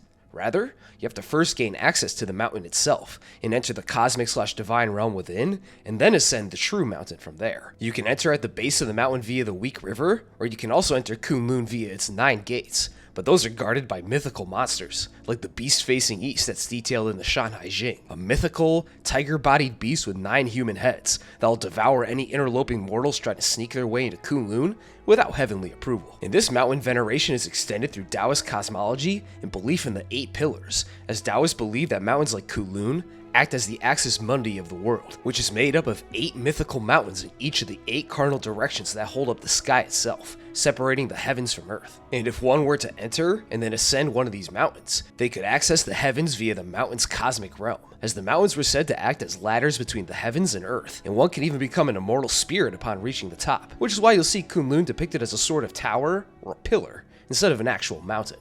However, the perfectly harmonious structure of the 8 pillars was damaged when the water god of destruction Gonggong, ass mad over losing a battle for the throne of heaven with the god of fire Zhurong, did the divine equivalent of fist slamming your desk after getting killed in Counter-Strike, and decided to headbutt the shit out of one of the pillars, Mount Buzhou, in his sore loser rage, ramming headlong into it with his massive ironclad forehead, smashing the shit out of Mount Buzhou and severely damaging the mountain pillar, causing the sky itself to tilt to the northeast and the earth to the southwest, making all rivers now flow in that direction. The goddess Nua tried to repair the broken mountain, but only partially succeeded. She stabilized the heavens and earth, but the new tilts to each remained permanent. And finally, we can see traditional hollow mountain worship in the form of Taoist veneration of Dongtian, or grotto heavens. Taoists in the Tang dynasty believed that immortals lived in, quote, cave heavens, mythical lands underneath mountains that were a sort of plane of existence midway between heaven and earth, where exotic plants and fungi grew and colorful clouds covered unseen skies. And mountains were also believed to be reservoirs of qi, which Taoists could draw upon by living near or on sacred mountains. And as such, in order to tap into these cave heavens and the qi contained within them, Taoists would often meditate and pray in scenic caves, grottos, and other natural rock formations all over China's beautifully mountainous landscapes. And they would often build temples on top of or into the side of mountains, Tang officials eventually identifying 10 greater grotto heavens and 36 lesser grotto heavens all over China for Taoists to visit and experience the great natural beauty of. Basically, TLDR. In traditional Taoist beliefs, mountains were not just massive geological formations, they were physical representations of the spirit power and divine realms of the gods, and contained hidden worlds of immortals and mythical plants and creatures within them. It kind of feels like some Elder Scrolls lore, honestly, which also has 8 quote-unquote towers, stabilizing the world of Mundus, one of which is the massive Throne of the World mountain in Skyrim. So I wonder if Taoist hollow mountain theory and belief in the 8 pillars was the inspiration for that. Every Chinese emperor was bisexual. Now this one is true. Every emperor in Chinese history from Qin Shi Huang to Pu Yi loved to dabble in some bussy slaying. Well, maybe not all of them, but many certainly did, and especially during the Han Dynasty. Remember our old pal Wang Mang? Remember how he usurped the Han Dynasty after its late emperor died without a proper heir? Well, that emperor was Ai of Han, probably the most well-known gay emperor in Chinese history, and where the famous story of the Passion of the Cut Sleeve comes from. The story goes that Emperor Ai was napping with his favorite lover, a man named Dongxian, who had fallen asleep on his imperial robe, but when Ai had to get up to attend a court meeting, rather than wake Dongxian, he instead cut the sleeve off his priceless robe to let his favorite fella keep blissfully napping, with the Passion of the Cut Sleeve even becoming a Chinese euphemism for gay sex. So I guess you could use it like, I hear this brothel has a lot of sleeve cutting going on in there, if you catch my drift. However, I wasn't the only emperor to have known male favorites and lovers. In fact, according to modern historians like Brett Hirsch, and even our favorite grand historian Sima Qian, all of the first 10 Han emperors were openly bisexual. Hell, Qian wrote whole biographies on the male favorites of Han emperors, as on top of being married to women and taking concubines, Ai and Dongxian both had wives of their own, despite their love for each other, as emperors often took male favorites as well, granting them status, prestige, and even sometimes powerful governmental positions, in exchange for certain favors. As ambitious men and eunuchs who weren't afraid to do whatever it takes, goddammit, would gain the attention of and start relationships with the emperor in order to raise their own status and power in the imperial court. Because as emperor of China, you had to do a lot of fucking and baby making. As not only was it extremely important to continue your lineage and produce worthy heirs to rule your empire after you inevitably die in your pursuit of immortality, having lots of sex and children also proved your worthiness and vitality as emperor. And when an emperor failed to fuck powerfully and produce heirs, this could cause huge chaos in the court and could easily lead to potential usurpations, like we saw with Wang Mang, as Ai had attempted to pass on his throne to Dongxian before he died suddenly at only the age of 24. But the Han court was having none of that shit whatsoever, and they instead forced Dong and his wife to renounce their claims and commit suicide, with Wang Mang coming back to court soon after, at the behest of the current Empress Dowager. And we all know what happens from there. But besides Ai, who seemed to be wholly gay, the other Han emperors who had known male lovers also had wives and concubines as well, whom they fathered children with. Male lovers to them were just some extra action, and a unique form of intimacy, but taking both male and female lovers was a very common and accepted part of Chinese imperial court life, until around the Song dynasty in 960, where the first traces of institutional homophobia in China starts to appear, as the Song dynasty oversaw the expansion of Indian Buddhism in China, which scorned sexuality in general, gay sex even more so. The Song dynasty being the last dynasty to have dedicated chapters to male lovers of powerful rulers in the historical records. And the Mongol-controlled Yuan dynasty also suppressed homosexuality further, as the Great Yuan's record-breaking empire had laws in place against sodomy, which is the legal term for taking it up the butt for those unaware. But the rising tide of anti-gay sentiments didn't stop emperors from taking on male lovers, as some Ming dynasty emperors, like the Zhengde Emperor of Ming, reportedly had a Muslim male lover. However, later Ming codes also outlawed sodomy, which were kept on the books until the fall of the Qing dynasty and even beyond, sodomy not being legalized again until 1997. Now, it's unlikely that every single emperor in Chinese history was bisexual, but it's clear that there's a long-held tradition and acceptance of same-sex relationships among powerful nobles in the imperial court itself. So it's likely that many emperors were indeed bisexual, but we will never know the actual percentage of bi-emperors for sure, as we can only go off of the same-sex relationships that were actually recorded in historical chronicles. And who knows how many gay relationships went unrecorded. An emperor could have blown some twink eunuchs back out during a sneaky link and nobody saw it or wrote it down, and nor do we know for sure what records were fabricated to slander certain emperors following the Song dynasty. It's impossible to know, and these emperors were doing a lot of banging, so only Shang-Di really knows the answer to this question. But if I had to guess, it was probably stinking to high heaven in many, but not every single one of those imperial chambers. The lost chapters of the Zhuangzi. The Zhuangzi, alongside the Tao Te Ching, are considered the two foundational Taoist texts, written sometime in the Warring States period between 476 and 221 BC. Its authorship traditionally credited to legendary Taoist sage Zhuangzhou, and where the Tao Te Ching is esoteric, dense, and hard to fully read and understand, the Zhuangzi is far more approachable for the average uncultivated layman like you or me, being a collection of dialogues, fables, parables, and short stories that promote a natural, spontaneous, and carefree life in harmony with nature, and of course, the Tao. And its most famous story is Zhuangzhou's butterfly dream, where while napping one day, Zhuangzhou dreamed that he was a beautiful butterfly, fluttering around to his heart's content, happy in his simple existence. Yet when he woke up and found that he was Zhuangzhou again, he wasn't sure if he was a man who dreamt that he was a butterfly, or was a butterfly dreaming that he was a man. Which was he? Who can even tell for certain? Just some spiritual food for thought. But anyway, the Zhuangzi as we know it today is 33 chapters long and is broken up into 3 sections: the inner chapters, which are chapters 1 through 7, the outer chapters, which are chapters 8 through 22, and the miscellaneous chapters, which are chapters 23 through 33.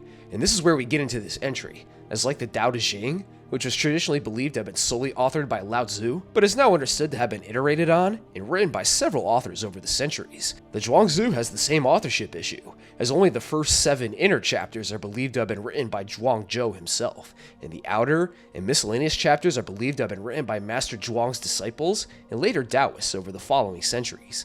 And the full 33-chapter Zhuangshu was first historically compiled during the Jin dynasty by a scholar named Guo Xiang around 300 AD, around 500 plus years after Zhuangzhou was recorded to have lived. However, very interestingly, historical chronicles like the Book of Han from 111 AD records that the Zhuangshu actually had 52 chapters, and Sima Qian claims that it was 100,000 characters long.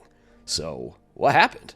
Luckily, we more or less know what happened to these chapters, as Guo Xiang said himself that he had edited and cut down the Zhuangzi when he compiled it, cutting 19 whole chapters out of the original version of the Zhuangzi and trimmed it down to 63,000 characters. So like Han Purple, we got a case of some ancient Chinese lost media here. Guo claims that he had edited down the Zhuangzi in order to preserve the main ideas in it from, quote, later distortions, and he may have edited out chapters and stories that were repetitive, or chapters that may have drifted too far from the core teachings of the original inner chapters, and the 19 trimmed out chapters are now mostly fully lost, complete versions of the cut chapters surviving until around the Tang dynasty, and in current day, we can only speculate on what these chapters may have contained, with our only traces of these lost chapters being found in other ancient texts, like the Huainanshi, which quotes some of the lost chapters in passing, but based on the surviving evidence, the lost chapters likely followed the same structure as the rest of the text, with metaphorical stories, critical parables, and meditations on Taoist ideas. Also, Guo's edit of the Zhuangzi is actually an edit of an edit, as the Zhuangzi was also redacted and standardized by Han polymath Liu Shang and his apprentice Sun in the late 1st century as well, so there may have been even older chapters that have been lost and modified even earlier in time, and it's pretty fascinating to speculate on what the original, full, uncut, and unabridged version of the Zhuangzi even contained. Someone added to the Lost Media Wiki. Han Dun did not kill himself.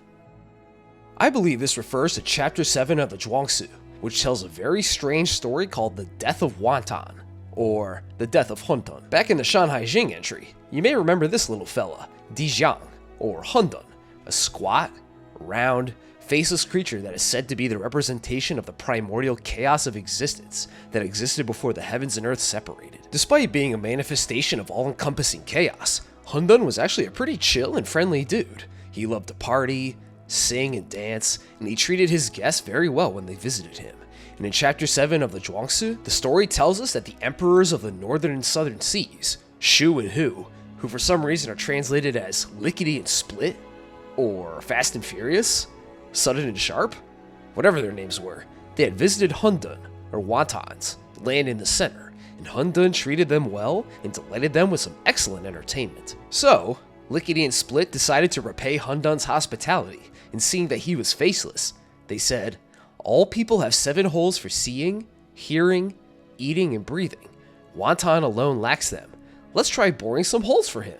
So, to pay back their host, they decided to drill 7 holes into his head to make him seem more like a typical person, hoping to give him eyes to see, nostrils to smell, ears to hear, and a mouth to taste and slurp shit up, so he can experience all the wonderful senses that a human does, boring 1 hole into Han Dun each day, until on the 7th day, Han Dun died from 7 massive deep wounds to the head. The moral of the story here being that Lickety and Split are in the wrong for trying to artificially force human ideas of order and correctness onto Han Dun's chaotic nature, which ends up killing him, as his natural existence is now ruined by these 2 jokers giving him a face of holes, which would then give Han Dun a distinct social identity and the ability to experience pain and suffering through these new orifice-endowed senses, as he can now see suffering, smell the stench of death, taste foul foods, and hear evil words and lies, which goes against the formless, chaotic, and jovially indifferent nature of the Tao that he represents. This story warning readers not to go against the natural order of the earth and the universe with our pathetic human social constructs. However, you may wonder, why would Han Dun let Beavis and Butthead over here drill 7 holes into his head? Wouldn't that shit hurt? Well, based on some interpretations of the story, if Han Dun was indeed a willing participant in the face drilling, as the story makes no indication that he resisted Lickety and Split maiming his body, his death would then be a partial suicide, as he more or less allowed his own death to happen. However, this is unlikely to be the proper interpretation of the story, and Han Dun, as a jovial embodiment of primordial chaos, had no real motivation or even a want to kill himself. He isn't a human, and therefore has no ego or desires like we understand them. So, we can cast the blame solely on Shu and Hu, who killed Hundun by forcing him to be more like how they think creatures should be, rather than respecting Hundun's natural existence. So yes, Hundun did not kill himself, but he also didn't do anything to stop his death either. Also, fun fact, Hundun may be where the term wonton originates from, as Hundun sounds a lot like huntun, a Chinese word for a type of dumpling, and a floating blobby wonton in a soup sort of resembles the rounded and featureless Hundun, who appears to be floating in a sea of primordial chaos, which in this case is the soup's broth, a deliciously chaotic microcosm of the primitive universe. The Hydraulic Empire. This is a theory that first rose to prominence in political theorist and sinologist Karl Wittfogel's book, Oriental Despotism, where he proposes that Eastern nations like India, Egypt, and of course China are quote-unquote hydraulic empires, nations in which governments wield power through the control of the limited amounts of water in said nation, and as such, are far more susceptible to despotic and tyrannical governments who command centralized control of the hydraulics of their empire, as opposed to Europe's more hydraulically bountiful geography and feudal government structures. As you probably already know, rivers and water are extremely important to Chinese history and culture. The first humans in China settled near the Yellow and Yangtze River valleys, making them the cradles of Chinese civilization. And remember the legends of Yu the Great? He became a legendary and foundational king of ancient China and started the first mythical Xia dynasty after he had tamed the Great Flood, by using his exceptional engineering powers to build a robust network of irrigation canals to control the floods and dredge the shit out of the rivers. An analog to the frequent flooding of China's rivers, and archaeological excavations of ancient prehistoric Chinese cultures, like the Liangshu, have revealed that water engineering and irrigation control have been utilized in China since even before 5000 BC. The first Chinese governments and cities cropping up thanks to this centralized water control infrastructure. In the feudal warring states period, regional lords had total control over their own segments of China's rivers and would often intentionally cause floods or sabotage irrigation infrastructure in other states as a warfare tactic. And when Qin Shi Huang united China under his Qin dynasty, control of the river's irrigation systems fell into the hands of the empire, who could now project their own power by organizing massive nationwide irrigation projects to try and tame the rivers as best they could, and to supply China's massive rice farming efforts, as rice is a notoriously thirsty crop. And this centralized imperial government system would last for over 2,000 years. However, despite control of hydraulics being the bedrock of Chinese society and government, it doesn't explain the whole picture of Chinese history and shifts in governmental power, as it wouldn't be accurate to say Imperial China was exceptionally despotic. I mean, sure, some dynasties like the Qin were far more tyrannical and brutal than other dynasties. See the 9 familial exterminations and mass book burnings and scholar burying for more. But Qin Shi Huang didn't win China because he could build a better dam than any other Eastern Zhou king. He won China through his brutally efficient government and massive armies. And also, if the rivers flooded and caused mass destruction of crops and infrastructure, in the event that the government failed to respond to these disasters, the peasantry would often rise up in rebellion against the emperor, as it was believed that a flood or loss of control of the rivers was a divine sign that the emperor had lost the mandate of heaven. It must be replaced with a new, more worthy ruler, which was almost always done through extremely chaotic and bloody revolts and civil wars. In a religiously backed tradition, a peasant revolt when the emperor fails to prevent natural catastrophes punches a pretty big hole in the hydraulic despotism argument. I mean, it can certainly help explain the origins of Chinese civilization, but it doesn't account for the societal nuances and later developments of Imperial China that were mostly driven by shifts in military power, not control of water resources and infrastructure. Noah and Yu the Great are the same person. I think each and every one of us Westoids knows who Noah is. The biblical patriarch who had built his massive ark after God told him that he's rage-wiping his save file and restarting the planet with a massive flood that killed everyone and everything on Earth that wasn't on Noah's ark when the downpour started. Noah's family and the animals on board the ark repopulating the Earth after the flood stopped. Whereas Yu the Great is credited with building China's first irrigation and river drainage control infrastructure to combat a massive flood that was sweeping over China for years. Now, it may seem like Yu the Great and Noah share the same role across both cultures, and could potentially be the same person, at least in a mythological sense. Both are legendary builders and patriarchs of nations who had to deal with a massive flood. But beyond the surface level comparisons, there are several important differences between Noah's flood myth and Yu's flood myth. In Noah's flood, Noah is chosen by God to ensure that his creation survive the flood, and Noah is completely at God's mercy and direction. Whereas in Yu's story, the flood is a continuous natural catastrophe that humans have to survive through and adapt to. The flood's driving humans to live high in the mountains of ancient China, or even up in the trees like monkeys. And the flood is localized to China, and it doesn't cover the entire earth. And instead of being at the mercy of God, Yu and his allies fight back against the flood to try and work to tame it. Yu the Great building massive irrigation infrastructure to control it through robust drainage systems, and lots of dredging. And Yu's relationship with the divine and mythical creatures is also very different from Noah's, as instead of being given a clear order to build an ark and survive the coming deluge, rather, in some versions of Yu's story, Yu gets magical help in the form of mythical beasts, such as a channel-digging dragon and a giant mud-hauling tortoise appearing to help him build his irrigation systems, or the god of the Yellow River appearing to give Yu a map of the river to help him plan out his irrigation work. He still gets mythical help, but he still has to complete the project with his own two hands and his own intelligence. And finally, Yu the Great and Noah's stories have fundamentally different lessons and themes to them. With Noah's story, it teaches believers to trust in and fear God's power, and to submit to his will and follow his orders in order to survive and thrive on earth. Whereas Yu the Great's tale highlights the power of human ingenuity, dedication to one's work no matter how daunting the task, and the need to collaborate with others to build infrastructure that benefits the whole nation and conquers the very forces of nature. Also, unlike his son Shem, who some Christians believed went far to the east after the flood, like we saw with the figurists, Noah is never recorded as having traveled beyond the modern-day Middle East, as his ark was purportedly set down on Mount Ararat, which is believed to be in modern-day Armenia/Western Anatolia, Noah living to the extremely ripe old age of 950 before dying. So, despite the initial similarities, Noah and Yu are definitely much different people, unless there's some sort of apocryphal biblical text I don't know about that tells the story of Noah traveling to China after the flood and changing his name to Yu and doing some massive hydraulic civil engineering projects for fun. Like, maybe China's flood was a leftover from the Great Flood, so Noah had to come and slay this final straggler flood to fulfill his covenant to God or something. The Shangshu is a legalist text. The Shangshu, or the Book of Documents, is one of the 5 Confucian classics and is a collection of recorded speeches and orations given by ancient rulers from the ancient Xia to the eastern Zhou dynasties of China, and is revered by Confucians as a collection of examples of righteous rulers and their virtuous actions that current rulers should follow the example of. The Shangshu also has a pretty fascinating publication history unto itself, traditionally believed to have been first compiled by none other than Master Kong himself, with some of its earliest chapters believed to have been written around the 6th century BC or earlier, making it partially one of the oldest surviving literary works in Chinese history.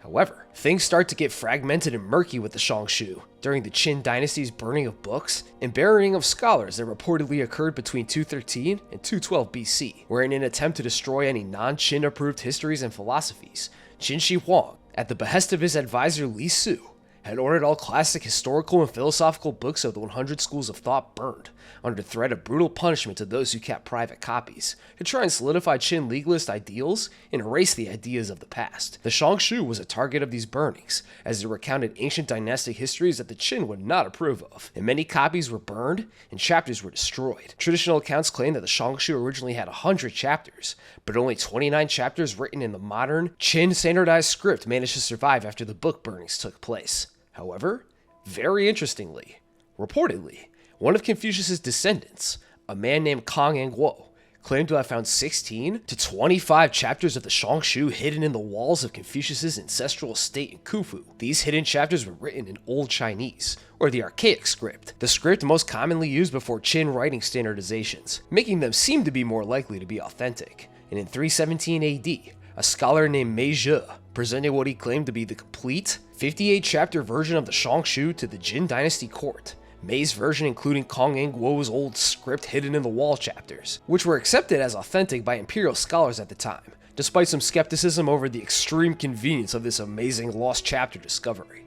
But despite that, this version of the Shangshu remained as accepted Confucian orthodoxy, all the way until the 17th century, when Qing Dynasty scholar Yan Kuo-shi had proved that the old script chapters were later forgeries created in the 3rd or 4th century AD, created to lend more legitimacy to Confucian ideals in ancient Chinese history and government. And modern scholars also agree that the hidden-in-the-wall chapters were very likely 3rd or 4th century forgeries. And they also believe that the core 29 chapters aren't exact records of actual speeches and edicts that these ancient rulers gave either, and are rather likely early Zhou-era revisions, which makes sense. The Shangshu records the actions and words of legendary figures like Yu the Great, Emperor Tang the Perfect of Shang, and Emperor Yao, one of the 3 sovereigns and 5 emperors who predated Yu the Great, who was said to have ruled when the mythical ancient Great Flood first swept over China. Hell, the Xia dynasty, if you remember, has never been archaeologically proven to have ever even existed, so any documents claiming to be from that era should be taken with a healthy dose of skepticism. But is the Shangshu actually a secret legalist text? Well, considering that it was a target of Qin book burnings, is one of the 5 core Confucian classics, and is understood to be half-fabricated with explicitly pro-Confucian orations written centuries after the original chapters were believed to have been written, I'd say it's not a legalist text, but it certainly influenced later legalist thought and administration practices, as chapters like Lu on Punishments and Proclamation of King Kang outline systems of laws and punishments and emphasize strict punitive rule and to not tolerate any disobedience, along with emphasizing the necessity of power to be centralized around one singular sovereign ruler. These aspects of the Shangshu undoubtedly inspiring later legalist philosophers like old Han Fei, as he developed his own version of legalism that emphasized centralized control of people through strict laws and brutal punishments, reflecting the immense influence the Shangshu has on almost all ancient Chinese philosophies. Song Ping is Lu Dongbin. To understand this theory, let's start with Lu Dongbin. Lu Dongbin is a Taoist sage and scholar who is reported to have lived during the Tang dynasty of 618 to 907 AD, and is considered one of the 8 legendary Taoist immortals, even being considered the leader of the immortal squad. When Dongbin was born, it's said that an amazing fragrance filled his room. He came out of the womb smelling sensational, and Dongbin trained as a bureaucrat and attempted and failed the notoriously hard-as-dick Imperial Civil Service exam twice, attempting to get a sweet government job to elevate his family's status. But before he attempted the exam a 3rd time, he dozed off and had an extremely distressing and realistic dream. He dreamt that he had took and aced the civil service exam, and his life from then on was cash fucking money. He crushed the exam so hard that he was appointed vice minister, working his way up to becoming the prime minister, second only to the emperor himself. He married a beautiful and wealthy woman, had a son and a daughter, and was rich and influential beyond his wildest imagination. But the other bureaucrats grew jealous of Lu Dongbin's overwhelming motion and success, and they conspired together to slander him as a traitor, where he then lost his rank, his wife betrayed and left him, his children were killed by bandits, and Lu himself died broken alone on the street, waking up from his dream shortly after dying as a homeless bum. And Dongbin had lived 18 whole years in his dream, yet he only had slept for a few hours, if that, in the real world. And upon waking, he decided to not take the civil service exam, and instead joined a Taoist immortal named Zhongli Qian to live in the wilderness and cultivate himself as a Taoist sage, eventually succeeding in becoming an immortal himself through internal alchemy, where one perfectly balances and cultivates their Jing, or their essence, their Qi, or their breath, and their Shen, or their spirit, to obtain unity with a primordial Tao, which makes you immortal, somehow. And now, as a fresh young immortal, Dongbin then has plenty of interesting encounters and adventures, like the story of a prostitute named White Peony tricking Lu Dongbin into nutting at her by tickling his dick and balls during sex, as Lu would constantly bang her, but he never finished his business with her. He didn't want to skeet out his precious yang energy, you see. And he also killed a bunch of dragons with his magical sword, which is pretty beast. And since Lu Dongbin is believed to be immortal, it's possible that he could still be out there, living among us, perhaps in the form of Song Ping, the oldest living member of the Chinese Communist Party. As of today, Song Ping is 108 years old, allegedly born in 1917, where he would have lived through the warlord era, 2 Chinese civil wars, World War II, and the rise of Mao Zedong and all the shenanigans that came after that, which must have been a hell of a life. The dude must have an amazing story. And Song Ping here is also a pretty well-respected party figure, being the mentor of future Chinese Communist Party General Secretary Hu Jintao, and he attended the 20th National Party Conference at the spry age of 105, making him a sort of Chinese internet phenomenon for a little bit due to his impressive oldness. Now is it possible that Lu Dongbin is Song Ping, spending his immortal life working as a mid to high-level communist official? Song Ping is exceptionally old after all, and is known for his wise mentor status in the party.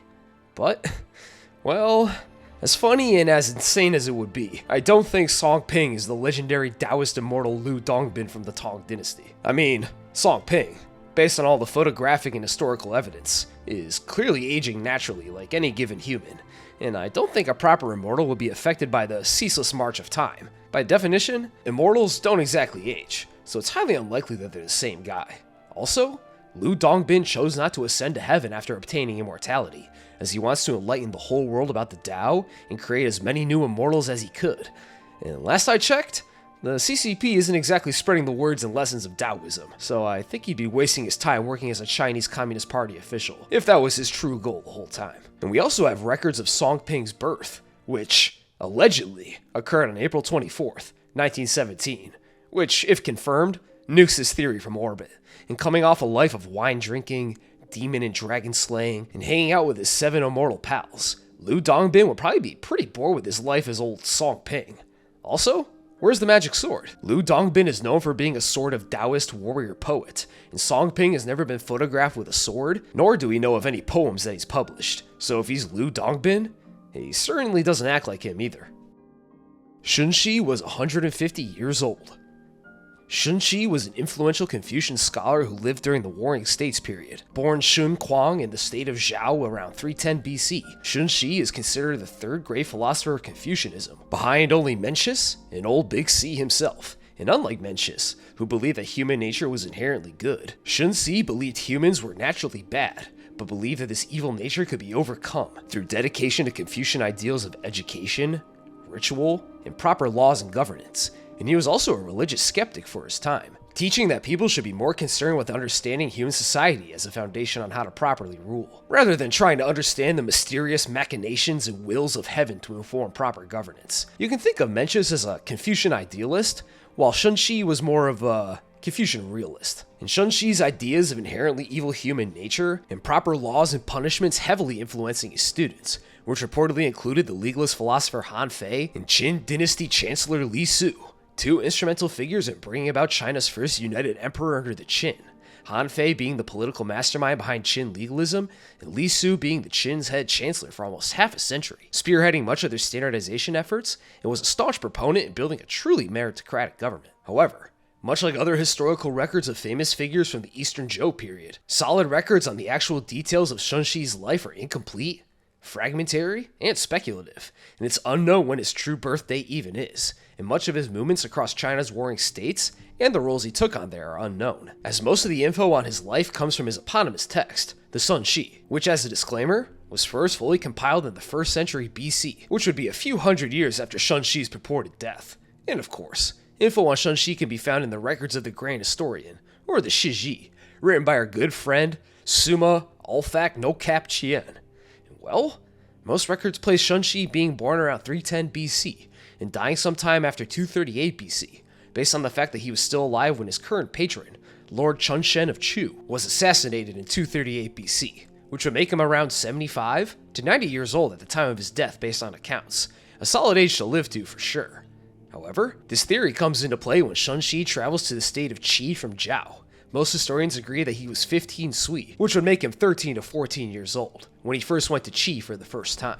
However, it's possible that this age could be construed as 50 Sui, which would make Shunxi 48 to 49 years old when he first came to Qi, which would place his birth date at around 350 BC. And if he went on to die sometime after 238 BC, that would make him well over 130 years old at his time of death, with a possibility that he died at the ripe old age of 150 if we take his latest possible death date into account. Now, considering that no records of Sun Shi describe him as being exceptionally old or long-lived, as Suma Chien places his lifespan at around 70 to 90 years old, and the only evidence we have for him living over 100 comes from a potential mistranslation or misunderstanding of his age when he first traveled to Qi state. So, it's highly unlikely they lived to be 130 to 150 years old, which lets Jean Clément of France hold on to her title as the oldest raisin in human history, confirmed to have died at the age of 122. TLV mirror portals.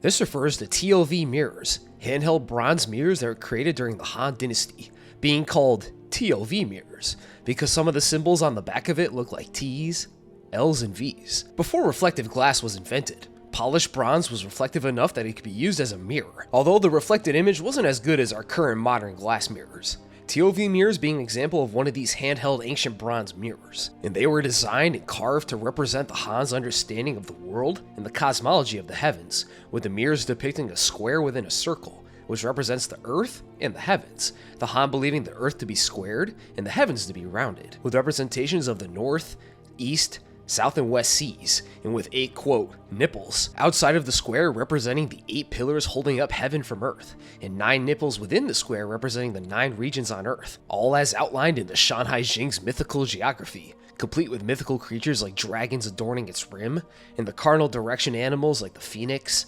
tiger, and black tortoise. This design of a chart of the heavens and earth likely being used to symbolically place the mirror's user in the center of the universe when held, a sort of handheld portal to heaven, if you will. It also likely represents a board game for Liu Bo, an ancient Chinese board game that the rules for have been unfortunately lost to time. So add the Liu Bo rulebook to the Lost Media Wiki too.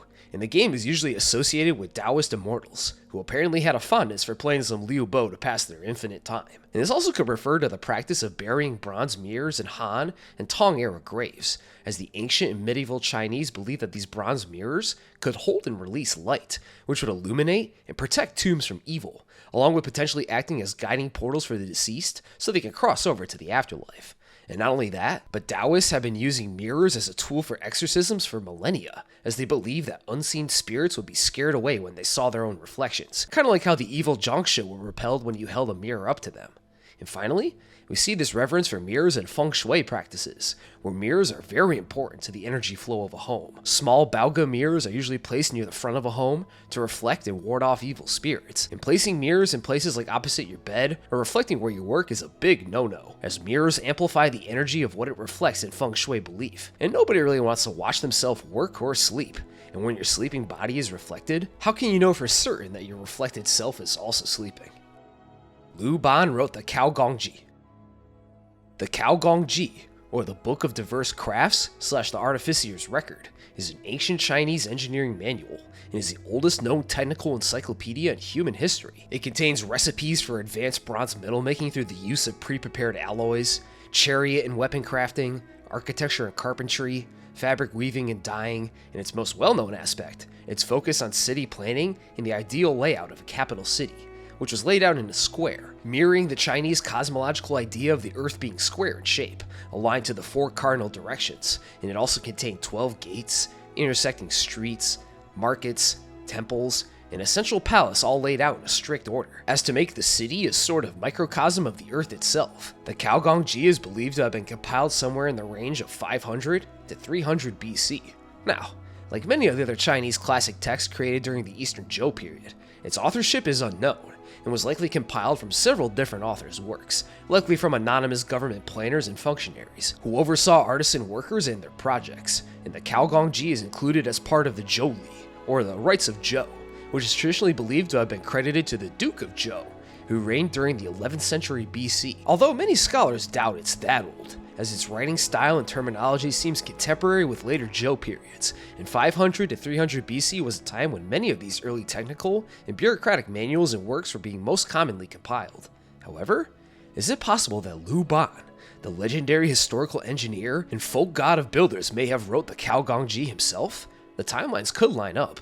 Lu Ban is believed to have lived from around 507 to 444 BC, right around a century or so before the time the Cao Gongji is believed to have been first fully compiled, and Lu Ban would be the perfect person to write a technical engineering manual on paper, as he's credited with the invention of the kite in the form of his flying wooden bird contraption like in part 1, along with the saw, grappling hooks, siege ladders, the umbrella, and plenty of other essential ancient Chinese tools.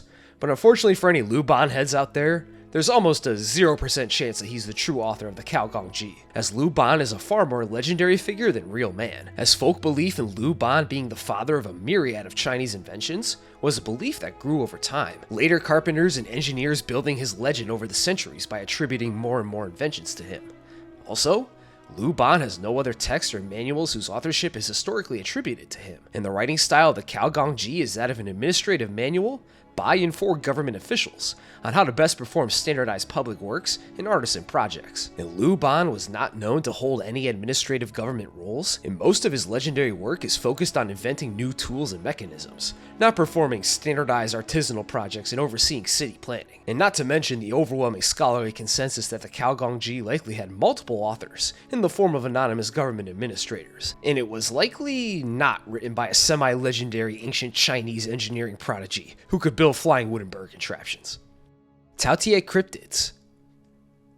This refers to the Taotie, an ancient Chinese mythical beast that's considered one of the 4 perils described in the Shanhai Jing, being the embodiment of gluttony. Taotie literally translating to greedy glutton, a monster that would never be satisfied no matter how much it ate, as ancient depictions of it only had a face to eat, yet no body to digest. But in the modern day, it's usually depicted as a large-mouthed reptile-like beast, or a horned goat-like beast, as its myth was expanded upon in later works, like the Shanhai Jing. However, this mythical creature stands out amongst the huge amount of weird-ass legendary Chinese beasts, as the Taotie was frequently used as a motif on ancient Chinese dings. The Taotie's large bulging eyes, curled horns, and the top of its mouth and fangs clearly visible on several of these ancient bronze cauldrons. But what is a ding, you may ask?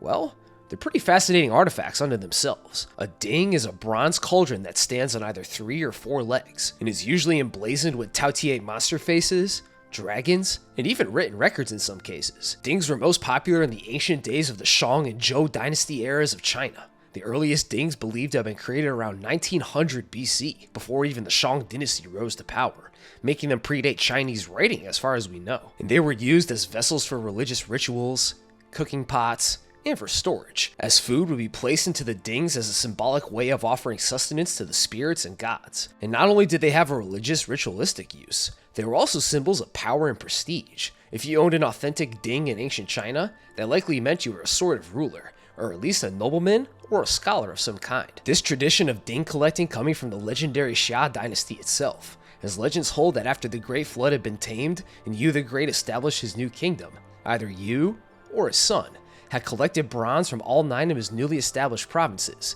and cast the metal into 9 massive tripod dings, which allegedly weighed 7.5 tons each. Some beefy bronze bulls for sure. However, sometime before the end of the Warring States period, the Qin had discovered Yu's legendary vessels at the eastern Zhou capital and had decided to move them to the Qin capital of Xianyang. However, the vessels were somehow lost in transit, and by the time Qin Shi Huang united China into its first imperial dynasty, the vessels had been long lost and were never found again. Maybe they fell into a river or something. But regardless, based on this legend, Zhou kings would often own 9 dings, just like in the old legends, to symbolize their heaven-mandated right to rule. Many of these vessels having Taotie faces emblazoned on them, which has led many scholars to wonder, why put this odd monster face on so many ritual vessels? And that's a question historians and archaeologists still ponder to this day. Was it a ward against evil spirits? A mediator between the living and spiritual worlds, where the Taotie symbolizes how the spirits would quote-unquote consume the offerings through the gluttonous beast's face? A visual warning against gluttony and excess, perhaps? Dings were used as cooking pots after all, so the Taotie faces may be there to remind you not to completely pig out and devour excess food like the monster with no body. Or maybe some secret other thing nobody even knows about? Maybe even, perhaps, an ancient, now extinct Chinese animal or cryptid? Well, since the Taotie mask was quite abstract, and its myth has evolved over time from just a face with no body cast into the side of a bronze cauldron to a full-bodied creature, it's unlikely that it was ever a real animal. There's no fossil record of a Taotie-like creature ever existing, and we know for a fact that it was at least related to the ancient Chinese religion that the Shang and early Zhou practiced, which was eventually replaced with the more modern Confucian philosophies and the belief in the abstract higher power of heaven as societal religious institutions in China. And dings fell out of favor as religious objects as the centuries rolled on, and dynasties rose and fell, going from extremely important symbols of power and vessels for religious ritual to curious and artistically interesting artifacts of dynasties past. And as for the Taotie, it's still a fairly popular monster in Chinese culture. They were in that Chinese Matt Damon movie, The Great Wall, but in that movie they're legit aliens with a hive mind, and a queen Taotie calling all the shots. And I don't think that's how the ancient Chinese originally envisioned this monster. Han Fei and Li Su were lovers. Along with old Emperor Qin Shi Huang himself, Han Fei and Li Su could be considered the big three of ancient Chinese Qin legalism, Han Fei being one of the masterminds behind legalist philosophy, writing the Han Fei Su, the philosophical book that was the backbone of Qin legalist society, where Li Su was the most powerful legalist operator behind only old Qin Shi Huang himself, serving as Chancellor of Qin from 246 to 208 BC, and was Qin Shi Huang's top guy for pretty much his entire reign, helping oversee the Qin standardizations of writing systems, weights and measurements, laws and ordinances, and building a meritocratic government apparatus, and he was reportedly the main driving force behind the burning of books and burying of scholars, in order to suppress academic dissent and solidify Qin cultural dominance and control over historical narratives. However, according to friend of the channel, Sima Qian, Han Fei and Li Su had a long, intertwined, and even tragic relationship with each other. According to Qian, Li Su and Han Fei were both students of Sun Tzu, the Confucian philosopher from earlier in the video who taught that all humans were inherently bad and virtueless, and must overcome their quote-unquote evil nature through rigorous Confucian ritual, education, service, and proper laws and punishments, these ideas heavily influencing the two, who would expand on these ideas of control and conquering the innate badness of humanity through laws, punishments, and proper service, but taking it in a far more authoritarian direction with their Qin legalism. While studying under Sun Tzu, Qian says that Li Su and Han Fei were friends, but Han Fei had a stutter, making it impossible for him to properly present his ideas at court.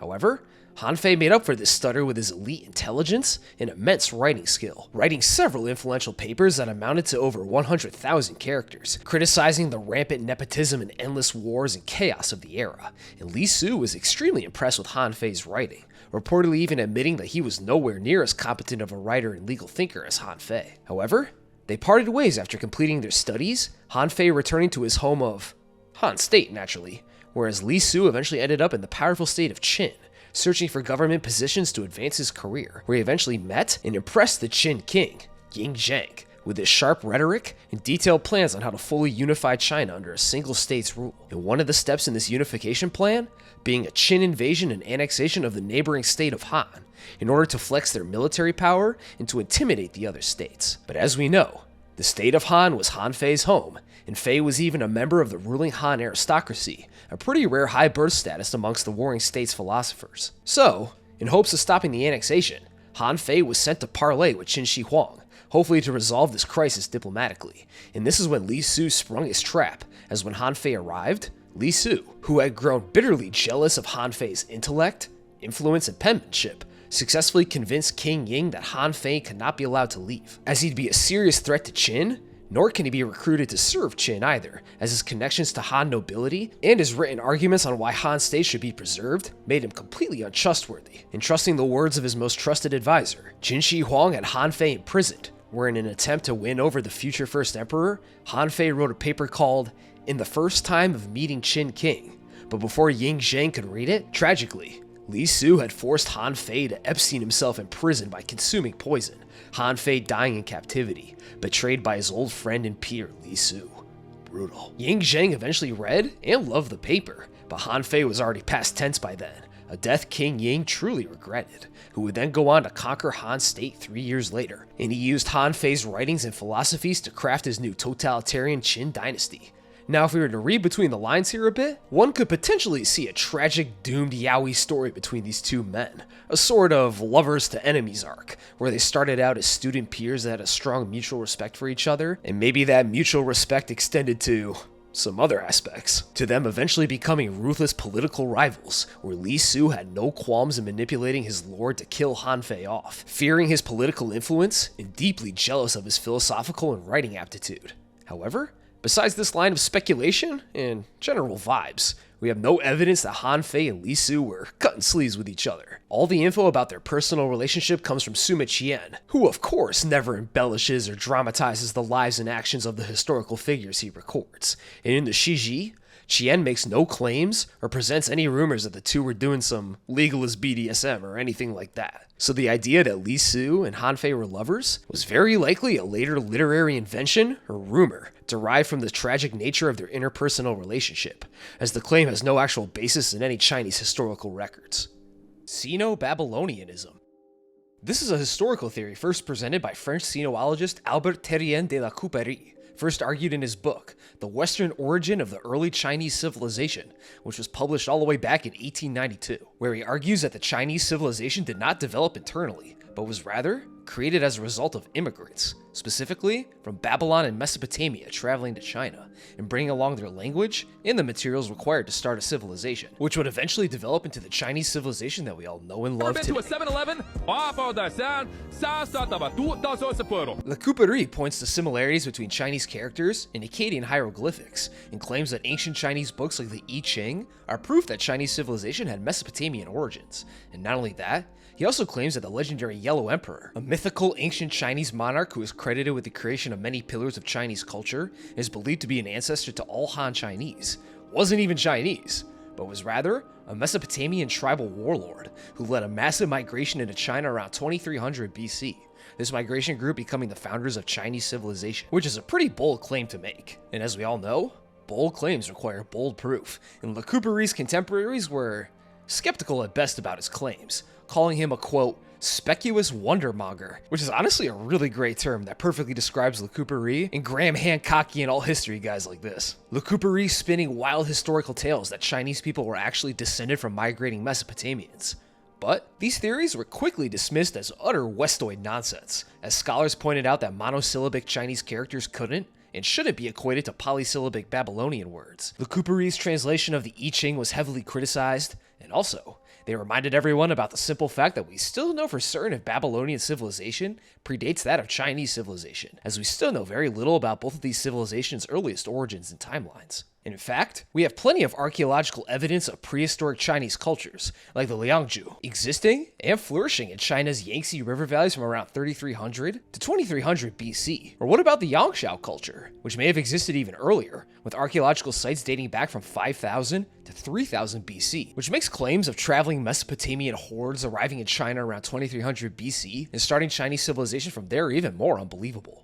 But nowadays, Sino-Babylonianism isn't taken very seriously as a historical theory. But that hasn't stopped other Western migration theories for the origin of the Chinese people from cropping up, as in 2016, Chinese geochemist Sun Weidong had claimed that based on chemical composition studies of ancient Chinese bronze works, he found that they had strong similarities to Egyptian bronzes, and he theorizes that this bronze might have been brought over by the Hyksos peoples, a group of peoples who had settled in and ruled Lower and Middle Egypt from around 1650 BC to 1550 BC. The Hyksos were foreigners in Egypt and were understood to have been originally a Mesopotamian or Levantine people, who were eventually defeated and driven out of Egypt by Pharaoh Ahmose I.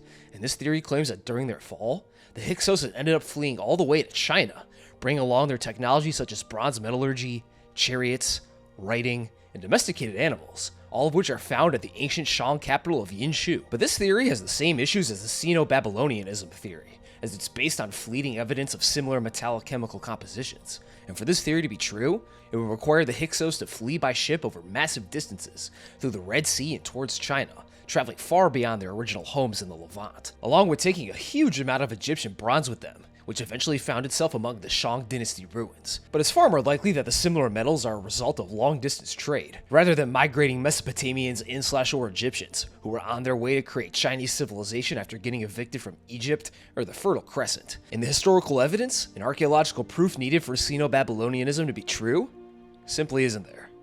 The D sacrifice. If you recall from part 1, the Shang dynasty, the first Chinese dynasty confirmed to have ever existed through archaeological evidence, practiced a much different religion than their descendants of the later Zhou and beyond. Instead of believing in the more abstract and divine universal force of heaven, the Shang religion was centered around the worship of the supreme god and the Lord on high, the master of nature and battle, Shang Di. And Shang Di ruled over a hierarchical pantheon of nature gods, along with the spirits of ancestors, who were usually previous Shang kings and their consorts, the spirits growing in power the longer they've been dead, with powerful, pre-dynastic ancestor spirits being believed to be able to influence the physical world directly, like directly influencing the weather and crop harvests, while newly deceased ancestors can only perform minor interactions with the world, like giving the current Shang king scary nightmares that he'll run out of oxen to sacrifice or something. However, despite Shangdi's status as the strongest and central god of the Shang religion. Shangdi was also a very remote and impersonal god. His nature is very mysterious, as historians are unsure if Di in the context of the Shang religion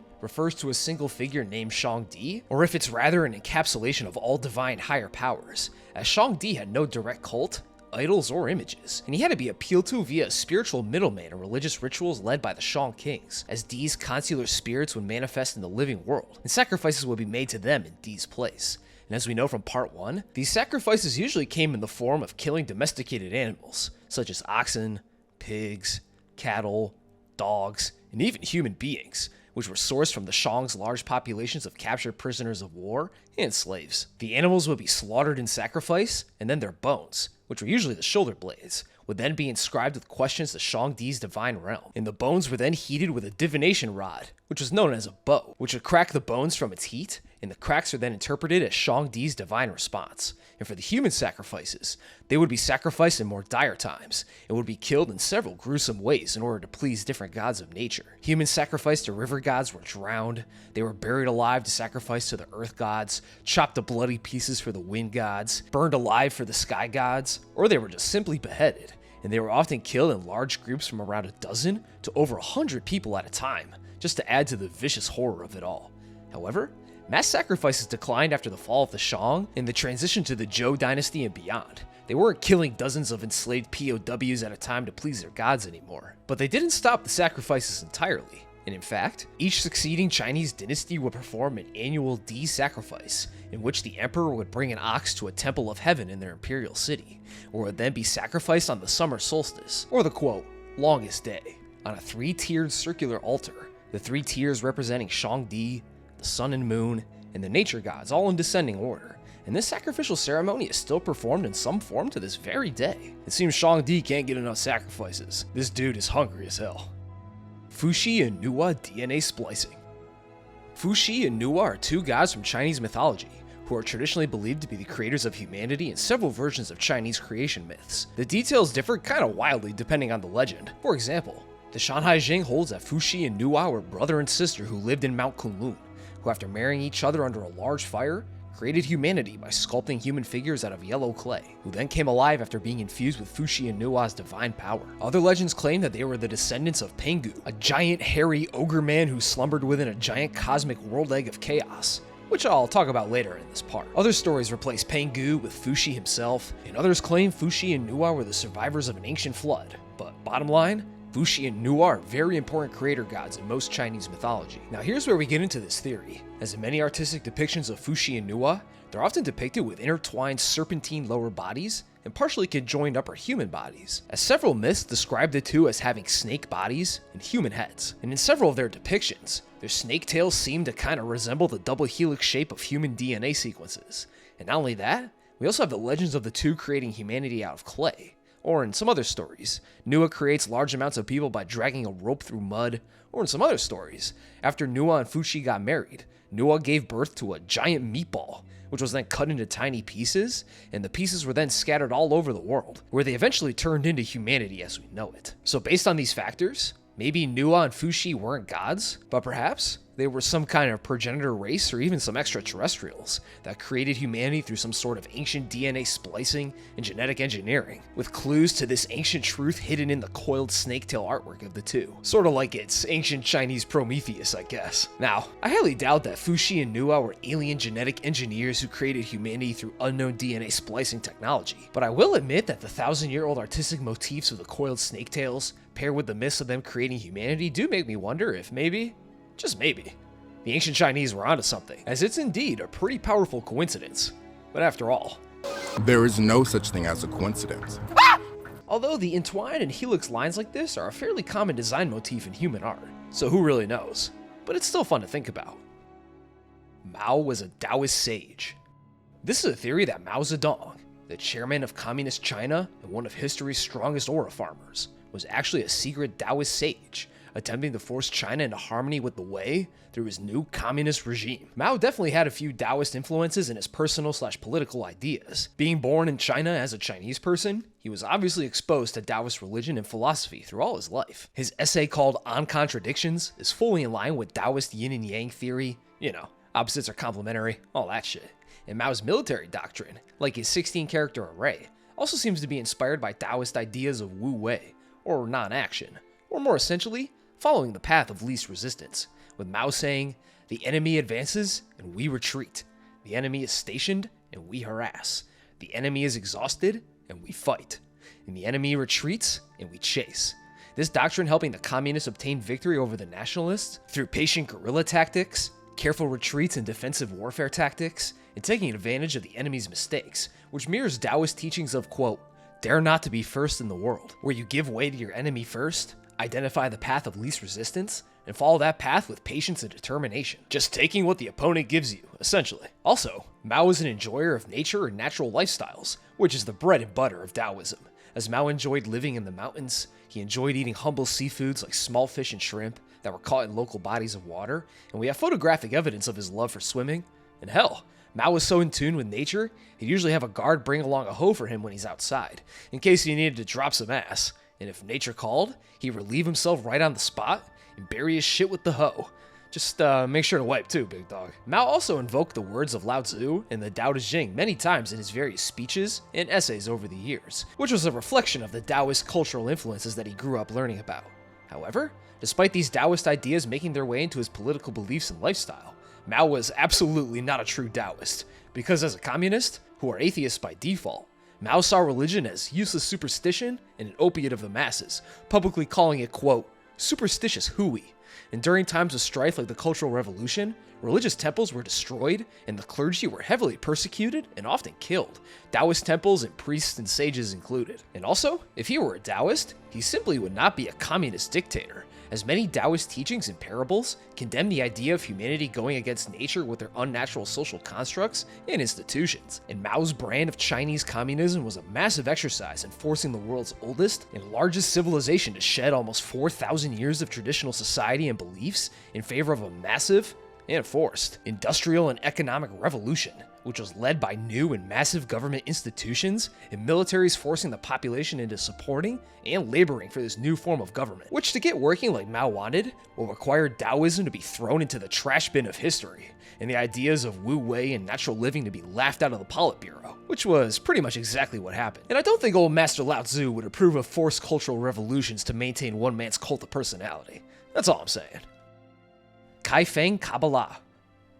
To understand this, we got to establish what Kabbalah is. Kabbalah is a form of Jewish mysticism that first emerged in the 12th century in Southern Europe that focuses on trying to understand and interpret the divine nature of God and the universe, with Kabbalah's most well-known aspect being the Sphirot. Not Sephiroth the anime guy, although that's certainly where he gets his name. Sephiroth. It's Sphirot, which is usually represented by this tree-like chart of 11 circles connected together, with each of the 10 circles, minus the root circle, representing the 10 attributes or the 10 emanations of God, which is sort of a representation of the layers between our world and the infinite space of God, which is known as Ein Sof, or infinite space, in Kabbalah. It's some pretty esoteric and borderline unexplainable shit, as much of Kabbalah knowledge is secretive and can be interpreted in multiple different ways by multiple different Jewish mystics and scholars, many of whom have put forth different configurations and meanings for the Sphirot over time. Now, onto the second part of this entry, as in Kaifeng City, China, there exists a small population of Jewish Chinese people,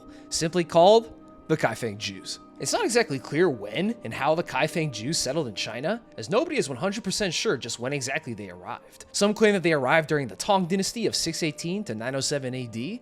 However, most believe that they arrived later, sometime during the Song Dynasty of 960 to 1279 AD, and it's uncertain if they traveled to China via the Silk Roads or they traveled inland after arriving to a Chinese port via ship. But whatever the method and the time frame, it's very likely that these later Kaifeng Jews came from Persian Jewish merchants who had settled in China after making the long and dangerous journey there, as Kaifeng was a large trade hub, boasting a population of over 1 million people during the Northern Song period, where these Jewish outlanders eventually settled and married Chinese wives, giving rise to the unique Kaifeng Jewish community. where they remain as a small but dedicated population of Jews who practiced Jewish holidays and customs for around 800 years or so, even building a Chinese-styled synagogue in the 12th century, despite being one of the most isolated and obscure Jewish diaspora groups on Earth. And despite their small population, they faced almost no persecution from the local Chinese beyond some distant skepticism, which was thanks to the absence of almost all Western religions in China. The Chinese had no religious or historical want to hate or persecute them like much of Europe did. However, their small population eventually caught up to them during the 18th and 19th centuries, as their Jewishness became mostly extinct as their members intermarried and assimilated into Chinese culture generation over generation. Modern Kaifeng Jews looked identical to any given Chinese person. They lost the ability to read and speak Hebrew around the 17th century. Their synagogue was dismantled, and many Kaifeng Jews may have been assimilated and converted into the Hui Muslim population as well. And in the modern day, attempts have been made to try and revive the Kaifeng Jewish population, trying to convince the descendants of the Kaifeng Jews to convert back to their traditional religion, and Jewish advocacy groups even sent 19 Chinese Jews to Israel for an Aliyah trip, or the right to return, and converted them there. Now, based on what we know, did the Kaifeng Jews practice a form of Kabbalah or unique Chinese Jewish mysticism? Well, they may have certainly had their own mystical practices unique to their small population that were likely influenced by Chinese spiritual beliefs and rituals, like the Chinese-style funerary rites and weddings, Confucian ancestor veneration, and other Chinese cultural rituals. But it's highly unlikely that the Kaifeng Jews were practitioners of Kabbalah as we know it today, as their arrival in China is theorized to be in the range of the 10th and 12th centuries. And with Kabbalah emerging in Southwest Europe around the 12th century and beyond, the Kaifeng Jews would have to be extremely early and adventurous adopters of Kabbalah. But by the time Kabbalah had really solidified through works like the Zohar in the late 1200s, the Kaifeng Jews were already an established and isolated community in China with a synagogue, which makes it very unlikely that Kabbalah was brought over with the original Kaifeng Jewish settlers, or made it to and was subsequently adopted by Kaifeng Jewish communities sometime later on. And also, all records from the Kaifeng Jews, such as inscribed steles, synagogue materials, and Torah scrolls, show no evidence that they practiced Kabbalah in any significant way. We've yet to find any Chinese Jewish Sfirots or anything like that. So if they did practice Kabbalah, they were highly secret about it and left no records, and any such esoteric knowledge was likely lost centuries and centuries ago. Confucius is the child of a nature spirit. Confucius, also known as Kong Fusu or Master Kong, needs no real introduction. We did all that in part 1.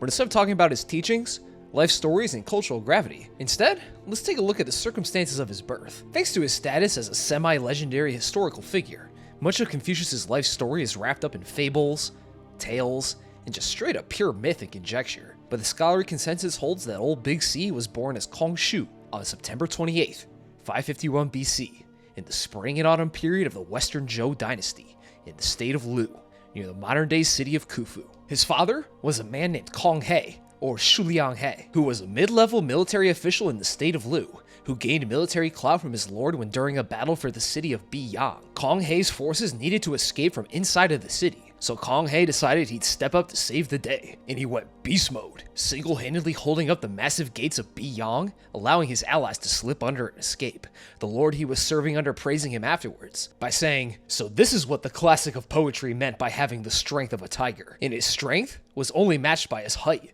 as Kong He was also allegedly 10 goddamn feet tall. So it seems that Confucius got his mythic strongman strength and height from his pops. But before Kong He met Confucius' mother, he had already sired 8 daughters with his first wife, along with having a son with a concubine, who was named Kong Pi.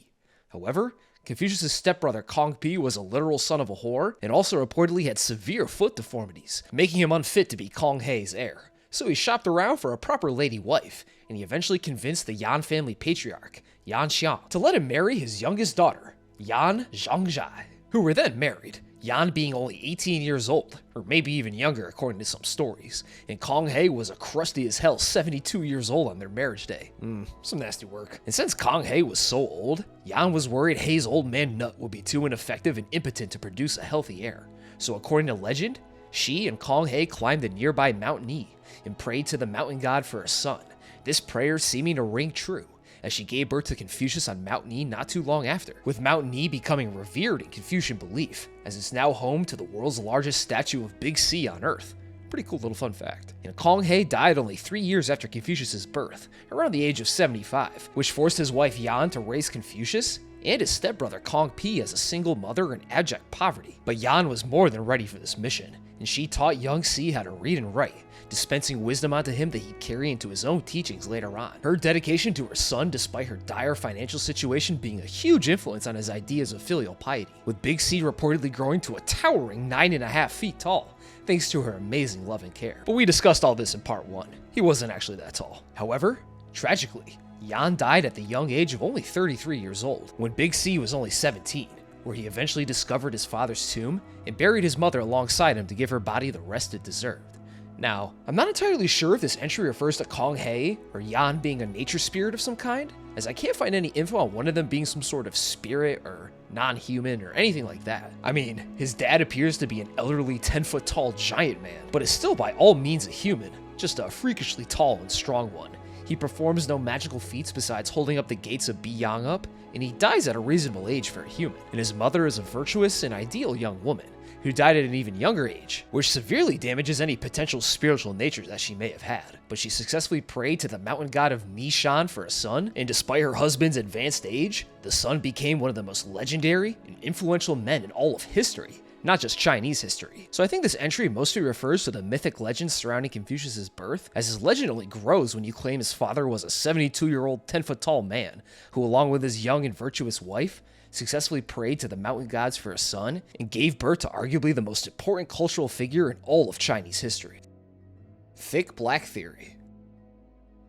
This refers to a philosophical treatise of the same name, written by late Qing Dynasty scholar Li Zhongwu in 1911, the very same year the Qing Dynasty and the Chinese imperial dynastic cycle itself was overthrown in the Xinhai Revolution. Thick Black Theory is mainly focused on analyzing how different rulers in Chinese history obtained power through two main traits, being thick-faced and being black-hearted. Thick-faced essentially means thick-skinned, as according to Zhongwu, all successful rulers must be thick-skinned and shameless, and they must have the ability to endure or ignore criticism and ridicule in order to move forward towards their goals, and they must be willing to shamelessly ask for favors and aid, despite how ridiculous or unvirtuous it may make you seem.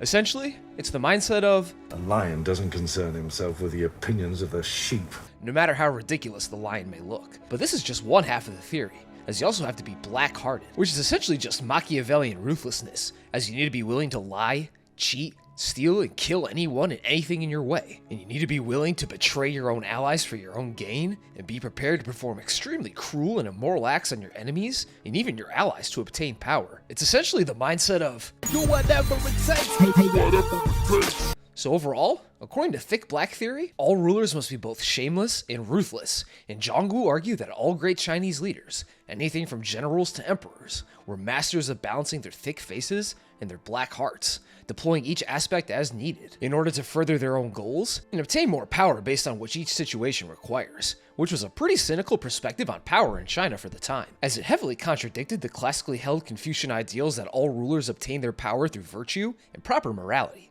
which made Thick Black Theory fairly controversial, yet extremely preeminent, as following its publication, China would go through several decades of political upheaval, and the leaders of this new China were also masters of Thick Black Theory, more so than ever, especially one Mao Zedong, when it came time to launch his Cultural Revolution, which is a great example of Thick Black Theory in action. Mao was attempting to re-solidify his power and prestige in the CCP, which was severely damaged from the failure of the Great Leap Forward's horrific policies. So, in order to make himself the undisputed boss dog of the CCP once again, and to remove his political rivals from power, he deployed his thick face and whipped students across China up into a revolutionary frenzy, shamelessly promoting himself as a messianic figure to these students and supporters. Mao's pudgy, smiling face was all over propaganda posters. Each Red Guard student carried his little red book, or Xiao Hong Shu, around like it was a prayer manual, and crowds often held up large images and portraits of Mao's face during massive public demonstrations and public trials, where some saw Mao as a monster, others saw him as a god. But Mao himself didn't care, as long as his grip on power remained firm. And Mao also deployed his ruthless black heart, as these Cultural Revolution demonstrations and riots were horrifically violent and cruel. Those deemed as counter-revolutionaries were dragged into the streets, beaten, publicly humiliated, and oftentimes killed by the crowds in these revolutionary struggle sessions. Some of these sessions devolving into depraved cannibalism like we saw in Part 2. And most of Mao's political rivals were viciously culled or exiled as a result of the Cultural Revolution, all in order to maintain his absolute grip on the party.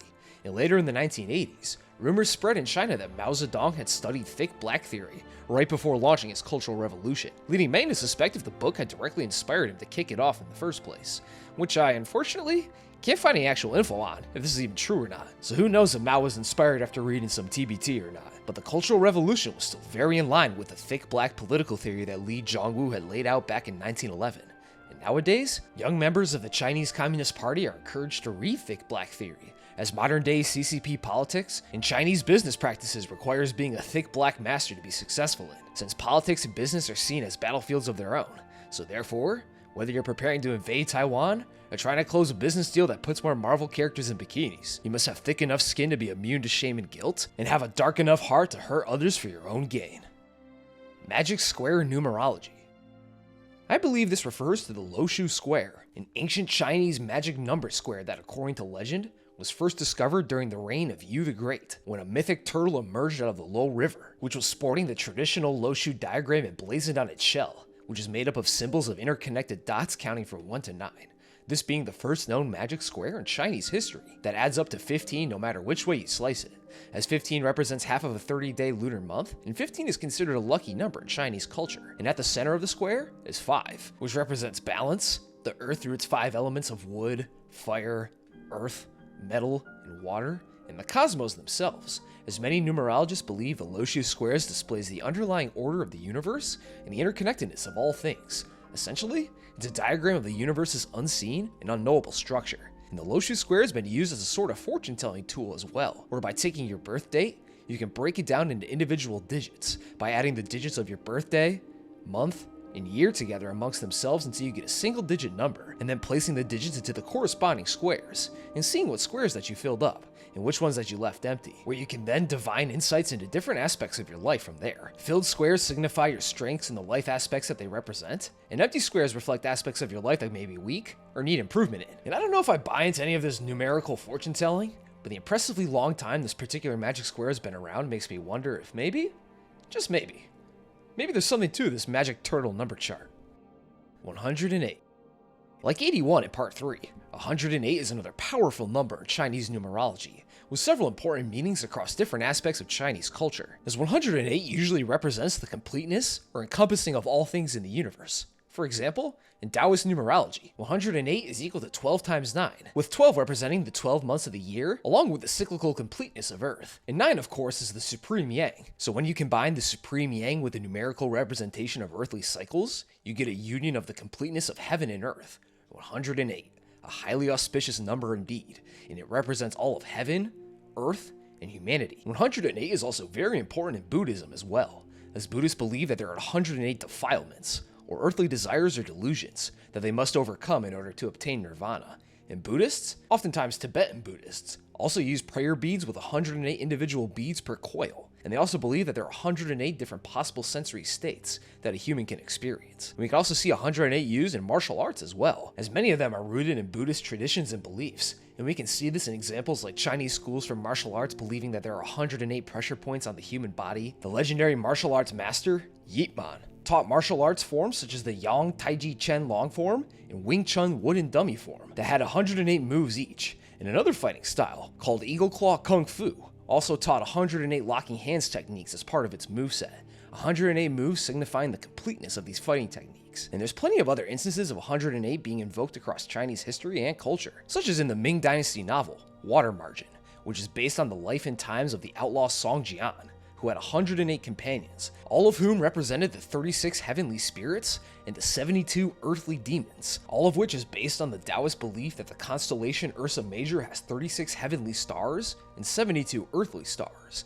And the novel itself starts with 108 spirits being released from under a dragon tortoise prison, who are then reborn and become the 108 outlaw heroes of the story, who band together to rebel against the corrupt Song government. And each of the 108 heroes are tied to a, quote, Star of Destiny, which represents one of the 108 demonic generals who were banished by old Shangdi in ancient legend, who then later repented during their banishment and are then reborn as the heroes of the story after being released from their dragon tortoise prison in the first chapter of the book.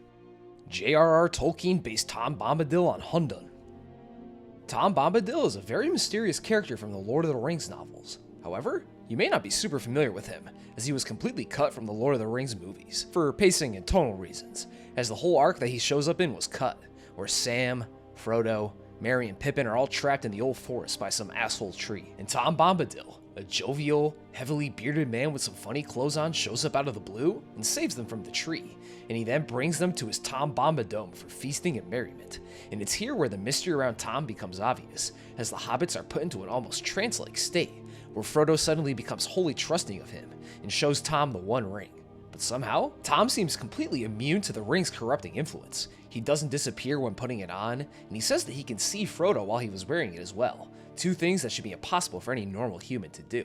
And hell, he even does some sleight-of-hand magic tricks with it to show how powerless it is to him. And also, through dialogue with Tom and his wife, and later Elrond, it's heavily implied that Tom is some sort of ancient being, neither human nor god. Well, at least not a god as we know him in the Lord of the Rings world, with the Valar and Maiar spirits and the boss god himself, Eru Ilúvatar, and all that esoteric jazz. And Tom is perhaps the very first being to have ever existed in the Lord of the Rings world of Arda, as Tom says that he's older than nature itself, and is older than both elves and men. Although his true nature is intentionally never explained. The closest we get is when Frodo asks his smoking hot wife named Goldberry just exactly who Tom Bombadil is, to which she simply gives the reply, "He is." Like he's YHWH himself or something. I am that I am ass answer. But now, is it possible that Tom Bombadil was based on the ancient Chinese mythological character of Hundun? Well, let's take a look at some similarities. Tom and Hundun have pretty similar character traits, as Hundun, despite being the representation of primordial chaos in works like the Zhuangzi and the Shanhai Jing, in those texts, he was known to be a fun-loving, carefree guy who treated his guests well and entertained them with music, dancing, and feasts, and he was unbothered with the human affairs and norms of the world. And this matches Tom's character pretty well, as he's also a jovial, carefree, and silly guy who loves to sing goofy songs to himself, loves to fuck around in the woods, gathering up water lilies for fun, and he seems totally unbothered by the looming war for the ring, and the threat that Sauron poses to all of Middle-earth. And he oftentimes refers to himself in the third person for no obvious reason besides added whimsy. And he also feasts with Frodo and the Hobbit squad, much like how Hundun feasted Emperor Shu and Hu back in the Zhuangzi. Tom could also be interpreted as a sort of representation of some primordial, or perhaps even chaotic force in the Lord of the Rings universe. A universal anomaly, if you will, as it's implied Tom is an extremely old entity that's on par with the gods themselves in terms of power and longevity, while not exactly being a god or human himself as far as we know, which seems like a similar existence to Hundun, who represents the primordial chaos of the universe that existed before the heaven and earth were separated. He's neither a human or a god. He's a representation of a primordial force of the universe, and like Tom, he may have been there since the very beginning. However, besides these thematic and character comparisons, we don't have any actual evidence that Tolkien based Tom Bombadil on Hundun directly, and based on other evidence and testimony, Tom Bombadil was likely based on a doll that Tolkien's son owned, who apparently didn't really like his freaky ass doll, so he allegedly shoved it down a toilet, but it was recovered from the shitter. And afterwards, Tolkien told his kids a story about the doll, who is now named Tom Bombadil, a jovial woodsman who explored his magic woods and befriended some strange woodland creatures. These stories eventually becoming poems included in a collection called The Adventures of Tom Bombadil, and the character eventually made his way into the Lord of the Rings as the enigma that he remains as to this day. And I mean, I couldn't find any evidence that Tolkien had actually even read the Zhuangzi or the Shanhai Jing, but despite it being unlikely that Tom is directly based on Hundun, they do still share a very similar narrative and character role, which could be a testament to the influence of Hundun's story in literary history, but it's just a possibility. Xia Dynasty Matriarchy. I believe this refers to the theories and archaeological evidence that the ancient, pre-Zhou dynastic Chinese governments were at least partially matriarchal, especially during the pre-dynastic and mythic Xia eras. It's believed that since women were the people with the power to give birth, they had a more elevated status in pre-dynastic Neolithic Chinese society, where they may have enjoyed equal or even superior rights to men, and had similar, if not more important roles in society to them, which is based on these ancient Chinese cultures' archaeological dig sites seeming to be fully communal villages, with men and women being buried with similar amounts of grave goods, along with being buried with the same complete rights as men, which was found in cultures like the Yangshao and Lower Shajiadian,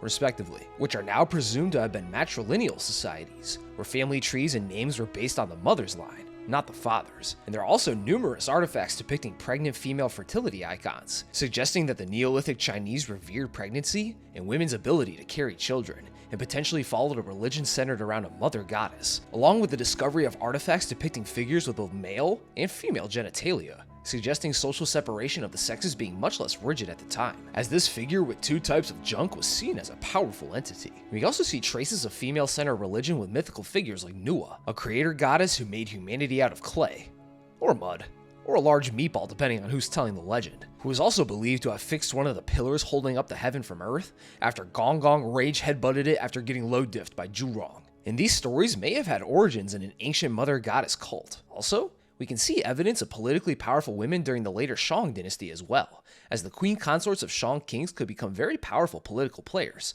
such as Fu Hao, like we saw in part 1, whereas despite being a wife of King Wu Ding of Shang, she was given a full burial complete with jade and bronze artifacts and vessels. And of course, you can't forget the wall skeleton sacrifices being buried alongside her, and they were likely buried to continue serving her in the afterlife, as the spirits of the Shang king's wives and consorts were also venerated alongside the spirits of the kings.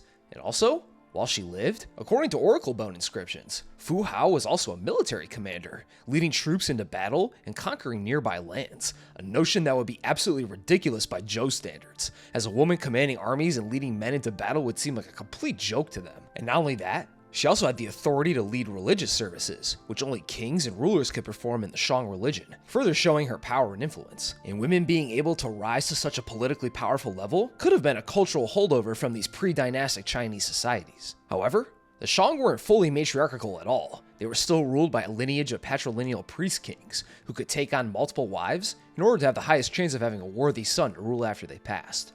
However, unfortunately, we will never truly know the extent of how matriarchal these pre-dynastic and early dynastic Chinese societies were, as Chinese written records only go as far back as the Shang dynasty Oracle Bone inscriptions. Also, much of the traditional records that claim to be from the times of the Xia are actually sourced from Zhou-era revisions, which was firmly patriarchal by then, who would likely impose their social norms onto the past to justify their current present, such as creating legends of mythic great men taming floods and ascending the thrones for it. And these Zhou societal norms are best summed up by the phrase, "men plow, women weave," which set the tone for gender roles in China going forward from the Zhou dynasty and beyond. But it seems that women in ancient China, at least, were able to hold far more influential and politically powerful roles than they ever could in the Zhou dynasty and beyond. But as far as the ancient Xia and Neolithic Chinese society matriarchy goes, we need more evidence before concluding certainly one way or the other. But based on the available archaeological evidence, women in pre-dynastic China had far more influence and even reverence than they did in the Zhou and beyond. Taoist chrono-alchemy. This refers to Taoist alchemy, which can be split into two parts, Neidan, which is internal, and Weidan, which is external. And let's start with Neidan. And Neidan, or internal alchemy, is the practice of cultivating and balancing your, quote, three treasures, which are your Jing, or your essence, your Qi, or your breath, and your Shen, or your spirit, which you mix together within your vessel of a body in order to prolong your life, obtain oneness with the Tao, and create a, quote, immortal spiritual body that would survive even after death. Which doesn't mean your body is now immortal and you'll walk the earth forever unless killed like you're a vampire or something. But rather, your spirit will escape the transitory nature of mortal life in the physical body, as your body will eventually die as all human bodies do, but your spirit will remain eternal. And the main idea of Naidan is to perform meditations, breathing techniques, and posture exercises in order to mix and channel your three treasures throughout your body, which are focused in specific energy junctions in the body, which are called dantians, where Jing is found in the kidneys, Qi is in your pelvic region right below your belly button, and your Shen is located in your heart, which is also known as your middle dantian. And the actual methods for performing proper Neidan are actually pretty esoteric and obscure, and the instructions for it are wrapped up in esoteric writings that describe both literal and metaphorical internal alchemy methods. And according to the sources I read, Naidan is actually pretty dangerous and physically straining if done without proper preparation, and apparently requires careful guidance from a Naidan teacher to perform properly. So guys, don't do any internal alchemy without a chaperone, okay? But if done correctly, you'll be able to cultivate a, quote, immortal embryo within your body. This embryo being symbolic of your newly cultivated immortal spirit and oneness with the Tao. It's some Chinese esoteric alchemical empreg or something. And the other half of Taoist alchemy is Weidan, or external alchemy, which is your more straightforward elixir of life brewing and Lingji mushroom munching. The most obvious example of it being old Qin Shi Huang and other emperors' pursuits of an elixir of immortality, which are believed to be held by mythical immortals living on magic mountains. Or they believe that the elixirs could be brewed by alchemists using ingredients such as cinnabar, quicksilver, malachite, gold, other metals, jade, and herbs, as traditional Chinese beliefs held that since these materials and metals were long-lasting and were believed to have powers of renewal and transformation, by consuming them in an elixir, these properties of longevity will be passed on to the consumer and hopefully extend their lives beyond natural means, or it will perform some sort of spiritual transcendence/transformation, thanks to the internal alchemical powers of the elixir's ingredients. And the elixirs also need to be brewed in an esoteric ritual, in which you build an alchemy laboratory and seclude yourself, kindle and maintain special fires required to heat the mixtures, and perform purification rites to protect yourself and your brewing station while you're cooking up your new immortality potion. Originally, Huaidan was the more popular form of Taoist alchemy, but ironically, many emperors of the Tang and Ming dynasties, such as boiled child heart enjoyer Emperor Wuzhong and good old Qin Shi Huang himself, were said to have died from poisoning after drinking a mercury-infused elixir of life and popping cinnabar-infused immortality pills. And several other emperors were recorded as dying from mercury poisoning from consuming elixirs and pills of immortality, which eventually gave rise to Naidan as a safer form of immortality chasing, around the Tang Song period, which still exists today as part of Taoist meditation and breathing practices, along with some applications in Taoist sex techniques. Remember to tickle the balls. Celtic Xinjiang. This refers to some very interesting mummies found in the Tarim Basin of the remote western province of modern-day Xinjiang, China, where over 100 very European-looking mummies were discovered in pretty great condition thanks to the Tarim Basin's extremely dry conditions. The mummies had several European features and artifacts. One such mummy, the Churchin Man, can be seen clearly sporting reddish hair and pale skin, and he had some unique painted facial markings as well, and he stood at a solid 6 foot tall. Churchin Man was also buried alongside 3 other women and a baby, all of whom look very European as well. And some other mummies that were found, like the Lulan Beauty, who is dated to be almost 4,000 years old, also had distinctly European features and reddish hair as well. And also in these burial sites were unique textiles like twill tunics, feathered felt quote-unquote wizard hats, and other clothes that were reportedly the same as those found on salt miners in Austria from 1300 BC. And the mummies were also found with tapestries that had a very similar weaving style to that of the Hallstatt culture of Central Europe, who are believed to have been the cultural precursors to the Celts, along with the wool of the tapestry reportedly coming from sheep with European ancestry. These suspiciously white-looking mummies and Celtic-styled tombs led many to speculate that these mummies may have been a far-flung population of Celts, and based on DNA analysis of mummies like the Churchin Man, scientists have confirmed that they share genetic similarities with Europeans. But are these out-of-place whiteys really Celts from Central Europe?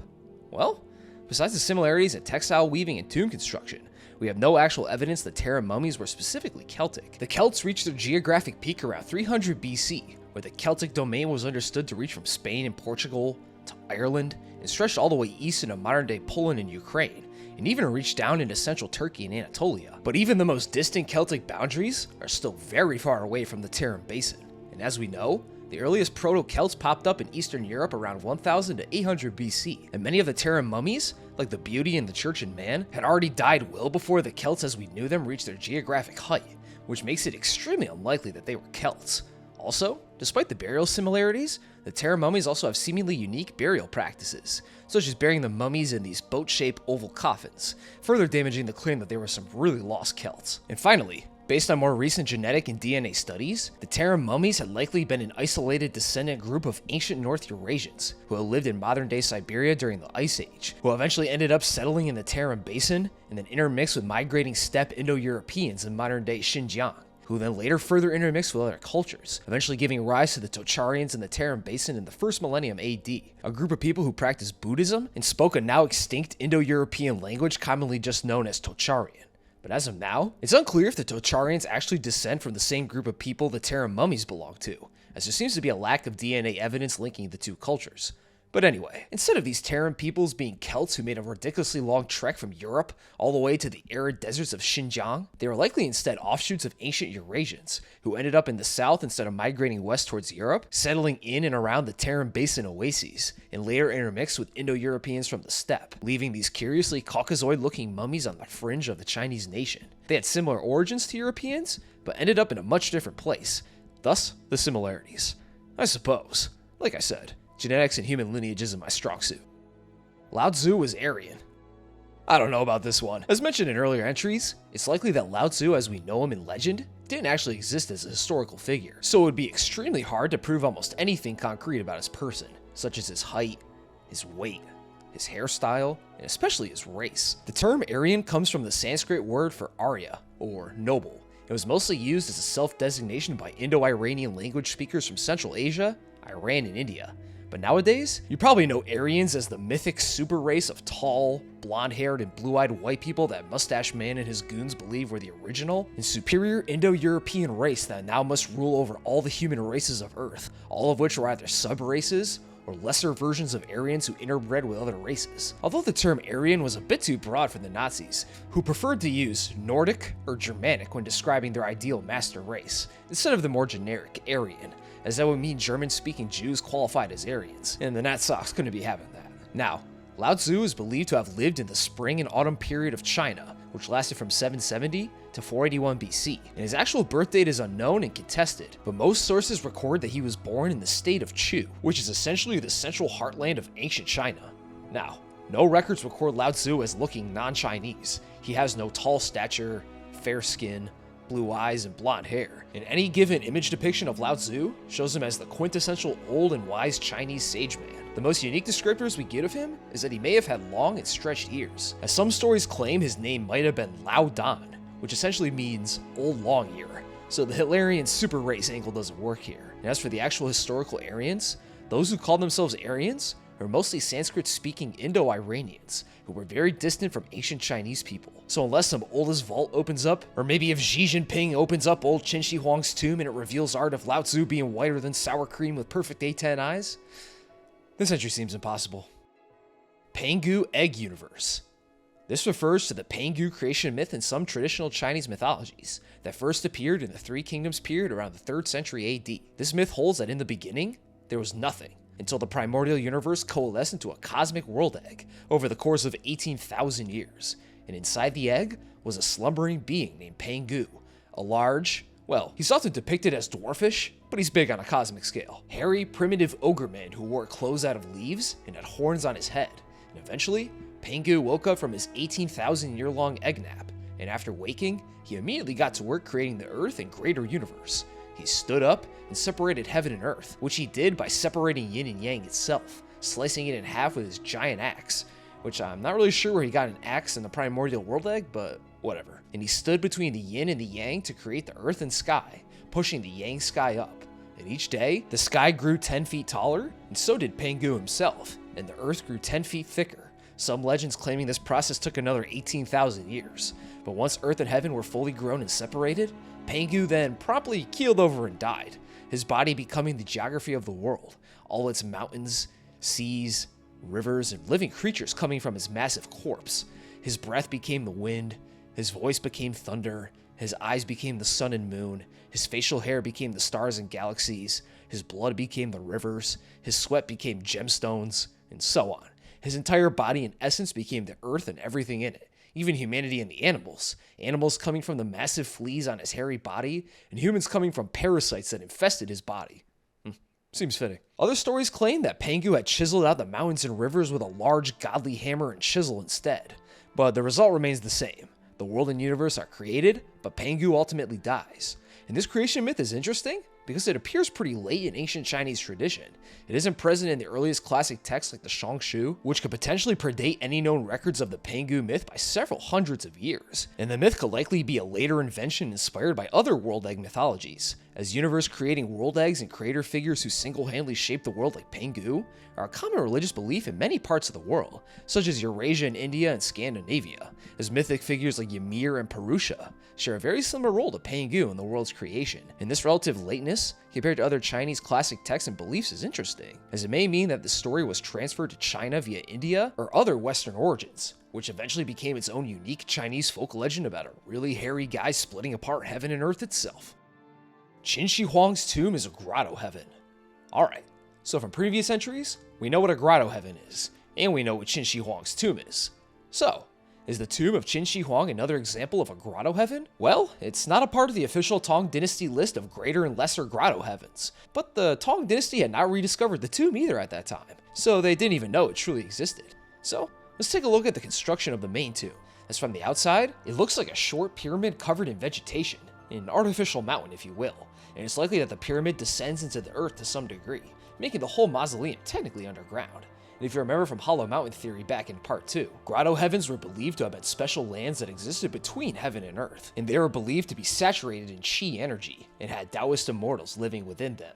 The power of the grotto heaven could be tapped into by entering and meditating in a cave, grotto, or other enclosed natural formation that are all over China.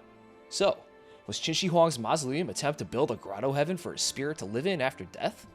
Well, more or less yes. However, considering that the idea of grotto heavens didn't really solidify until the Tang dynasty, it's extremely unlikely that the mausoleum was constructed specifically as a grotto heaven, and is rather just an example of ancient Chinese afterlife and ancestor veneration beliefs taken to an extremely expensive end. It was believed that when an emperor or ruler died, they continued to rule in the afterlife, and therefore needed to be buried with servants, treasures, and in Qin Shi Huang's case, whole-ass palaces and a massive army of terracotta soldiers who would serve as the emperor's eternal bodyguards in death. And it was believed that a newly dead Qin Shi Huang now ruled eternally from the afterlife in his mausoleum, which now served as his spirit's royal palace. And as the first emperor of a unified China, he made sure his mausoleum let everyone know that fact, as it allegedly contained a full recreation of China's geography, complete with rivers of mercury flowing through it, giving Qin Shi Huang symbolic domain over all of China from the afterlife, a sort of spiritual microcosm of the kingdom he built while he was alive. So while it may not be explicitly a grotto heaven, its underlying beliefs of spiritual realms within or underneath mountains and the earth remains the same. And grotto heaven beliefs may have evolved from these early ideas of the eternal spiritual afterlife in places in between heaven and earth. Tom Cruise visited Kunlun. Okay, so Tom Cruise, world-famous actor and Xenu worshipper, has been to China at least 5 times as far as we know. First visiting in 2006 to promote Mission Impossible 3, a second time in 2013 to promote his new movie, Oblivion, the movie, not the game. We're here to help. Where he toured the Great Wall, looking jolly as can be, saying, quote, "I love China." He returned again in 2015 to promote Mission Impossible Rogue Nation, and again a year later in 2016 to promote Jack Reacher, Never Go Back. And he returned for a final time in 2018 to promote yet another film, Mission Impossible Fallout. However, did Tom Cruise, by chance, visit the mythical realm of Kunlun to wine and dine with the gods and immortals within? Well, based on photographic evidence, we know for a fact that Tom had gone to 2 of the most popular Chinese tourist destinations, the Great Wall and the Forbidden City. And his movements around China go as follows. He's been to the water town of Xitong once, he's been to Beijing 4 times, he's been to Shanghai twice, and been to Chengdu once. And in all of my research, I could find 0 evidence that Tom has ever been to the Kunlun mountain range, which lie in the far western reaches of China and northwestern Tibet. However, the real-life Kunlun mountains aren't the same as the mythical realm of Kunlun Shan, which is described in works like the Shanhai Jing. The actual location of Kunlun is unknown and proposed to be in multiple places, depending on the story that you're reading, such as being located, quote, far to the west, or is described as being surrounded with water and steep cliffs, and has mythical rivers, like the Weak River flowing out of it, that nobody can float on. And unfortunately, we have 0 evidence of Tom Cruise patronizing a mythic mountain in any of his visits or PR tours in China. However, if any human were to go to Kunlun, it might as well be Tom Cruise, as Kunlun is said to be a place where those who are allowed access to it are then able to ascend to immortality by ascending Kunlun's pillar or munching on some peaches of immortality while you're in there. And Tom Cruise is seemingly one of the most aging-resistant humans on Earth, and he seems to not have much fear for his well-being when he's strapping himself to the outside of an airplane or driving a motorcycle off a cliff for a movie stunt, which could be thanks to his Kunlun-blessed immortality. But I highly doubt any of this is even remotely true, because after all, his true allegiance is to the mighty Xenu in the immortal words of L. Ron Hubbard. Sanxingdui was an alien colony.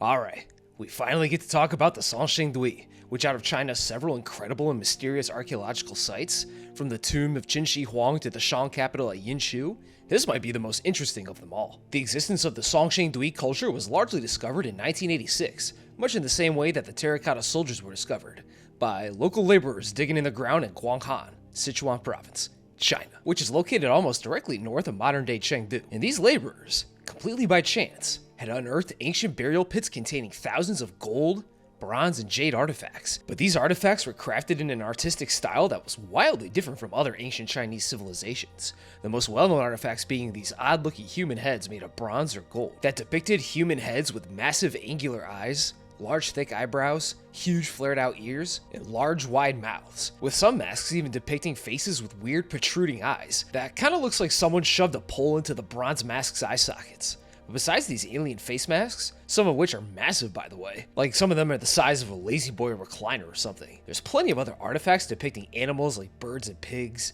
Animal masks with strange faces, intricately stacked ritual vessels, gold scepters, uniquely shaped jang blades, sacred trees, strange mythological creatures with curled unicorn horn-looking things on their heads, and the tallest statue of a human in all of pre-dynastic ancient China, who has circular hands that look like they were made to hold something that could have been slotted into them, all of which display the Songsheng Dui's impressively advanced metallurgic and artisan skills, with how impressively detailed and unique looking these artifacts are. And the artifacts were dated to be from around the 12th to 11th centuries BC, with the Songsheng Dui culture flourishing from around 1600 to 1200 BC, making it very likely to have been contemporary with the Shang dynasty. However, despite the sweet and mysterious artifacts, we know almost nothing about the Songsheng Dui culture, their lifestyles, customs, beliefs, and history and fate, all of which are lost to us. They left no written records, and no ancient Chinese records mention these people directly, the entire culture seemingly being completely forgotten for millennia, until their artifacts were rediscovered in 1986. And at around 1200 to 1000 BC or so, the Songsheng Dui culture suddenly vanishes, and their sites become abandoned, and scholars are still baffled as to what actually caused their downfall. Was it a natural catastrophe of some kind? Perhaps flooding that destroyed their kingdom? Or perhaps an earthquake that diverted a river that they relied on, leading to their downfall or migration? Perhaps they were destroyed by another group of people in a war or conquest? Maybe their alien overlords beamed them up and took them off Earth so they could live it up on Zarpedon 5 with the Green Men instead? We have no real solid idea. And hell, all those artifacts that were found in the burial pits were found to have been purposely broken and defaced, placed into the sacrificial pits, and then were burned before being buried, which could suggest some sort of internal turmoil in the Songsheng Dui culture as well. Now, here's where we get into the theory, as some claim that the Songsheng Dui culture may be proof of ancient aliens. There's even a whole ancient alien segment on the Songsheng Dui as well, where the ancient alien guy, you know the one, theorizes that the Songsheng Dui artifacts depict quote-unquote alien faces. And he also points out that the culture itself rose and fell suddenly and was unknown to ancient Chinese record keepers and historians. So could these peoples have perhaps been aliens? Well, despite the alien-looking heads and the mysterious nature of the Songsheng Dui, thanks to our lack of historical records of them, I doubt any extraterrestrials or ancient astronauts, as they like to call them, were involved with the Songsheng Dui. They had no anomalously advanced technology for their time as far as we know, and I think that aliens can do a lot better than some unusual-looking, but impressively made bronze masks and artifacts. And the faces likely had a purely religious significance, and the human statue that I mentioned earlier has that same odd alien face, but it still has a human body, hands and feet, and the statue is believed to depict a priest king or some kind of religious official. And some versions of the masks are even covered in gold foil, possibly being used for a symbol of the sun or sky worship.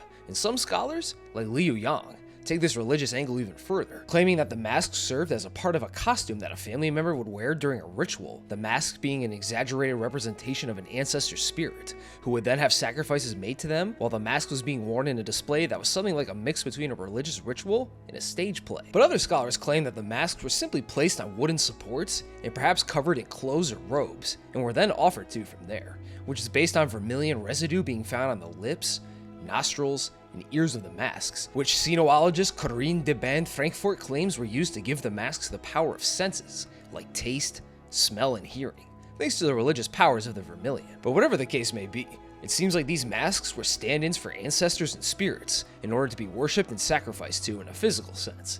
And finally, it seems that the Songsheng Dui didn't completely disappear, as another culture, the Jinsha, were discovered to the southeast of the Songsheng Dui culture in modern-day Chengdu. Artifacts from the Jinsha culture sharing a fairly strong resemblance to the Songsheng Dui artifacts, featuring bronze heads and gold masks that share the same large-eyed and large-eared head design. And the Jinsha site is believed to have been made the regional capital after the fall of the original Songsheng Dui site, as they're not very far from each other at all. And it's believed that both of these archaeological sites, and the Songsheng Dui culture as a whole, are the precursors to the kingdom of Shu, a fairly mysterious and remote state in modern-day Sichuan, which was conquered by the state of Qin in 316 BC. And according to legends found in the chronicles of Huayang from the Jin dynasty, the Shu kingdom was founded by a man named Sansong, who in legend is described as having, quote, protruding eyes, which is a main feature of these Songsheng Dui masks, leading many to conclude that the masks are depictions of this legendary founder of Chu. But that's all educated speculation, and it relies on archaeologically confirming ancient myths to be true. But despite all this uncertainty,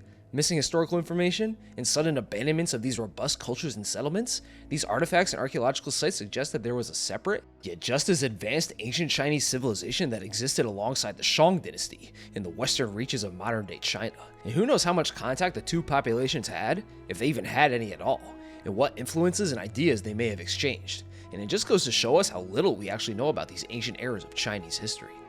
Shang Dynasty Elephant Sacrifice. Alright, so as we are all well aware of at this point, the Shang Dynasty loved a little animal sacrifice, sacrificing almost anything on four legs that they could get their hands on.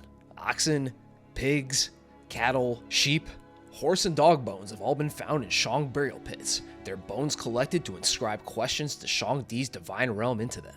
And as far as we know, the Shang did not sacrifice any elephants, as no elephant bones have been found at any of the Shang Dynasty archaeological sites. However, the Shang do have bronze vessels and wine pots in the shape of elephants, clear as day, along with oracle bone characters that represent elephants, showing us that the Shang were very familiar with the large and entrunked creatures. And not only that, remember the Jingsha culture we just talked about? At one of their archaeological dig sites, an entire pit filled with Asian elephant tusks was dug up, which could be indicative of elephant sacrifice or husbandry in the Jinsha culture. But alongside these tusks and elephant vessels, we also have other elephant artifacts and written records from the Warring States period and beyond mentioning war elephants being used in 500 BC by the state of Chu, used again in 554 AD by the Liang dynasty, and all the way in 948 AD and 970 AD during the Song dynasty, with 970 AD being the last recorded use of elephants in warfare in Chinese history. Elephants also appear in classic Chinese texts like the Shi Jing, the Li Qi, and the Zhuo Zhuan, as well as of course being in the Shanhai Jing, where we can see one very crotchety looking one about to get devoured by the Bashe snake, which was said to be so large it could devour an elephant whole. But all of these historical and archaeological records of the Chinese encountering and even sending poor elephants to war actually reveals that there was a native species of elephant living in the Chinese heartland during the times of the Shang all the way until the Ming dynasty, the ancient Chinese elephant that had a range as far north as Hainan province and existed in central and southern China until around the 14th century AD, where afterwards, their population declines drastically as deforestation and habitat loss by massive Chinese agricultural development and conscripting them into wars and tying torches to their tails to make them charge faster probably didn't help their population numbers either, where they eventually disappear almost completely from China, with only small pockets still surviving in southern Yunnan province in the modern day. RIP to the Chinese elephant, but at least detailed Chinese historical records and artifacts let us know that you were here once. The Three Malevolent Corpses. The three malevolent corpses in Taoist belief are three evil demonic creatures that enter your body during birth, where they then live within your dantians, or your internal energy junctions, to try and shorten your life and make sure it's as uncomfortable for you as possible. The first corpse is Ju, who lives in your head and looks like an old Taoist sage man, and he makes you lose your eyesight and makes you look old by cursing you with gray hairs and wrinkles. And Ji, the second demon, lives in your torso and looks like a beast, and he damages your organs and compels you to overeat and get hammered off alcohol. And the final worm is Jue, who lives in your lower body and looks like a bull's head placed on top of a human leg, where he drains your willpower and he loves sex and murder. And they work together to harm you from the inside out. But bi-monthly, every 60 days, the three corpses have to leave your body while the host is sleeping and ascend to heaven and report on their host's dastardly deeds to the Shiming, or the Heavenly Director of Destinies, who receives their report and then deducts days off the host's life for each foul act that they committed. But for the knowing ones, there is a way to avoid this divine snitching, and you can do that by staying up all night on the 60th day. And that way, the three corpses will be unable to leave your body and report to heaven, which will hopefully extend your life further, as the Shiming cannot deduct days off your life without a report from his three little dudes. And it's also believed that Taoist immortality can be obtained if one were to somehow expel the three corpses from their body, which can be done through bigu, which is abstaining from grains and cereals to first deprive the corpses of sustenance, and then you can use Huaidon and Nadon alchemy to expel them further, as it's believed that cinnabar, aka mercury sulfite, can kill the corpses, and Nadon techniques can force them out of your body. And they can also sometimes be referred to as the quote-unquote three worms, as they're sort of like spiritual demonic parasites that constantly suck away your life energy. And this leads pretty nicely into our next entry, giant earthworms. I believe this refers to the Dilong, or the earth dragon, which in Chinese can also refer to earthworms when used in traditional Chinese medicine. Earth dragons, or Dilongs, symbolize subterranean energy and the power of the earth itself, as the Dilong is a bit of a unique dragon in Chinese mythology, as most dragons are seen as celestial creatures that can access and reside in the heavens. Meanwhile, the Dilong is bound to the earth like it's a quirky SNES RPG. It was believed that these dragons would tunnel underground, imbuing the earth with power and fertility. And you know what else lives underground and has a vaguely serpentine shape? That's right, earthworms, which eventually led to them being referred to as earth dragons in Chinese culture. Although the word chuyin is also another Chinese term for earthworms, albeit a far less noble one. And these worms are also believed to have healing properties in traditional Chinese medicine and are a very common TCM product. Worms are captured and then have their abdomens cut out and all their yucky internals cleaned, where they're then dried out in the sun and packed up to be sold. One of the worms used for traditional medicine being a fairly large species of dirt snake called the Pharyntima aspergillum, which is a pretty decently sized worm indeed. And you can get D-Long in a myriad of forms: dried, powdered, as a pill, or as a tincture, with traditional Chinese medicine belief holding that consuming D-Long helps combat eyelid drooping, phlegm, and cough, and helps drain out the liver and lungs of malicious heat, which are believed to cause seizures, convulsions, and epilepsy. D-Long is also believed to be able to, quote, open the meridians, which allows your body to circulate blood and other bodily fluids much more smoothly, since earthworms burrow through the ground and allow it to become more fertile, workable, and breathable. The same idea is applied to D-Long's effects in the internal body. And giant earthworms could also, of course, refer to the Mongolian deathworm, a legendary cryptid said to live in remote and desolate areas of the Gobi Desert of northern China and Mongolia, that first came to the attention of Western cryptozoologists and actual academics in the 1920s, when Mongolian officials would discuss it openly with them. Even the Mongolian Prime Minister Damdin Bazar gave a full description of the monster, who says it looks like a 2-meter long sausage, has a blood red color, and is so toxic that just touching it, or even according to some stories, even just looking at it, will cause you to die from poisoning, with other sources claiming that the worm can spit its lethal acid at targets, can even generate electricity, and shock its prey to immobilize it. But, as of what day am I writing this? October 21st, 2025. No Mongolian deathworms have ever been found to this day, and each expedition into the Gobi Desert revealed no evil killer worms, and it's likely that the legend of them came from sand boas or other desert snakes that someone mistook for a large and deadly worm. But who knows? The Gobi Desert is vast and mysterious, and who knows what kind of evil red worms might be lurking underneath the sands. Taichitu as a spherote tree. The Taichitu, or the diagram of the utmost extremes, is an esoteric diagram first created in the Song dynasty by Zhou Dunyi, a Neo-Confucian scholar who lived from 1017 to 1073 AD, which was later simplified down to the classic yin-yang symbol that we know it as today, which is also known as the Great Monad. However, Zhou's original Taijitu was far more complex than the simplified Great Monad, and instead looked like a bizarre stack of circles, which from top to bottom consisted of a red circle, which is the absolute, or the infinity, or the universe, and below it is a circle depicting the dualist nature of the yin and yang, and below that is an interconnected diagram that represents the 5 elements in sequence: wood, fire, earth, metal, and water, and below them is an empty circle representing the conjunction of heaven and earth, and the final bottom circle represents the state of multiplicity, or quote, the 10,000 things are born by transformation. Essentially, the limitless universe gives rise to the Tai Chi, or the supreme ultimate, which then gives rise to the yin and yang dualist existence, which then gives rise to the 5 elements, which then gives rise to all beings in the physical world that we reside in, which, much like the spherote, is a diagram created to display the structure of and try to make sense of the universe, the nature of the divine, and our own existences. The two do indeed have similar shapes and functions. However, they aren't exactly one and the same. The Taichitu diagram predates the Kabbalic spherote tree by around 2 centuries, and it's non-theistic in nature, as it shows how the Tao manifests spontaneously through the ever-shifting polarities of the yin and yang, constantly changing and transforming in a cyclical process, whereas the spherote tree shows the 10 emanations of God, which are the unseen layers between divine Ein Sof, or infinite space, of unmanifested God, and the earth that we live on. Essentially, the spherote is a schematic for how divine energy flows through the 10 emanations to then manifest in the physical world, with each emanation being gendered to male or female aspects, which sort of mirrors the yin and yang dichotomy of the Taichitu. But the major differences between the two is that the Taichitu is cyclical, which is way more apparent in its later simplified design of the Great Monad, where you can sort of understand it as the original tiered Taijitu being simplified and flattened down into a single layer, and the Tao can flow in any which way at any time, and its goal is to help Taoists better understand and visualize this cycle, and break it down into an understandable structure, whereas the spherote is linear, flowing from the infinite divine realm to our reality, and the end goal of Kabbalah is to obtain a reunion with God by understanding his divine emanations, and they're very similar in several ways, yet still quite different overall. And it's pretty fascinating to see these two schematic belief systems that attempt to visualize the layers and structure of the unknowable universe beyond our reality develop wholly independently from one another, yet still be so similar in terms of what they represent. The Pace of Yu.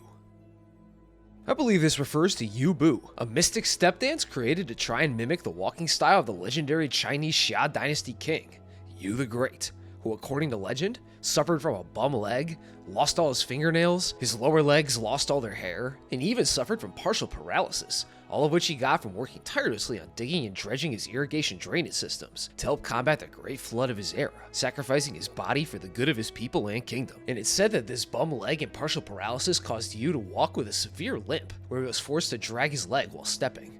But since it's Yu the Great, his walk was believed to be imbued with cosmic power, which at its base level is a 3-step pattern that symbolizes moving between heaven, earth, and humanity, and mimicking his legendary walk soon became part of proto-Taoist shamanic rituals, which then later developed into a core practice in religious Taoism. And the Yu Bu is believed to be aligned with the power of the cosmos, and each dance can be mapped to trigram layouts, magic squares, and constellations, such as the Big Dipper. And by doing Yu's pace, the cosmic powers of these layouts can be tapped into by copying Yu's steps and walking among symbolic stars. And this is done by a Taoist priest or a performer dragging his feet, hopping, twisting and turning, and even occasionally brandishing a sword to fend off unseen demons with as part of a whole dance. And by doing this, the Yu stepper is juiced up with supernatural energy from the stars they're stepping. And by pacing the 9 stars of the Big Dipper, it's believed that the stepping Taoist can use the gathered power to summon Tai Yi, a Taoist deity, who then receives its power and blesses the community with his divine energy. And it's a mix between a spiritual ritual and a theatrical performance, as the Yu pacer might also have music to back them up and keep them on the right pace, along with making the whole experience just a bit more immersive and captivating. But overall, it's a pretty interesting belief in Taoism that tries to invoke cosmic power and obtain divine blessings through some pretty funky stepping. What happened to King Zhao of Zhou?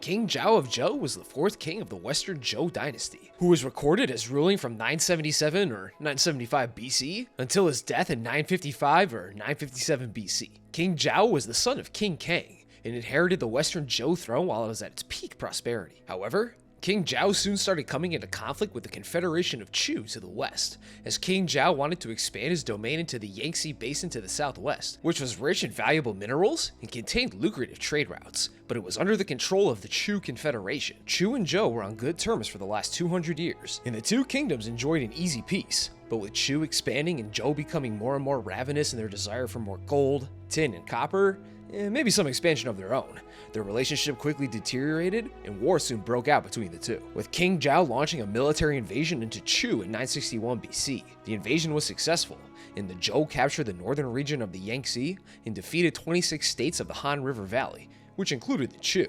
However, due to unclear reasons, the Zhou military soon retreated from the region, and it's assumed by scholars that King Zhao realized that he wouldn't be able to continually hold and occupy these newly conquered lands, so they packed up and went back to Zhou, with plenty of plunder and booty in tow. And 4 years later, in 957, King Zhao was high off his own farts from the last military campaign against the southern states, and decided to launch another military campaign into the Yangtze Basin, hoping to permanently bring it into his kingdom this time. However, King Zhao got packed up like a blunt and was smoked by the Chu and their allies. His forces were defeated and almost completely wiped out, forcing King Zhao to retreat, where this entry then comes into play, as it's unclear what exactly happened, but King Zhao and his surviving elite soldiers all somehow ended up drowning, and legends claim that Zhao and his remaining troops drowned while trying to cross the Han River, where according to even more legends, either one of two things happened. Either one, King Zhao was given a shitty boat made by some treacherous locals, which was held together with some glue, and when crossing the river, the glue dissolved in the water and all aboard drowned. Or 2, King Zhao tried to cross a shitty bridge made of floating boats tied together, but the bridge collapsed mid-crossing, and everyone fell to their watery graves. And other alternative legends say that King Zhao and his men were all caught up in an earthquake or an unexpected flood, or they were all devoured by alligators in the river or something. But interestingly, some later sources completely reframed the circumstances of his death and said that he was on a, quote, hunting and inspection tour of the Southwest, although this seems to be the exact same thing as a military campaign, for all intents and purposes. However, despite us not knowing how exactly he died, King Zhao's embarrassing death and failed military campaign was seen as the beginning of the end for the Western Zhou period, as despite Zhao's son King Mu, who we discussed earlier, he was the king who met that ultra-realistic ancient robot and dined with the Queen Mother of the West in Mount Kunlun. He managed to stabilize the Zhou kingdom and is revered as a great ruler in his own right. But even King Mu was unable to stop the Zhou from devolving into the Warring States period, where centralized Zhou control was almost non-existent. And now, Pretty much all sources agree that King Zhao died of drowning. However, since King Zhao was such an ancient figure, and much of his recorded life could be described as semi-legendary, it's hard to tell where facts end and where the myths begin. King Zhao was certainly a real king, which is backed up by some contemporary bronze inscriptions that mention his name in military campaigns. However, it makes no mention of how he died, so the story that he drowned in a river after getting pranked by locals with a crappy boat made from shitty glue, maybe just that. And it may have just been an invented story to spit a moral lesson to not rashly expand and conquer your neighbors while pursuing wealth and personal glory, as you might suffer a really embarrassing death and be blamed for starting the downfall of your dynasty. Forbidden City Catacombs. The Forbidden City, you all know it, is the world's largest preserved royal complex in the world and is one of China's most iconic locations. Construction on the Forbidden City began in 1406 when the current Ming Emperor, Yongle, and I want to call him Emperor Yongle so bad, but it's Yongle, moved the Ming capital from Nanjing to Beijing, and construction lasted for 14 years until its completion in 1420. Nice. Where it was then the heart of Imperial Chinese power for over 500 years, through the Ming and Qing dynasties, until the imperial dynastic cycle itself was overthrown in the 1911 Xinhai Revolution, with the last emperor, Pu Yi, abdicating in 1912, and with it, the Forbidden City's status as the seat of power in Chinese government, where it's now a massive museum in Beijing, a UNESCO World Heritage Site, and a hugely popular tourist destination.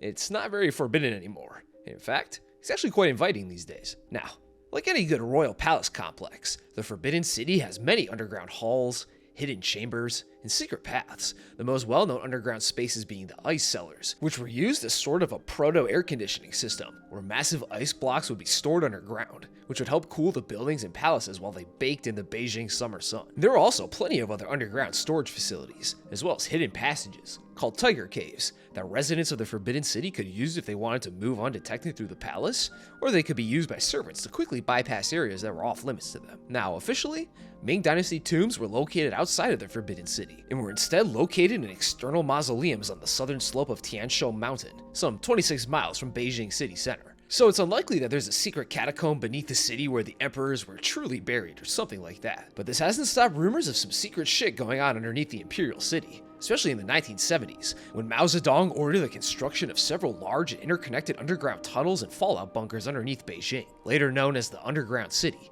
as Sino-Soviet tensions and fear of nuclear war grew. And the full extent of the underground city is not known, so maybe some of these tunnels even reach beneath the Forbidden City, where Mao planned to rule from a secret catacomb underneath it. Who knows? The hidden stars of the Big Dipper.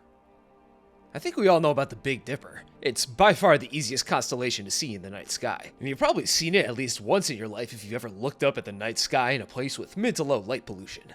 Now, by looking at this massive cosmic ladle, we can clearly see 7 stars make up the Dipper, and in China, the Big Dipper is known as Beidou, or the Northern Dipper, and is believed to have several usages and powers in Taoist cosmology. It can serve as a guide for properly orienting meditation and rituals.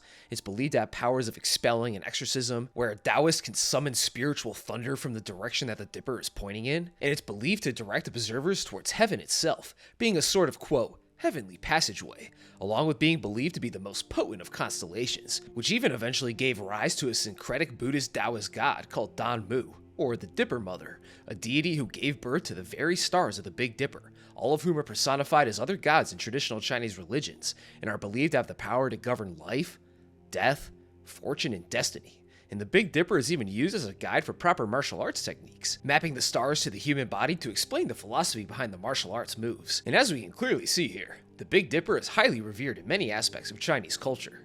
However, very interestingly, in some forms of Taoist cosmology, it's believed that the Big Dipper actually has 9 stars instead of 7, with 2, quote, unseen stars, which are purported to be located on opposite sides between the tip of the handle star, Alkaid, and Mizar, that are believed to be the assistants to the other 7 visible Big Dipper stars, with it being believed that only those with cultivated, quote, dragon eyes can see the hidden stars, the 2 stars balancing out the Big Dipper, as well as bringing its star count up to the extremely auspicious number of 9. Which, if you'll remember, is the supreme yang number and is symbolic of longevity and fortune in Chinese culture, making this powerful constellation even more powerful and heavenly. Now, as far as I can research, the Big Dipper's 8th and 9th stars are not actually there, but there is actually a sort of hidden 8th star, and that's due to Mizar being extremely close to another star, Alcor, that seem to be just one star to the untrained naked eye, but they're actually two distinct stars that are often referred to as the Horse and Rider. But the proposed Taoist assistant stars are nowhere to be found. But hey, I could just be lacking the dragon eyes to see them. The Xiao music. I believe this refers to a lost form of ancient Chinese music and its compositions, known as Xiao music, which was very popular amongst royal and imperial Chinese courts for centuries in various reconstructed forms, with the original Xiao music allegedly dating back to over 5,000 years ago. The music will be mainly played with two unique instruments, the zhang, which is a massive table-sized instrument that either 21 or 25 strings, and the xiao, a type of simple Chinese flute made of bamboo. And Xiao music performances would combine music, poetry, and dancing all into one glorious and harmonious display, and was performed as a sort of eulogy and retelling of the great deeds and immense virtue of the legendary Emperor Shun, or Shundi, an extremely ancient ruler of China who reportedly reigned from 2294 to 2184 BC, who was even credited with writing the Xiao music himself, and is the last emperor of the 3 sovereigns and 5 emperors era that ended when Yu the Great's flood came rolling in. And this Xiao music was apparently like opium in a waveform, as legends claim that when Confucius himself first heard Xiao music, it was so beautiful, it caused Confucius to, quote, forget about the taste of meat for 3 months. No succulent meat in his mouth could ever match the life-changing beauty and sensation of the Xiao music. And another legend claims that when the old and legendary Emperor Shundi was being besieged by the Miao tribesmen, instead of fighting them, Shundi simply had his men play his beautiful Xiao music, and upon hearing the irresistible tune, the Miao laid down their weapons and danced to the Xiao music like it had the power of mind control or something. However, since this music is so old and legendary, its original sound had already been lost by the time Confucius was around, and he was listening to reconstructed versions of the original Xiao music, as precise records and detailed sheet music compositions from 2200 BC are unfortunately pretty hard to come by. But even these spring and autumn period reconstructions were still incredibly beautiful and moving in their own right. But even these Confucian-era reconstructions are now lost, as Xiao music became more and more relevant to the Chinese court, until it was mostly forgotten by the Qing dynasty. And modern Xiao music is just what we think the Xiao music might have sounded like, based on records and accounts in ancient texts like the Li Ji, which unfortunately doesn't contain detailed written sheet music for later musicians to read. So we just have to go off the ancient Zhou revised records of what instruments were used, and what the Xiao music might have sounded like, based on legendary descriptions of the music making people want to give up fighting and just groove instead. And any modern Xiao music is just some highly educated musical guessing, which were rebuilt from some ancient mythical records. Immortality through mercury suicide. Okay, so far in this iceberg, we've mentioned mercury-infused elixirs of immortality, and emperors poisoning themselves by consuming mercury sulfite, arsenic, gold, sulfur, and other metals that aren't super great for the human body, with the first emperor to likely die from mercury poisoning being the first ever emperor, old Qin Shi Huang. And the last emperor generally accepted to have died from mercury oversaturation was the Yongzheng Emperor of Qing, who died in 1735 at the age of 56, as it's recorded that he was suffering from symptoms of poisoning on his deathbed. And he had also reportedly become heavily invested in Taoism and its myriad life-extending superstitions later in life, and his successor, the Qianlong Emperor, then expelled every Taoist priest from the palace as a potential punishment for rotting Yongzheng from the inside out. Although the actual manner of his death is unclear and actually pretty mysterious, as some other sources claim that he may have been assassinated, but that's neither here nor there. But these two died around 2,000 years apart from each other, and if the legends are true, they both still made the same mistake of consuming toxic metal potions until they rotted from the inside out. And Taoist priests and alchemists still believed in the preserving properties of mercury for centuries, despite how often emperors and other nobles died from poisoning themselves with it. But why?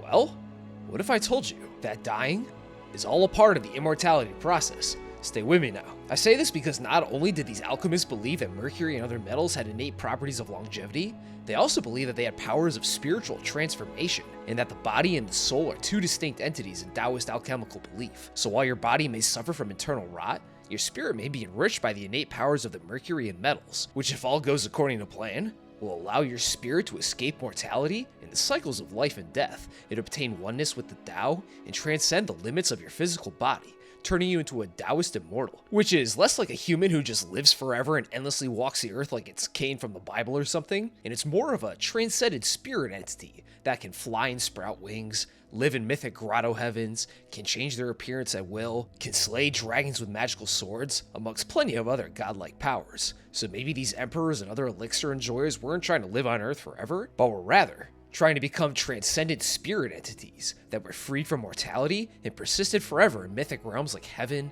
mountains, and grotto heavens? Well, maybe some did, but as the emperor, you were likely quite attached to your earthly station. You were the wealthiest, most revered, most sexually active, and most powerful man under all of heaven, and they likely were scared to death of, well, death.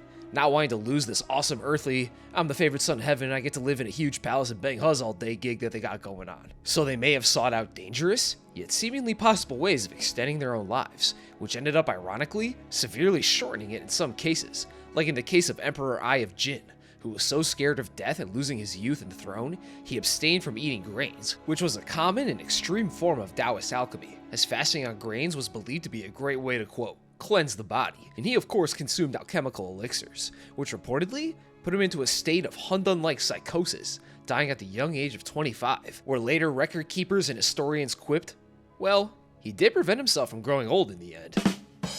Damn, brutal. Song of the Yue Boatman.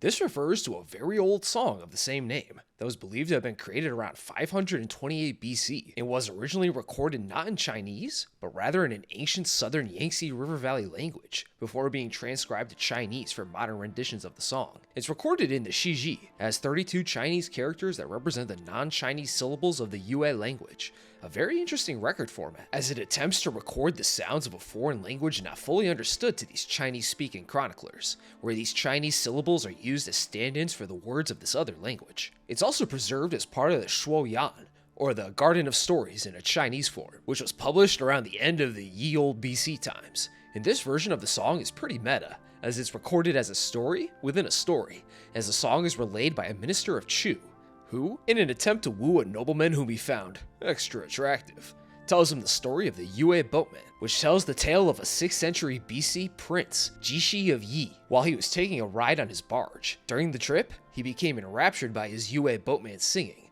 Yue being a sort of broad term for ethnic groups of people who lived in southern China, more specifically, south of the Yangtze River / northern Vietnam, from the first millenniums BC and AD. The prince gets an interpreter to translate the song for him, and it's revealed that it's a love song about nature and the Yue Boatman's pleasure in cutting sleeves with the prince, with Jishi being moved by the song upon hearing the translation, and he hugged the boatman and gave him a finely embroidered blanket as a gift for being on the DL. And the true minister then tells the nobleman that despite the prince's high status, he still let a lowly Yue boatman crack him, and their love transcended the bounds of hierarchy, status, and even ethnic divides, which eventually lets the minister convince the nobleman to let him hold his hand. Scandalous. The song of the Yue Boatman becoming an iconic expression of same-sex love in Imperial China, which we know from previous entries was pretty accepted and commonplace for most of Chinese history, especially in the earlier dynasties like the Han, and it's a very interesting piece of Chinese history, being one of the oldest songs about gay love in all of human history, and was recorded from a now lost language belonging to the ancient Yue peoples. The CCP found the 9 cauldrons. I touched on the 9 tripod dings, or the cauldrons, with the Tao Ti entry, but as a recap, it refers to 9 legendary and massive bronze dings, or bronze ritual vessels, that according to myth, were forged by Yu the Great after he had tamed the Great Flood of his time, or some other sources claim that his son, Qi of Sha, was the one to forge them.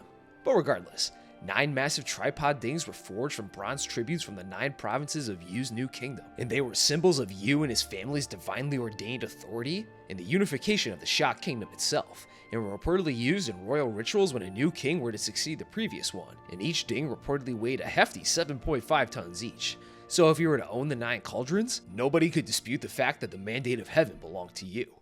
However, eventually, the Xia dynasty fell to the Shang dynasty, when King Tong of Shang overthrew and dethroned King Jie of Xia, with Tong securing his 9 tripod dings as his war booty, bringing them to his capital at Yan, which is near the modern-day city of Khufu, to display his new royal and heavenly authority. And later, when Shang King Pangang moved the capital to Yin, he took the 9 cauldrons with him. So according to legends, the 9 tripod dings were once held at the Shang capital site of Yinshu, And later, as the Shang gave way to the Zhou, new King Wu of Zhou obtained the cauldrons and allegedly put them on public display for the first time in history. And later, the Duke of Zhou moved the cauldrons to his newly built capital, Luoyi, later Luoyang, and placed them in his ancestral hall, where they would remain until the fall of the Zhou during the end of the Warring States period. However, when the Zhou dynasty fell, and as the state of Qin was rising as a dominant military and political force in China, the Dings suddenly go missing. And by the time old Qin Shi Huang ascended to the throne of his fully united Qin dynasty,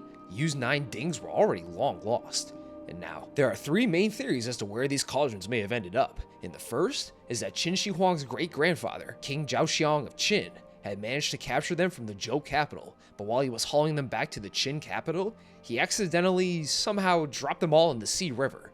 And he, Qin Shi Huang, and later on, even Emperor Wen of Han, all tried to fish them out from the bottom of the Xi River, deploying hundreds of workers to search it, yet they all came up dingless. Other theories claim that the Dings may have been looted by Quanrong nomads during the fall of the Zhou city of Haojing, who were sacking the city while in league with the Marquis of Shen State. And the final theory is the simplest, that being that during the widespread chaos of the Warring States period, somewhere between all those sieges, sackings, betrayals, and state-on-state violence, the 9 cauldrons were simply looted and were later melted down into coins or weapons to fuel even more Eastern Zhou period wars. And after the loss of the original 9 cauldrons, several sets of replicas were created by later dynasties to try and further legitimize their authority by linking their rule back to the Xia dynasty. Wu Zetian crafted replicas of the cauldrons, and even non-Chinese dynasties, like the Nguyen dynasty, created their own versions of the 9 tripod Dings to try and flex their heavenly authority as well. And there are official replicas of the 9 cauldrons on display in the National Museum of China, but all of these new sets of Dings that I just mentioned are all just pale imitations compared to the girth and majesty of Yu's 9 original tripod Dings.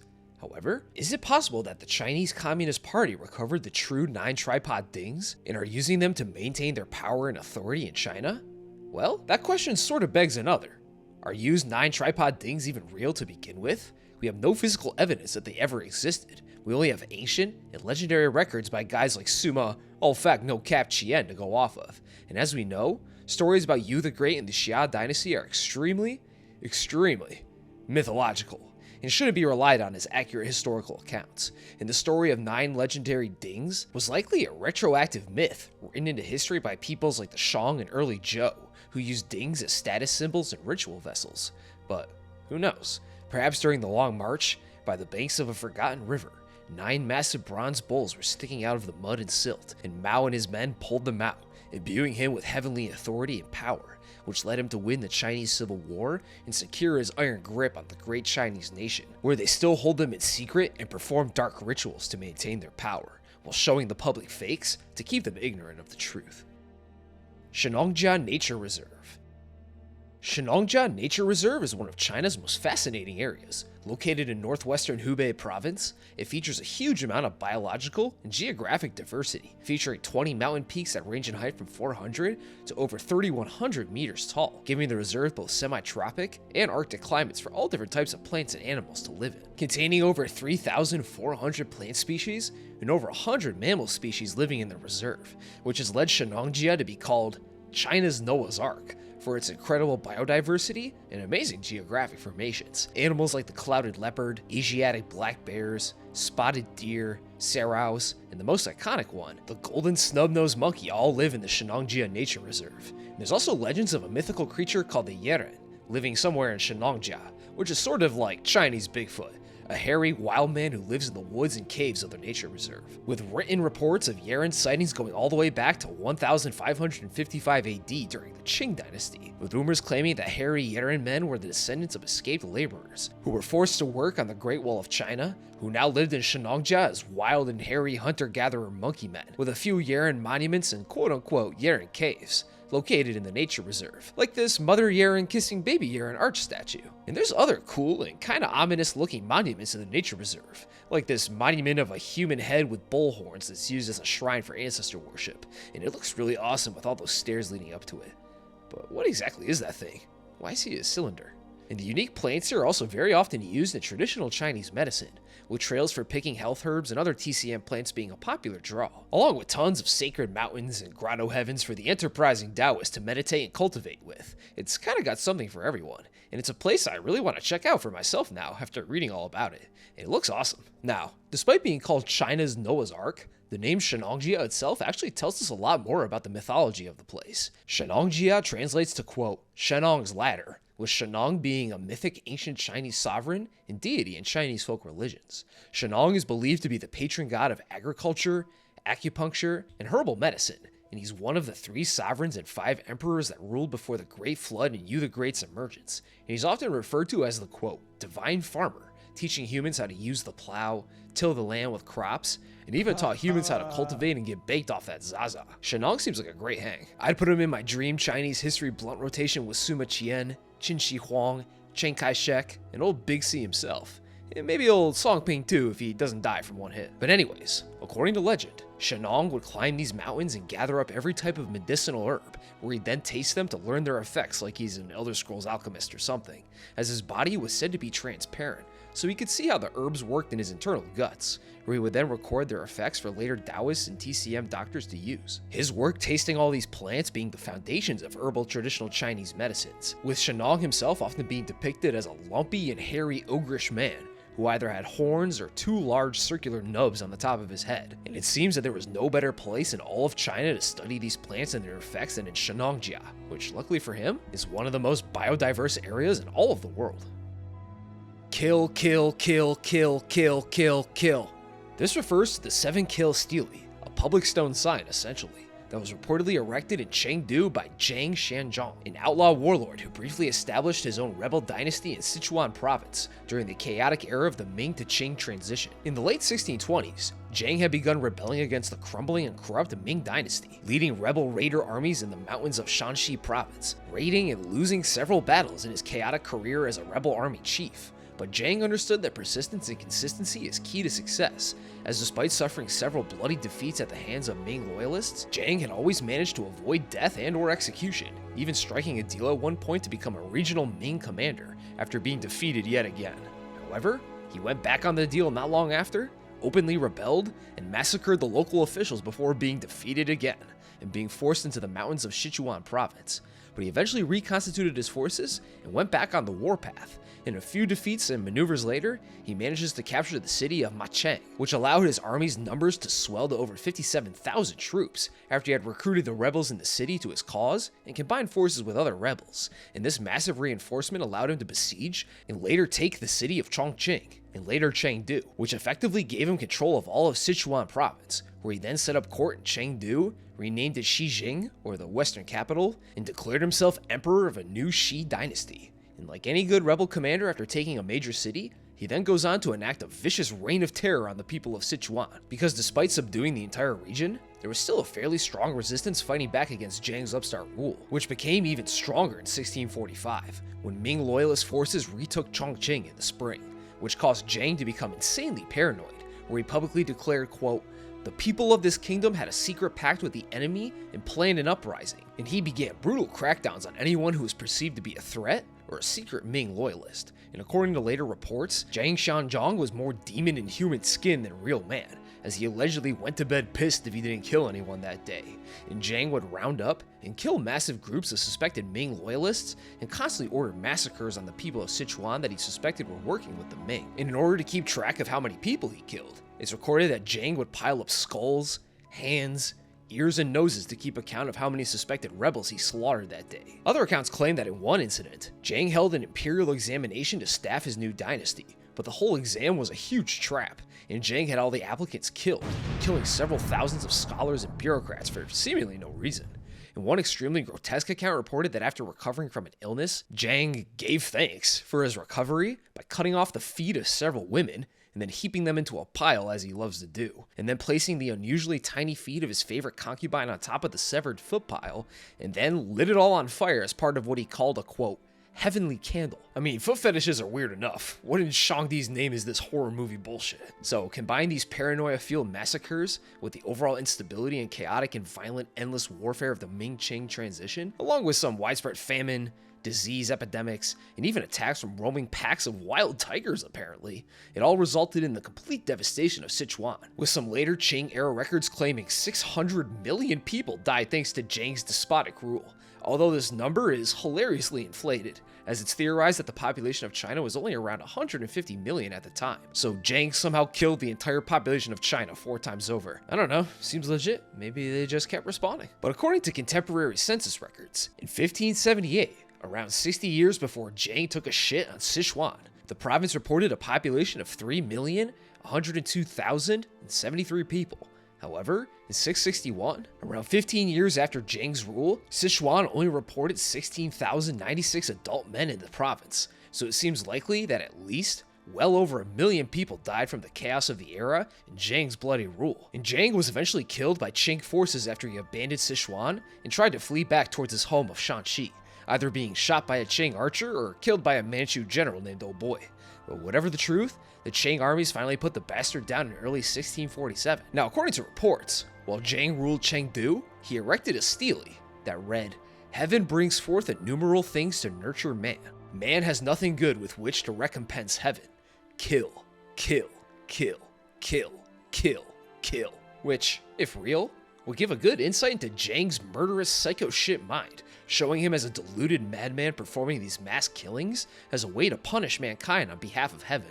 However, we have no evidence that this stele actually existed beyond Qing-era historical eyewitness accounts and local folktales, which has led many historians to believe that the 7-kill stele was fabricated propaganda, invented by the invading Qing dynasty to retroactively demonize Zhang as a murderous despot and madman, as they'd often portray rebel leaders as bloodthirsty maniacs to decrease the chances of peasant revolts and other popular uprisings against them. In relaying accounts of rebel leaders creating unhinged steles calling for mass murder against civilians, and presenting accounts of Zhang mutilating dozens of women and chopping off their feet to make a bonfire out of them to celebrate simply recovering from an illness, would make the invading Manchu Qing armies look like benevolent liberators in comparison. And also, like I mentioned earlier, Zhang was unlikely to be responsible for all the deaths in Sichuan, as destruction of infrastructure thanks to the constant war and chaos of the Ming-Qing transition, along with famine, diseases, displacement and deportations, and even later Qing pacification campaigns, also likely heavily contributed to the severe population decline. And the stories of the 7-kill stele and the horrifying accounts of the woman feet bonfire and the mass killings of imperial exam takers were likely embellished a bit, to make the Ming rebels seem extra monstrous, vicious killers without a cause, who wrote unhinged screeds about killing for all to see. xianyangcb.substack.com. This is a Substack page for the friend of this Iceberg's creator, at MichaelMJFM on XTM, the Everything app, where he writes about ancient Chinese texts and modern topics like AI and crypto, and he also has a Twitter, which is this. And thanks for making this Iceberg, fellas. I kinda owe you big time. This was a lot of fun to learn about, and I hope I did it some justice, despite being so insanely amateur at Chinese history. Ursula Le Guin is a reincarnation of the Spirit of the Valley.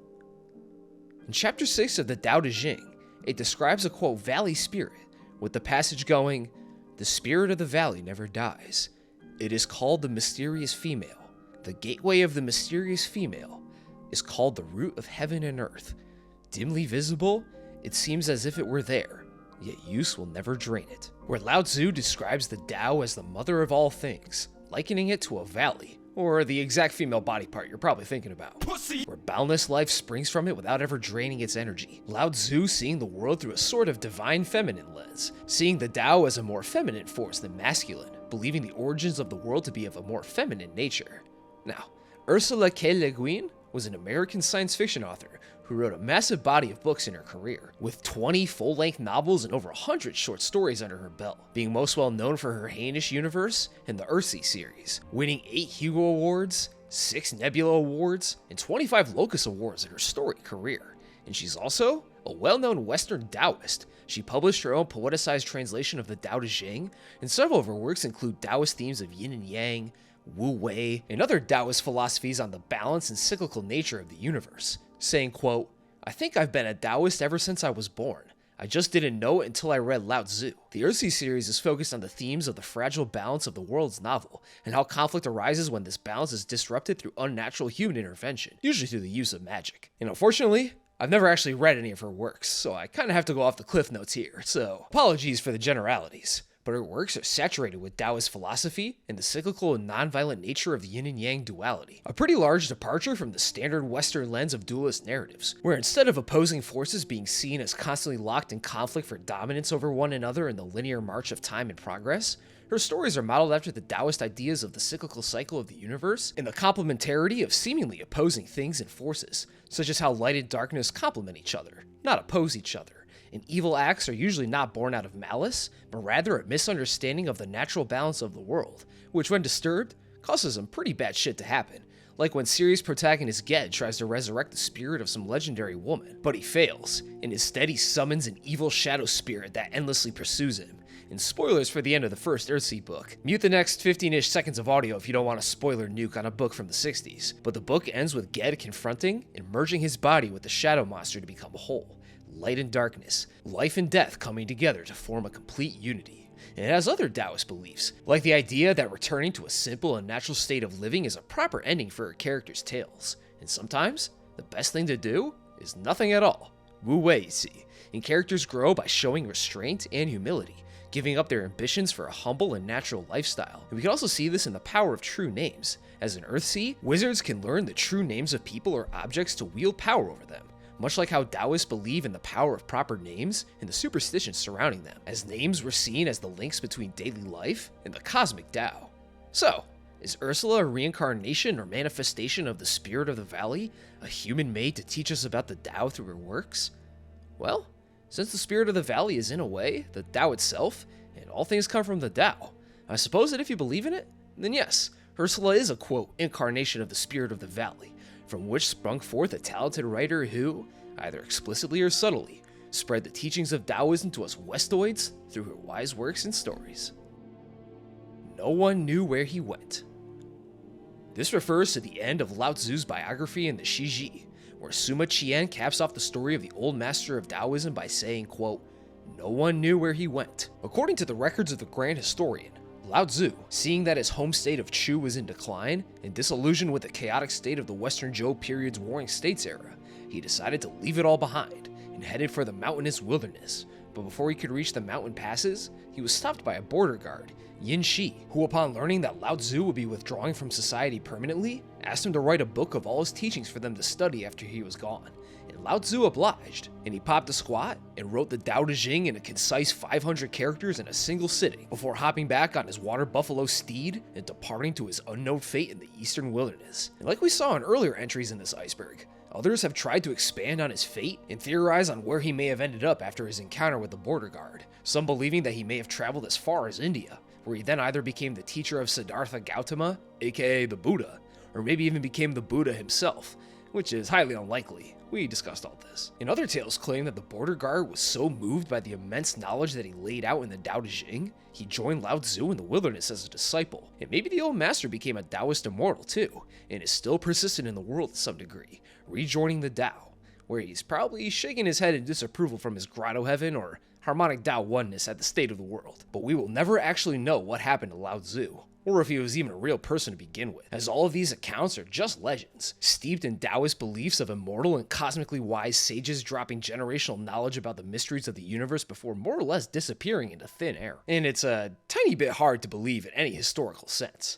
However, I believe this ending line is more symbolic than anything else, as Sima Qian was likely trying to convey that Lao Tzu had simply reunited with the Tao and withdrew from the physical world, but he still remained as an immortal part of the Tao, the ideal endpoint for any Taoist, to unify yourself with the Tao and to leave no trace of your earthly presence, which Lao Tzu was able to obtain. He vanished into the wilderness, leaving his real name and even his historical existence lost to the ages and shrouded in myths and legends, which is the perfect end to the original Taoist sage. His ascension and reunification with the Tao was so complete, it's unclear if he even existed at all. He's the perfect Taoist. But with that, that's finally all I got for you. We made it to the bottom of the iceberg, and I skipped a couple entries because I couldn't find any info on them, and only the iceberg's creator could really fill those in for me. But anyway, if you're still here, thank you so much for watching. This has been a crazy ride, and it's been really fun. But we gotta move on to bigger and better things. Life is always changing. The Tao is always cycling. We must manifest into new paths, you see. But the mega video is coming at the end of the week, and I hope you enjoy this one in the meantime. And I love you all very much. Goodbye.